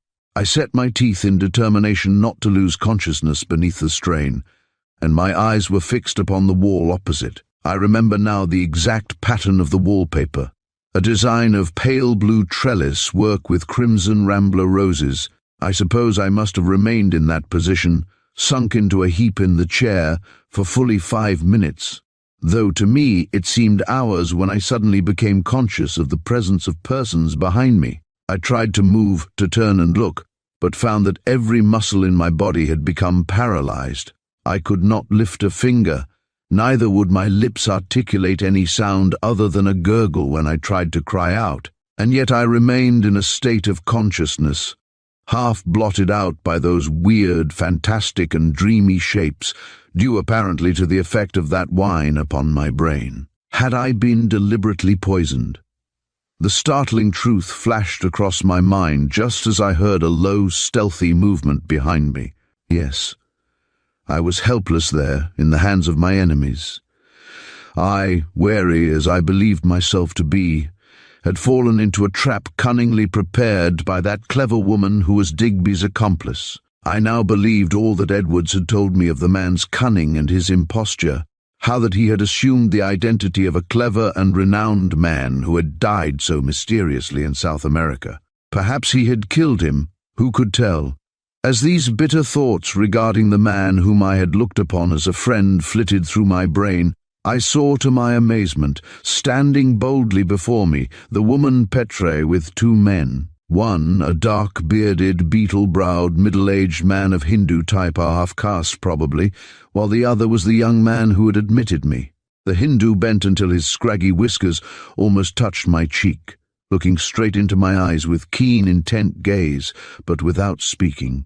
I saw that the young man had carried a small deal box about 18 inches square, which he had placed upon the round mahogany table in the center of the room. This table the woman pushed towards my chair until I was seated before it, but she hardly gave me a glance. I tried to speak, to inquire the reason of such strange proceedings, but it seemed that the drug which had been given me in that wine had produced entire muscular paralysis. I could not move, neither could I speak. My brain was on fire and swimming, Yet I remained perfectly conscious, horrified to find myself so utterly and entirely helpless. The sallow-faced man, in whose black eyes was an evil, murderous look, and upon whose thin lips there played a slight but triumphant smile, took both my arms and laid them straight upon the table. I tried with all my power to move them, but to no purpose. As he placed them, so they remained. Then, for the first time, the woman spoke, and addressing me, said in a hard, harsh tone, "You are Digby's enemy and mine, Mr. Royle. Therefore you will now see the manner in which we treat those who endeavour to thwart our ends. You have been brave, but your valour has not availed you much. The secret of Digby Kemsley is still a secret, and will ever be a secret," she added in a slow, meaning voice. And as she uttered those words, the half-bred Indian took my head in his hands and forced my body forward until my head rested upon the table between my outstretched arms. Again I tried to raise myself and to utter protest, but only a low gurgling escaped my parched lips. My jaws were set, and I could not move them. The situation was the strangest in which I have ever found myself in all my life. Suddenly, while my head lay upon the polished table, I saw the Hindu put a short double-reed pipe to his mouth, and next instant the room was filled with weird, shrill music, while at the same moment he unfastened the side of the little box and let down the hinged flap. Again the native music sounded more shrill than before, while the woman and the young manservant had retreated backward towards the door, their eyes fixed upon the mysterious box upon the table. I, too, had my eyes upon the box. Suddenly I caught sight of something within, and next second held my breath, realizing the horrible torture that was intended. I lay there helpless, powerless to draw back and save myself. Again the sounds of the pipe rose, and then died away slowly, in a long drawn-out wail. My eyes were fixed upon that innocent-looking little box in horror and fascination. Something moved again within. I saw it quite plainly. I tried to cry out, to protest, to shout for help, but in vain. Surely this woman's vengeance was indeed a fiendish and relentless one. My face was not more than a foot away from the mysterious box, and when I fully realized in my terror what was intended, I think my brain must have given way. I became insane. Chapter 19. The Seal of Silence. Yes, there was no doubt about it. Terror and horror had driven me mad, and surely the deadly peril in which I found myself was in itself sufficient to cause the cheek of the bravest man to pale, for from that box there slowly issued forth a large, hideous cobra, which, coiling with sinuous slowness in front of my face, held its hooded head erect, ready to strike, while the Hindu played that weird music on the pipes. Its head, with the two beady eyes and flickering tongue, moved slowly to and fro. It was watching me and ready to deal its fatal blow. The woman saw the perspiration standing upon my white brow and burst out laughing, still standing at a safe distance near the door. Mr. Royle, you won't have much further opportunity of investigation," she exclaimed. "You have become far too inquisitive, and you constitute a danger, hence this action." "I'm very sorry, but it must be so," declared the brutal, inhuman woman. She was watching, gloating over her triumph, waiting indeed for my death. Surely I was not their first victim. All had been carried out in a method which showed that the paralyzing drug and the deadly reptile had been used before by this strange trio. The music, now being played incessantly, apparently prevented the snake from darting at me, as it was, no doubt, under the hypnotic influence of its master. But I knew that the moment the music ceased it would be my last. With frantic efforts I struggled to withdraw my head and hands from the reptile's reach, but every muscle seemed powerless. I could not budge an inch. Again I tried to speak, to shout for help, but no word could I articulate. I was dead in all save consciousness. "Oh yes," laughed Mrs. Petra hoarsely, "we're just playing you a little music to send you to sleep, to put the seal of silence upon you, Mr. Royle, and I hope you'll sleep very well tonight, very well, as no doubt you will." And she gave vent to a loud peal of harsh laughter. Then for a moment she hesitated, until suddenly she cried to the Hindu, "Enough!" The music ceased instantly, and the snake, whose hooded head had been swaying to and fro slowly, suddenly shot up erect. The spell of the music was broken, and I knew my doom was sealed. Those small, brilliant eyes were fastened upon mine, staring straight at me, the head moving very slowly, while those three brutes actually watched my agony of terror and exchanged smiles as they waited for the reptile to strike its fatal blow. In an instant its fangs would, I knew, be in my face, and into my blood would be injected that deadly venom which must inevitably prove fatal. Yes, I had been entrapped, and they held the honors in the game. After my death, Frida would be denounced, accused, and convicted as an assassin, because, perhaps, I might be a witness in her favor, or even assist her to escape arrest. This woman had taken the drastic step of closing my lips forever. But was it with Digby's knowledge? Had he ever been her accomplice in similar deeds to this? Suddenly I recollected with a start what Edwards had told me, that the real Sir Digby Kemsley, an invalid, had died of snakebite in mysterious circumstances in Peru, and that his friend, a somewhat shady Englishman named Kane, had been suspected of placing the reptile near him, owing to the shouts of terror of the doomed man being overheard by a Peruvian manservant. Was it possible that the man whom I had known as Digby was actually Kane? The method of the snake was the same as that practiced at Huacho. These and other thoughts flashed across my brain in an instant, for I knew that the agony of a fearful death would be quickly upon me. I tried to utter a curse upon those three brutes, who stood looking on without raising a hand to save me, but still I could not speak. Suddenly, something black shot across my startled eyes. The reptile had darted. The horror of that moment held me transfixed. I felt a sharp sting upon my left cheek, and next instant, petrified by a terror indescribable, I lost consciousness. What happened afterwards I have no idea. I can only surmise. How long I remained senseless I cannot tell. All I am aware of is that when I returned to a knowledge of things about me, I had a feeling that my limbs were benumbed and cramped. Against my head was a cold, slimy wall, and my body was lying in water.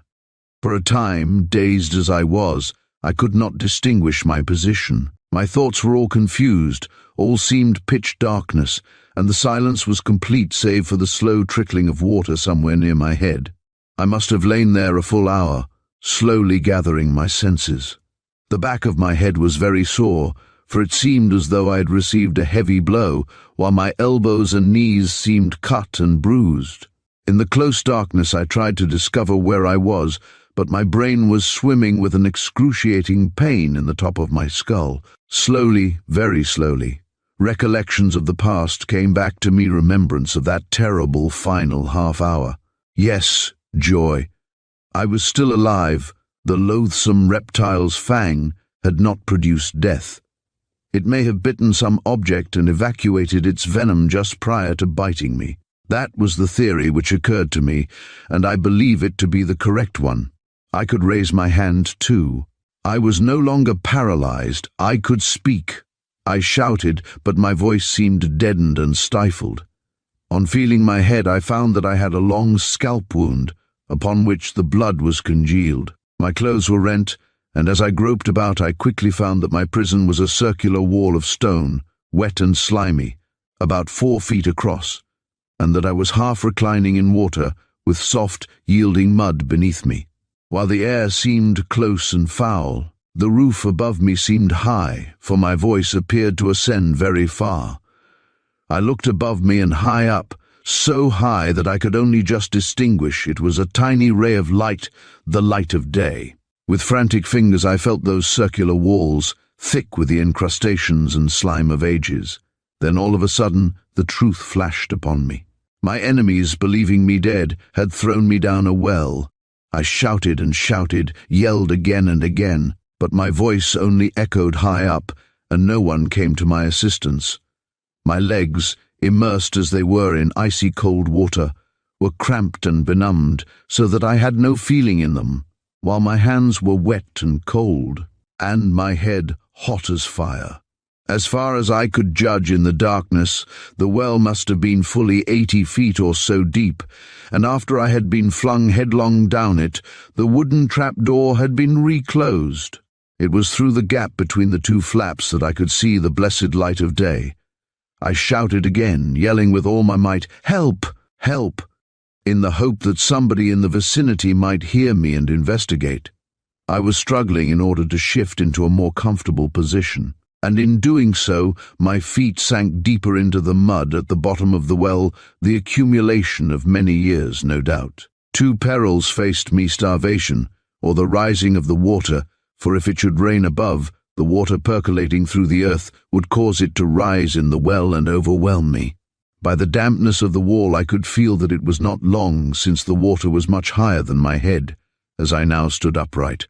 Would assistance come? My heart sank within me when I thought of the possibility that I had been precipitated into the well in the garden of Melbourne House, in which case I could certainly not hope for succour.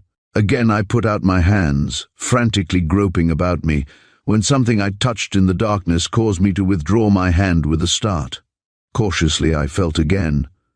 My eager fingers touched it, for it seemed to be floating on the surface of the water. It was cold, round, and long, the body of a snake. I drew my hand away. Its contact thrilled me. The cobra had been killed and flung in after me. In that case, the precious trio had, without a doubt, fled.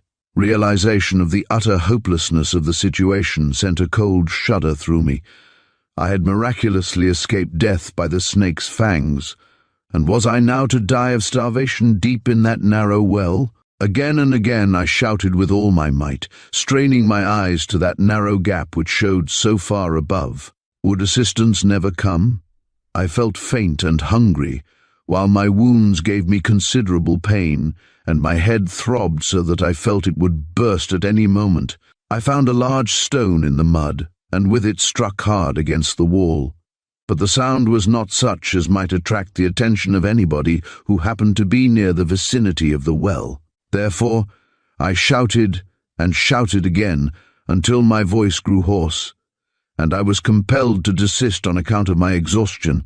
For fully another half-hour I was compelled to remain in impatience and anxiety in order to recover my voice and strength, for, weak as I was, the exertion had almost proved too much for me. So, I stood there with my back to the slimy wall, water reaching beyond my knees, waiting and hoping against hope.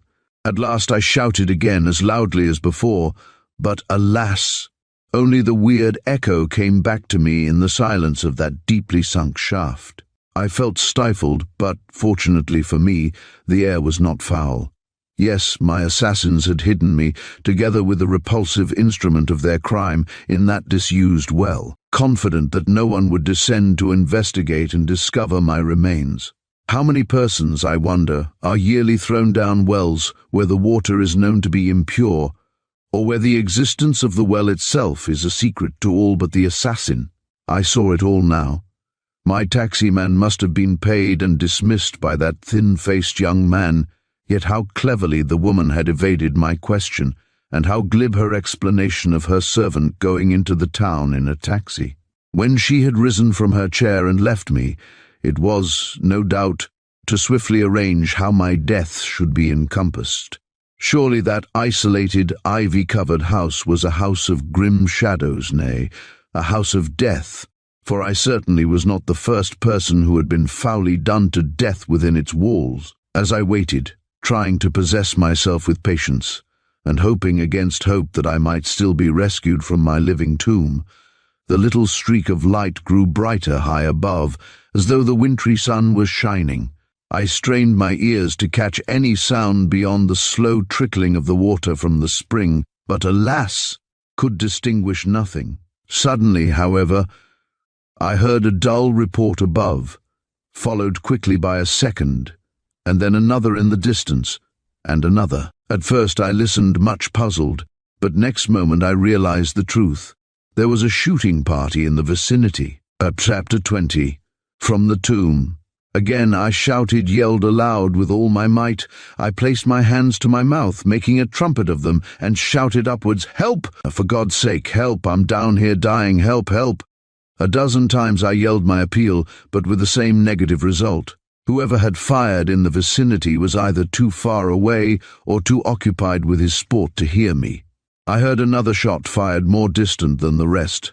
Then my heart sank within me. The party were receding. I don't know how long I waited, perhaps another hour, when I thought I would try again. Therefore I recommenced my shouts for assistance, yelling frantically towards the high-up opening. Suddenly the streak of light became obscured, and dust and gravel fell upon me, the latter striking my head with great force from such a height. I heard a noise above a footstep upon the wooden flap of the well. My heart gave a bound. "Help!" I yelled. "Open the well. I'm down here dying. Save me. Fetch assistance." The feet above moved, and a moment later I saw above me a round disk of daylight, and a girl's head silhouetted within it. "Who's there?" she asked in a timid, half-frightened voice. "It's me," I cried. "Get me out of this. I'm dying. Get me a rope or something quickly." "Who are you?" asked the girl, still frightened at her discovery. "I'm a man who's been thrown down here, and I can't get out. Get somebody to help me, I beg of you." "All right," she replied. "There's some men shooting here. I'll run and tell them." And her face disappeared from the disk of daylight. At last, help was forthcoming, and I breathed more freely. I suppose about 5 minutes must have elapsed before I saw above me the heads of 2 men in golf caps, peering over the edge of the well. "Halloa!" cried one in a refined voice. "What are you doing down there?" "Doing," I echoed. "You should come down and see," I said with some sarcasm. "But I say, send me down a rope, will you? I'm a prisoner here." "Have you been thrown in there?" asked the voice. "This lady says you have." "Yes, I have. I'll tell you a strange story when you get me out." "All right," exclaimed the other. "Hold on. We'll go over to the farm and get a rope. Why, I was here half an hour ago and never dreamt you were down there. Hold on." And the 2 faces disappeared, their places being taken by the silhouette of the girl. "I say," I cried, "where am I? What do they call this place?" "Well, this is one of the fields of Coppin's farm, just outside Lexton Park. Do you know Melbourne House?" I asked. "Oh, yes, Miss Morgan's. She's dead," replied the girl's voice from above. "It's out on the high road close by." "Is this well in the middle of a field, then?" I asked. "In the corner. Some old half-ruined cottages stood here till a couple of years ago when they were pulled down." "And this was the well belonging to them?" "I suppose so," she replied. And a few minutes later I heard voices and saw several heads peering down at me, while now and then gravel fell upon my unprotected head, causing me to put my hands up to protect it. "I say," cried the man's voice who had first addressed me, "we're sending down a rope. Can you fasten it round you, and then we'll haul you up?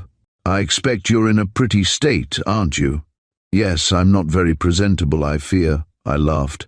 Then down came a stout farmer's rope, several lengths of which were knotted together after some delay, until its end dangled before me. "I hope you've joined it all right," I cried. "I don't want to drop down." "No, it's all right," one of the men, evidently a labourer, declared. "You needn't fear, mister." I made a knot in the end, then, placing it around both my thighs, made a slip knot and clung to the rope above. This took me some minutes. Then, when all was ready, I gave the signal to haul. "Slowly!" I shouted, for I was swinging from side to side of the well, bruising my elbows and knees. "Haul slower. I'm getting smashed to pieces." They heeded me, and with care I was gradually drawn up to the blessed light of day, a light which for a few minutes nearly blinded me. So exhausted and dazed was I. Naturally, I was beset by 100 queries as to how I came to be imprisoned in such a place. But I sat down upon the ground, a strange, begrimed and muddy figure, no doubt, gazing about me for a few moments, unable to speak. I was in the corner of a bare brown field, with a high hedgerow close by. Around were the foundations of demolished cottages, and I was seated upon a heap of brick rubbish and plaster. The two who were dressed in rough shooting kit I took to be military men, while 3 others were farmhands, and the girl, a tall, rather good-looking open-air girl, was dressed in a short tweed skirt, well cut, a thick jacket, a soft felt hat, and heavy serviceable boots. No second glance was needed to show that, although so roughly dressed, she was undoubtedly a lady. One of the men called her Maisie, and later I knew that her name was Maisie Maurice, that she was his sister, who had been walking with the guns. My presence down the well certainly needed explanation, and as they had rescued me, it was necessary to satisfy their natural curiosity. "I had a curious adventure here last night," I told them, after pausing to take breath. "I came from London to see a lady living at Melbourne House, a lady named Petra, but I was given some drugged wine and, well, when I came to, I found myself down there. That's all." "A very unpleasant experience, I should say," remarked the elder of the 2 sportsmen, a tall, grey-moustached man, as he surveyed me. "I suppose you'll go back to Melbourne House and get even with the lady?" "I would." "Melbourne House," echoed the other man. "Why, Maisie, that's where old Miss Morgan lived, and it's been taken by some woman with an Indian servant, hasn't it?" "Yes," replied the girl. "She's been there a month or 2, but quite a mystery. Nobody has called on her. Mother wouldn't let me." "Apparently she's not a very desirable acquaintance," remarked her brother grimly. "I want to go there," I said feebly, trying to rise. "You seem to have hurt your head pretty badly," remarked the elder sportsman. "I suppose you'd better go into Colchester and see the police, eh?" "I'll drive him in, sir," volunteered one of the men, whom I took to be the farmer. "Yes, Mr. Cuppin," exclaimed the girl. "Get your trap and drive this gentleman to the doctor and the police." "Thank you," I replied. "But I don't want the people at Melbourne House to know that I'm alive. They believe me dead, and it will be a pretty surprise for them when I return, after seeing the doctor. So I ask you all to remain silent about this affair, at least for an hour or so. Will you?" They all agreed to do so, and being supported by 2 of the men, I made my way across the field to the farm, and 10 minutes later was driving into Colchester in the farmer's dog cart. At the Cups my appearance caused some sensation, but ascending to my room, I quickly washed, changed my ruined suit, and made myself presentable, and then went to see an elderly and rather fussy doctor, who put on his most serious professional air, and who was probably the most renowned medical man in the town. The provincial medico, when he becomes a consultant, nearly always becomes pompous and egotistical, and in his own estimation is the only reliable man out of Harley Street. The man I visited was one of the usual type, a man of civic honours, with the aspirations of a mayoralty, I surmised.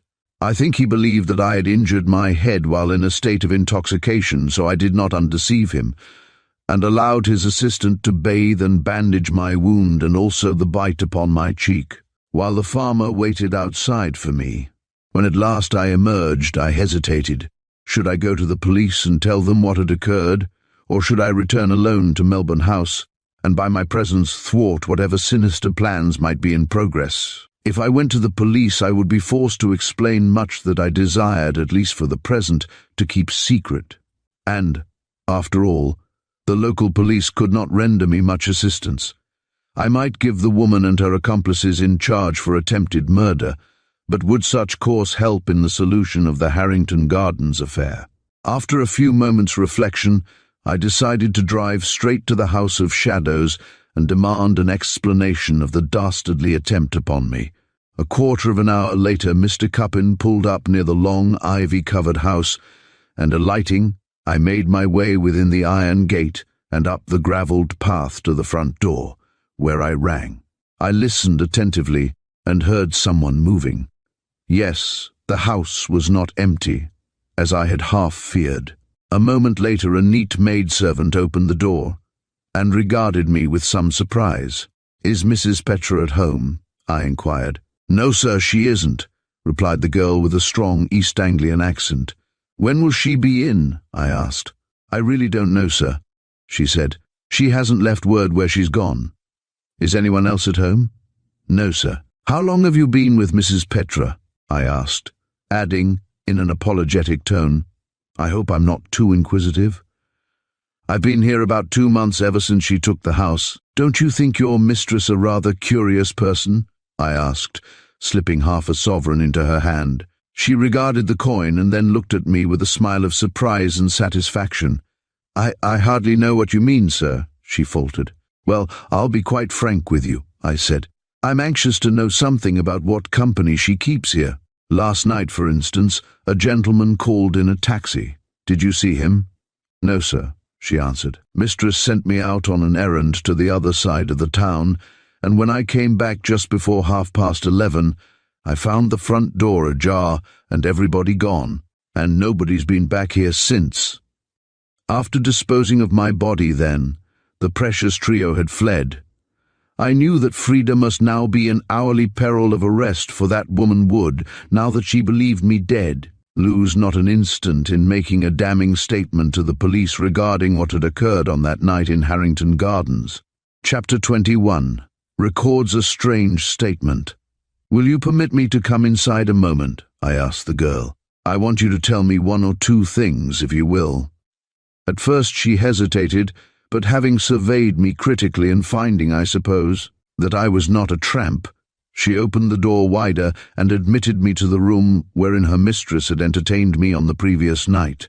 I glanced quickly around. Yes, nothing had been altered. There was the chair in which I had sat, and the round mahogany table upon which my head had laid so helplessly while the reptile, charmed by the Hindu's music, had sat erect with swaying head. Ah! As that terrible scene again arose before my eyes, I stood horrified. The girl noticed my demeanour and looked askance at me. "Does your mistress have many visitors?" I asked her.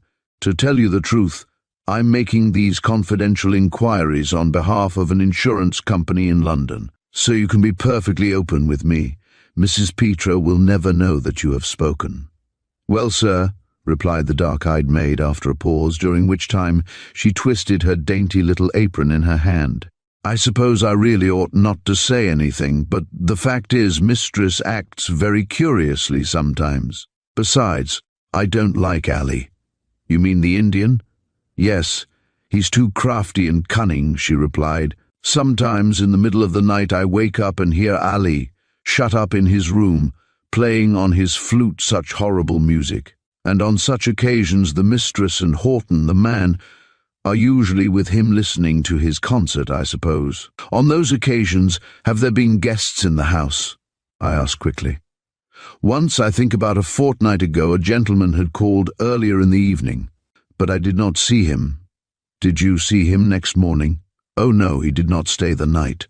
But on this particular occasion, how did you know that Mrs. Petre and Horton were in the room with him?" "Because I listened from the top of the stairs and could hear voices. The gentleman was in there too, I believe, listening to the noise of Ali's pipes." Had the stranger fallen a victim to the serpent, I wondered? Who could he have been, and what was his fate? "Has your mistress and her 2 servants left you suddenly like this before?" I inquired. "Never, sir. I can't make it out. They seem to have gone out with the gentleman who called, and evidently they left all of a hurry." "Why?" "Because when I got back I found that my mistress had pulled out the first coat and hat she could find, and had not taken even a handbag. Besides, if she knew she was to be absent, she would have left me a note." And she added in a tone of resentment, "It isn't fair to leave me by myself in a lonely house like this." "No, it isn't," I agreed. "But tell me, does your mistress have many callers?" "Very few. She has had a visitor lately, a gentleman. He stayed a few days and then left suddenly." "Young or old?" "Elderly, clean-shaven and grey hair. She used to call him Digby." "Digby," I echoed. "When was he here? Tell me quickly." "Oh, about 4 days ago, I think. Yes, he went away last Sunday night." "Tell me all about him," I urged her. "He's a friend of mine." "Oh, then perhaps I ought not to say anything," said the girl, a little confused. "On the contrary, you will be doing me the very greatest service if you tell me all that you know concerning him," I declared. "Don't think that anything you say will annoy me, for it won't. He was my friend, but he served me a very evil trick." "Well, sir," she replied, He arrived here very late one night, and my mistress sat with him in the drawing room nearly all night talking to him. I crept down to try and hear what was going on, but they were speaking so low, almost whispering, so that I could catch only a few words. "What did you hear?" I inquired breathlessly. "Well, from what I could gather, the gentleman was in some grave danger, something to do with a girl. Mistress seemed very excited and talked about another girl, which she called Frida, or something like that.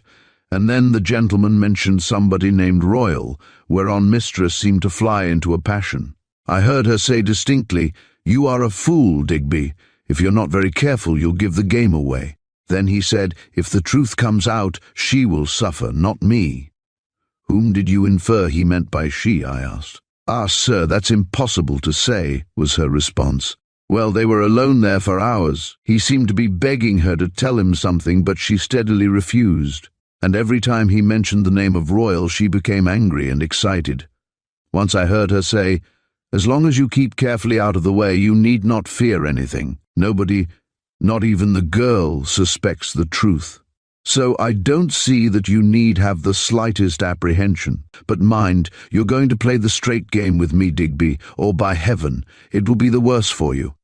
"Then she threatened him?" I remarked. "Yes. She seemed very determined and spoke in a low, hard voice. Of course, I could only catch a few disjointed words, and out of them I tried to make sense. But I overheard sufficient to know that the visitor was in a state of great agitation and fear. "Did he go out much all the time he was here? I never knew him to go further than the garden," said the maid, who seemed to be unusually intelligent. "What about Ali?" "Ali was his constant companion. When they were together, they spoke in some foreign language." A sudden thought flashed across my mind. Could Ali be a Peruvian Indian and not a Hindu? Was he the accomplice of the mysterious Englishman named Kane, the man suspected of causing the death of Sir Digby Kemsley? What this girl was revealing was certainly amazing. "You are quite sure that this man she called Digby left the neighbourhood last Sunday?" I asked her. "Quite. I overheard him speaking with the mistress late on Saturday night. He said, 'By this time tomorrow I shall be back in Brussels.' And I know he went there, for next day I posted a letter to Brussels." "To him?" I cried. "What was the address?" "The name was Bryant, and it was addressed Poste Restante, Brussels. I remember it, because I carefully made a note of it, as the whole affair seemed so extraordinary." "But this man she called Digby, was he well dressed?" I inquired. "Oh no, not at all. He seemed poor and shabby. He only had with him a little handbag. But I believe he came from a considerable distance, probably from abroad, expressly to see her." "Then you think he is in Brussels now?" "Well, I posted the letter on Monday night. Today is Wednesday," she said. I reflected. My first impulse was to go straight to Brussels and send a message to Mr. Bryant at the Poste Restante, a message that would trap him into an appointment with me. But in face of Frida's present peril, could I possibly leave London? I was at the parting of the ways. To hesitate might be to lose trace of the man who had proved such a false friend, while by crossing to Brussels again, I would be leaving Frida to her fate. "You heard no other mention of the person named Royal?" I asked her after a brief pause, during which I placed a second half-sovereign in her hand. She reflected for a moment, her eyes cast down upon the carpet, as we stood together in that sombre little room of horrors. "Well, yes," she replied thoughtfully. "One afternoon, when I was taking tea into the drawing-room where they were sitting together, I heard Mistress say, 'I don't like that man Royal at all. He means mischief more, especially as he loves the girl.' The gentleman only laughed and said, 'Have no fear on that score. He knows nothing, and is not likely to know, unless you tell him.' Then Mistress said, 'I've been a fool, perhaps, but when we met I told him one or two things sufficient to cause him to think.' Then the gentleman stood up angrily and cried out in quite a loud voice, 'What? You fool! You've actually told him. You've allowed your infernal tongue to wag and let out the truth.' But she said that she had not told all the truth, and started abusing him. So much so that he left the room and went out into the garden, where, a few minutes later, I saw him talking excitedly to Ali. But when the two men talked, I could, of course, understand nothing, added the girl. Then your mistress declared that she didn't like the man Royal, eh? Yes, she seemed to fear him. Fear that he knew too much about some business or other, replied the maid. And to tell you quite frankly, sir, after watching the mistress and her visitor very narrowly for a couple of days, I came to the conclusion that the gentleman was hiding, that perhaps the police were after him. Why? I inquired in a casual tone. What made you think that? I hardly know. Perhaps from the scraps of conversation I overheard, perhaps from his cunning, secret manner, not but what he was always nice to me, and gave me something when he left. You didn't hear any other names of persons mentioned? I asked. Try and think, as all that you tell me is of the greatest importance to me. The girl stood silent, while I paced up and down that room in which, not many hours before, I had endured that awful mental torture. She drew her hand across her brow, trying to recall. Yes, there was another name, she admitted at last, but I can't at the moment recall it. Ah, do, I implored her, try and recall it. I am in no hurry to leave. Again the dark-eyed maid in the dainty apron was silent, both hands upon her brow, as she had turned from me and was striving to remember. It was some foreign name, a woman's name, she said. I recollected the dead girl was believed to have been a foreigner. Suddenly she cried, Ah, I remember! The name was Mary Brack. Mary Brack, I repeated. Yes, of course I don't know how it's spelt. Well, if it were a foreign name, it would probably be Marie Bracq, if you're sure you've pronounced it right. Oh, yes, I'm quite sure. Mistress called her poor girl, so I can only suppose that something must have happened to her. I held my breath at her words. Yes, without a doubt I had secured a clue to the identity of the girl who lost her life at Harrington Gardens.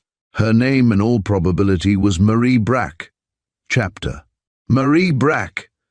Marie Brack! The name rang in my ears in the express all the way from Colchester to Liverpool Street. Just before 6 o'clock I alighted from a taxi in Scotland Yard, and ascending in the lift, soon found myself sitting with Inspector Edwards. At that moment I deemed it judicious to tell him nothing regarding my night adventure in the country, except to say, well, I've had a strange experience, the strangest any man could have, because I have dared to investigate on my own account the mystery of Harrington Gardens. Oh, tell me about it, Mr. Royal, he urged, leaning back in his chair before the littered writing table. There's nothing much to tell, was my reply. I'll describe it all some day. At present there's no time to waste. I believe I am correct in saying that the name of the murdered girl is Marie Brack. Edwards looked me straight in the face. That's not an English name, is it? He said. No, Belgian, I should say. Belgian? Yes, most probably, he said. A rather uncommon name, and one which ought not to be difficult to trace. How do you find this out? Oh, it's a long story, Mr. Edwards, I said, but I honestly believe that at last we are on the scent.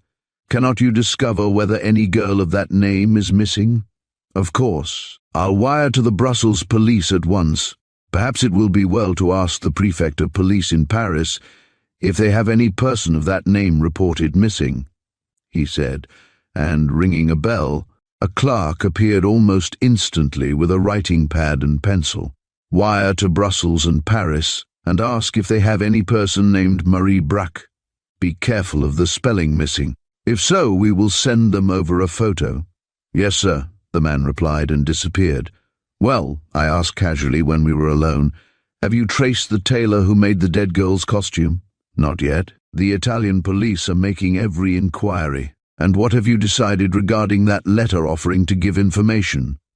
Nothing, was his prompt reply. And if this information you have obtained as to the identity of the deceased proves correct, we shall do nothing. It will be far more satisfactory to work out the problem for ourselves, rather than risk being misled by somebody who has an axe to grind. Ah, I'm pleased that you view the matter in that light, I said, much relieved. I feel confident that I've gained the true name of the victim. But how did you manage it, Mr. Royal? He asked, much interested. I, however, refused to satisfy his curiosity. You certainly seem to know more about the affair than we do. he remarked with a smile. Well, was I not a friend of the man who is now a fugitive? I remarked. Ah, of course. And depend upon it, Mr. Royal, when this affair is cleared up, we shall find that your friend was a man of very curious character, he said, pursing his lips. Inquiries have shown that many mysteries concerning him remain to be explained. For a moment I did not speak. Then I asked, is anything known concerning a woman friend of his named Petre? Petre? He echoed. No, not that I'm aware of, but it seemed that he was essentially what might be called a ladies' man. I know that. He used to delight in entertaining his lady friends. But who is this woman Petra whom you've mentioned? He inquired with some curiosity. The woman who is ready to give you information for a consideration, I replied. How do you know that? Well, I am acquainted with her. I was with her last night, was my quick response. Her intention is to condemn a perfectly innocent woman. Whom? He asked sharply. The woman who lost that greenhorn comb at the flat. I held my breath. No, Edwards, I answered. That question is unfair. As a gentleman, I cannot mention a lady's name. If she chooses to do so, that's another matter.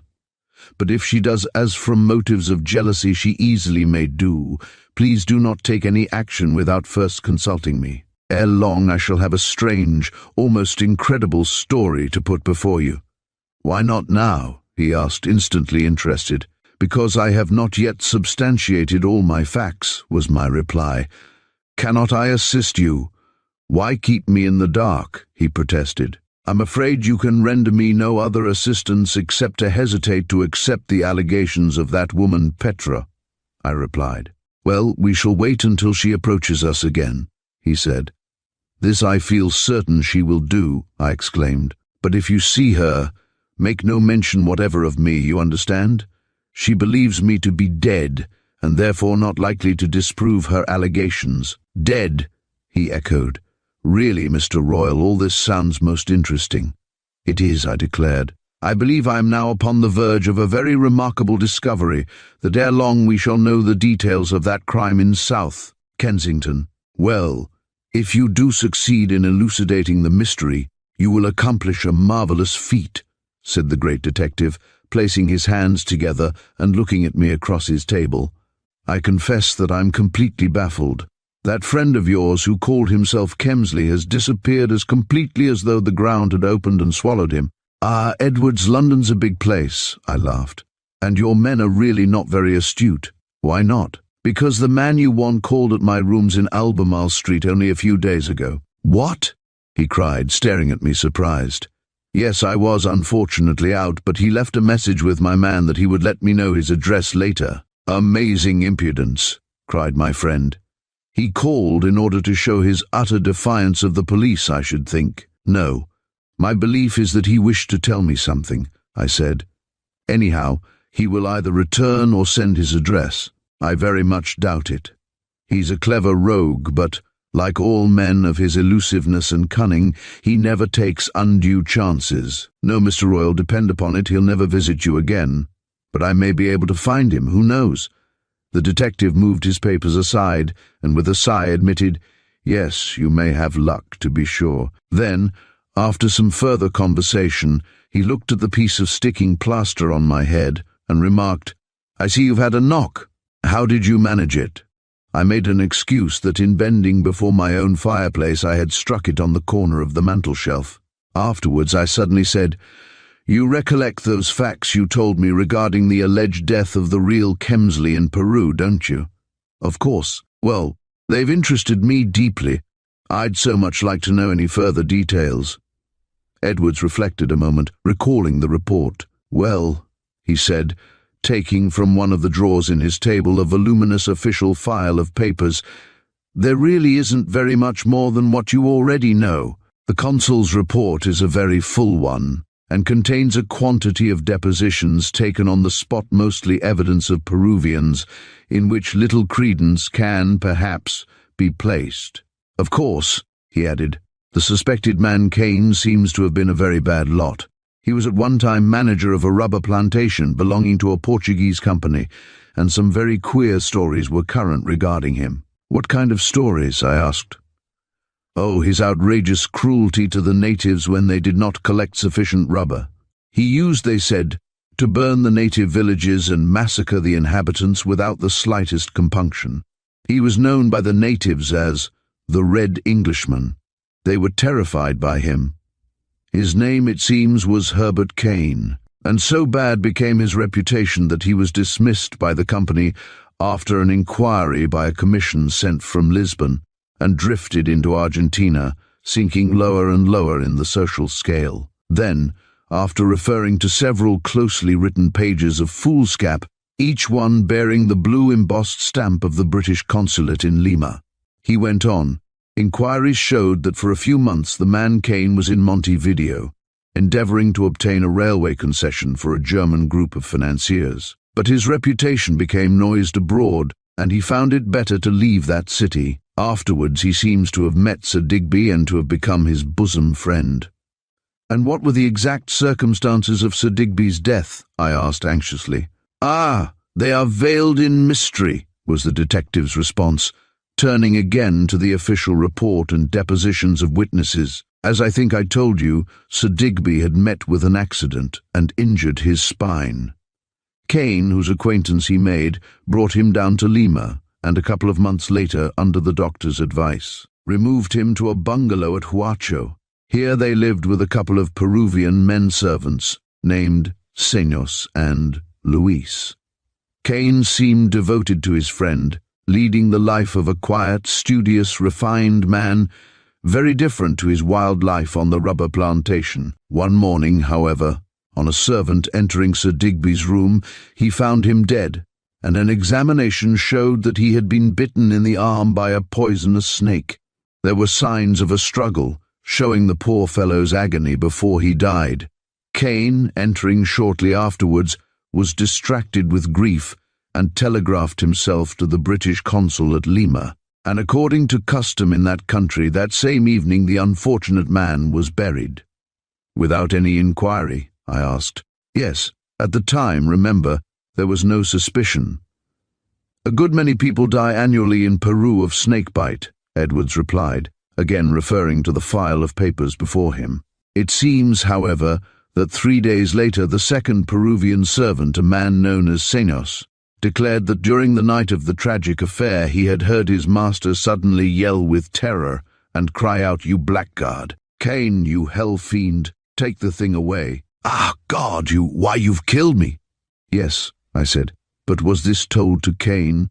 Kane saw the man and strenuously denied his allegation. He indeed went to the local commissary of police and lodged a complaint against the man Seños for falsely accusing him, saying that he had done so out of spite, because a few days before he had had occasion to reprimand him for inattention to his duties.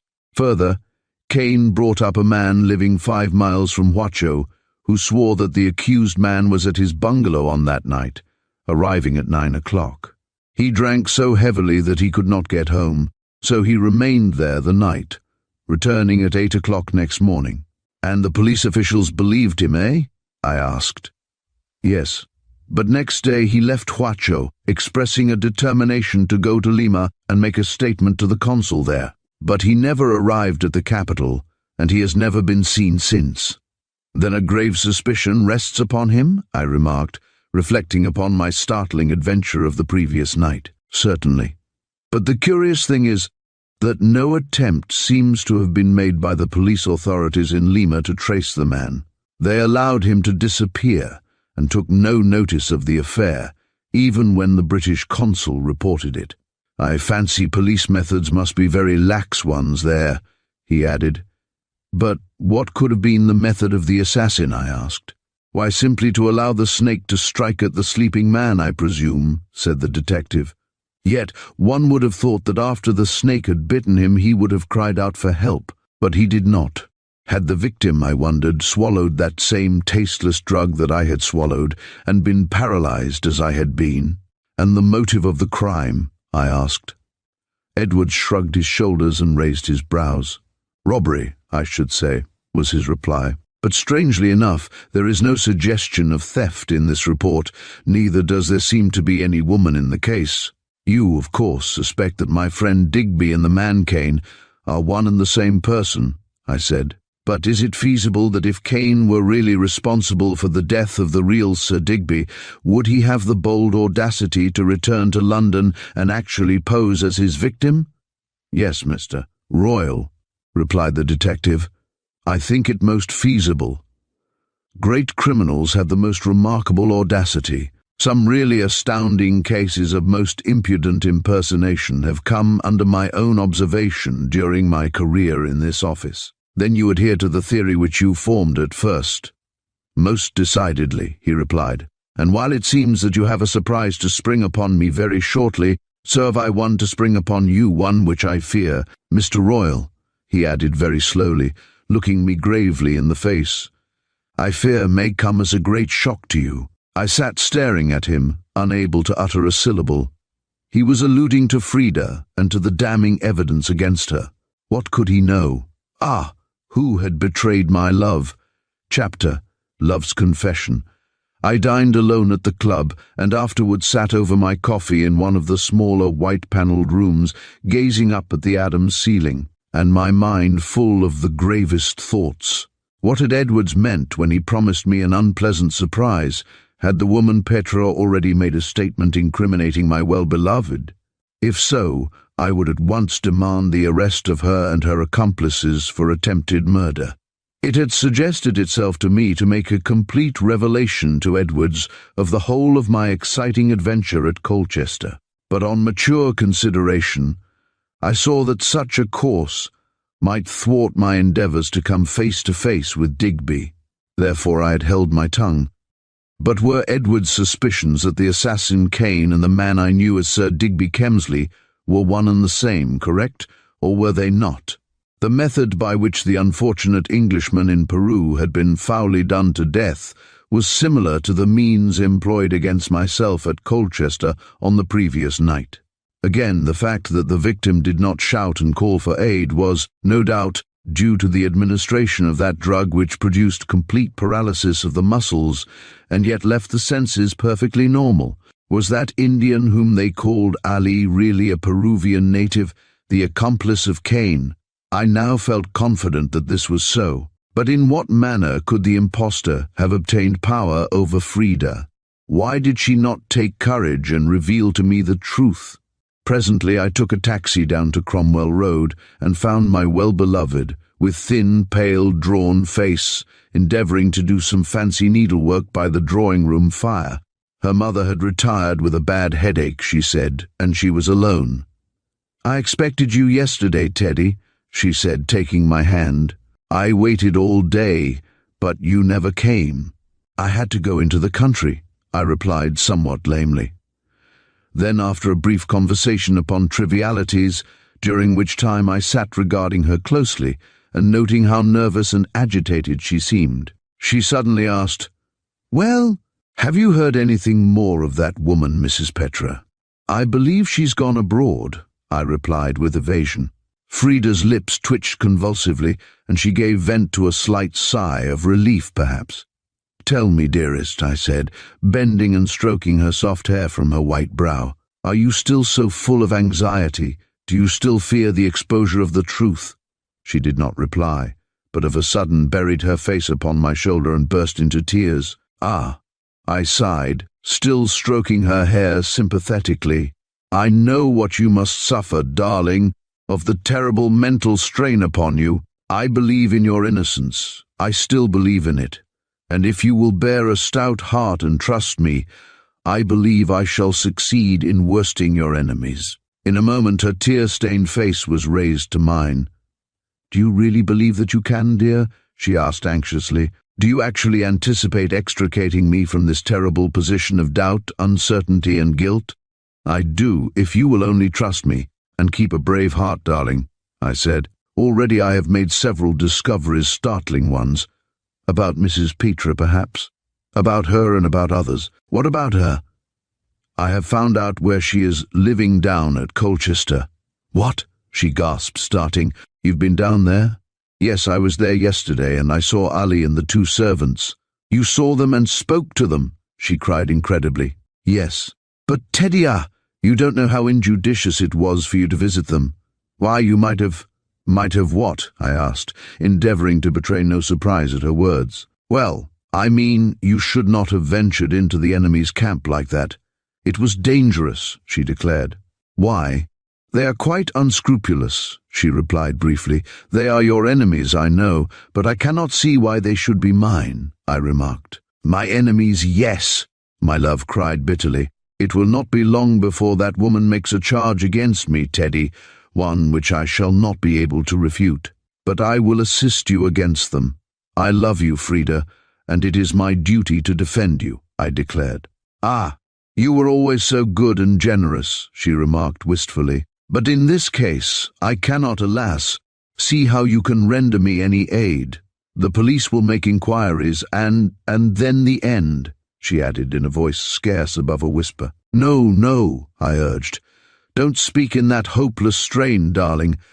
I know your position is a terrible one. We need not refer to details, as they are painful to both of us.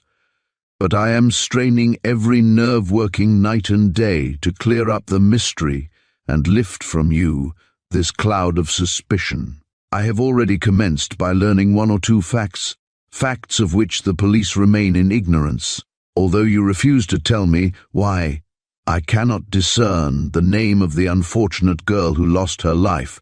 I have succeeded in gaining knowledge of it. Was not the girl named Marie Brack? She started again at hearing the name. Yes, she replied at once. Who told you? I discovered it for myself, I replied. Who was the girl, tell me? A friend of Digby Kemsley's, a foreigner, of course. Yes, Belgiani, believe. From Brussels, eh? Perhaps. I don't know for certain. And she learned some great secret of Digby's which was the motive of the crime, I suggested. But my love only shook her pretty head blankly, saying, I don't know. Perhaps she knew something to his detriment. And in order to silence her, she was killed, I suggested. Perhaps. She made no protest of her own innocence, I noticed. She seemed to place herself unreservedly in my hands to judge her as I thought fit. Yet had not her own admissions been extremely strange ones? Had she not practically avowed her guilt? Can you tell me nothing concerning this Belgian girl? I asked her a few moments later. I only knew her but very slightly. Pardon me putting to you such a pointed question, Frida, but were you jealous of her? Jealous, she ejaculated. Why, dear me, no. Why should I be jealous? Who suggested that? Mrs. Petre. She declares that your jealousy was the motive of the crime, and that Digby himself can bear witness to it. She said that? Cried my love, her eyes flashing in fierce anger. She's a wicked liar. I know she is, and I intend to prove her so, I replied with confidence. When she and I meet again, we have an account to settle. You will see. Ah, Teddy, beware of her. She's a dangerous woman, highly dangerous, declared my love apprehensively. You don't know her. As I do, you do not know the grave evil and utter ruin she has brought upon others. So I beg of you to be careful not to be entrapped. Have others been entrapped, then? I asked with great curiosity. I don't know. No, please don't ask me, she protested. I don't know. Her response was unreal.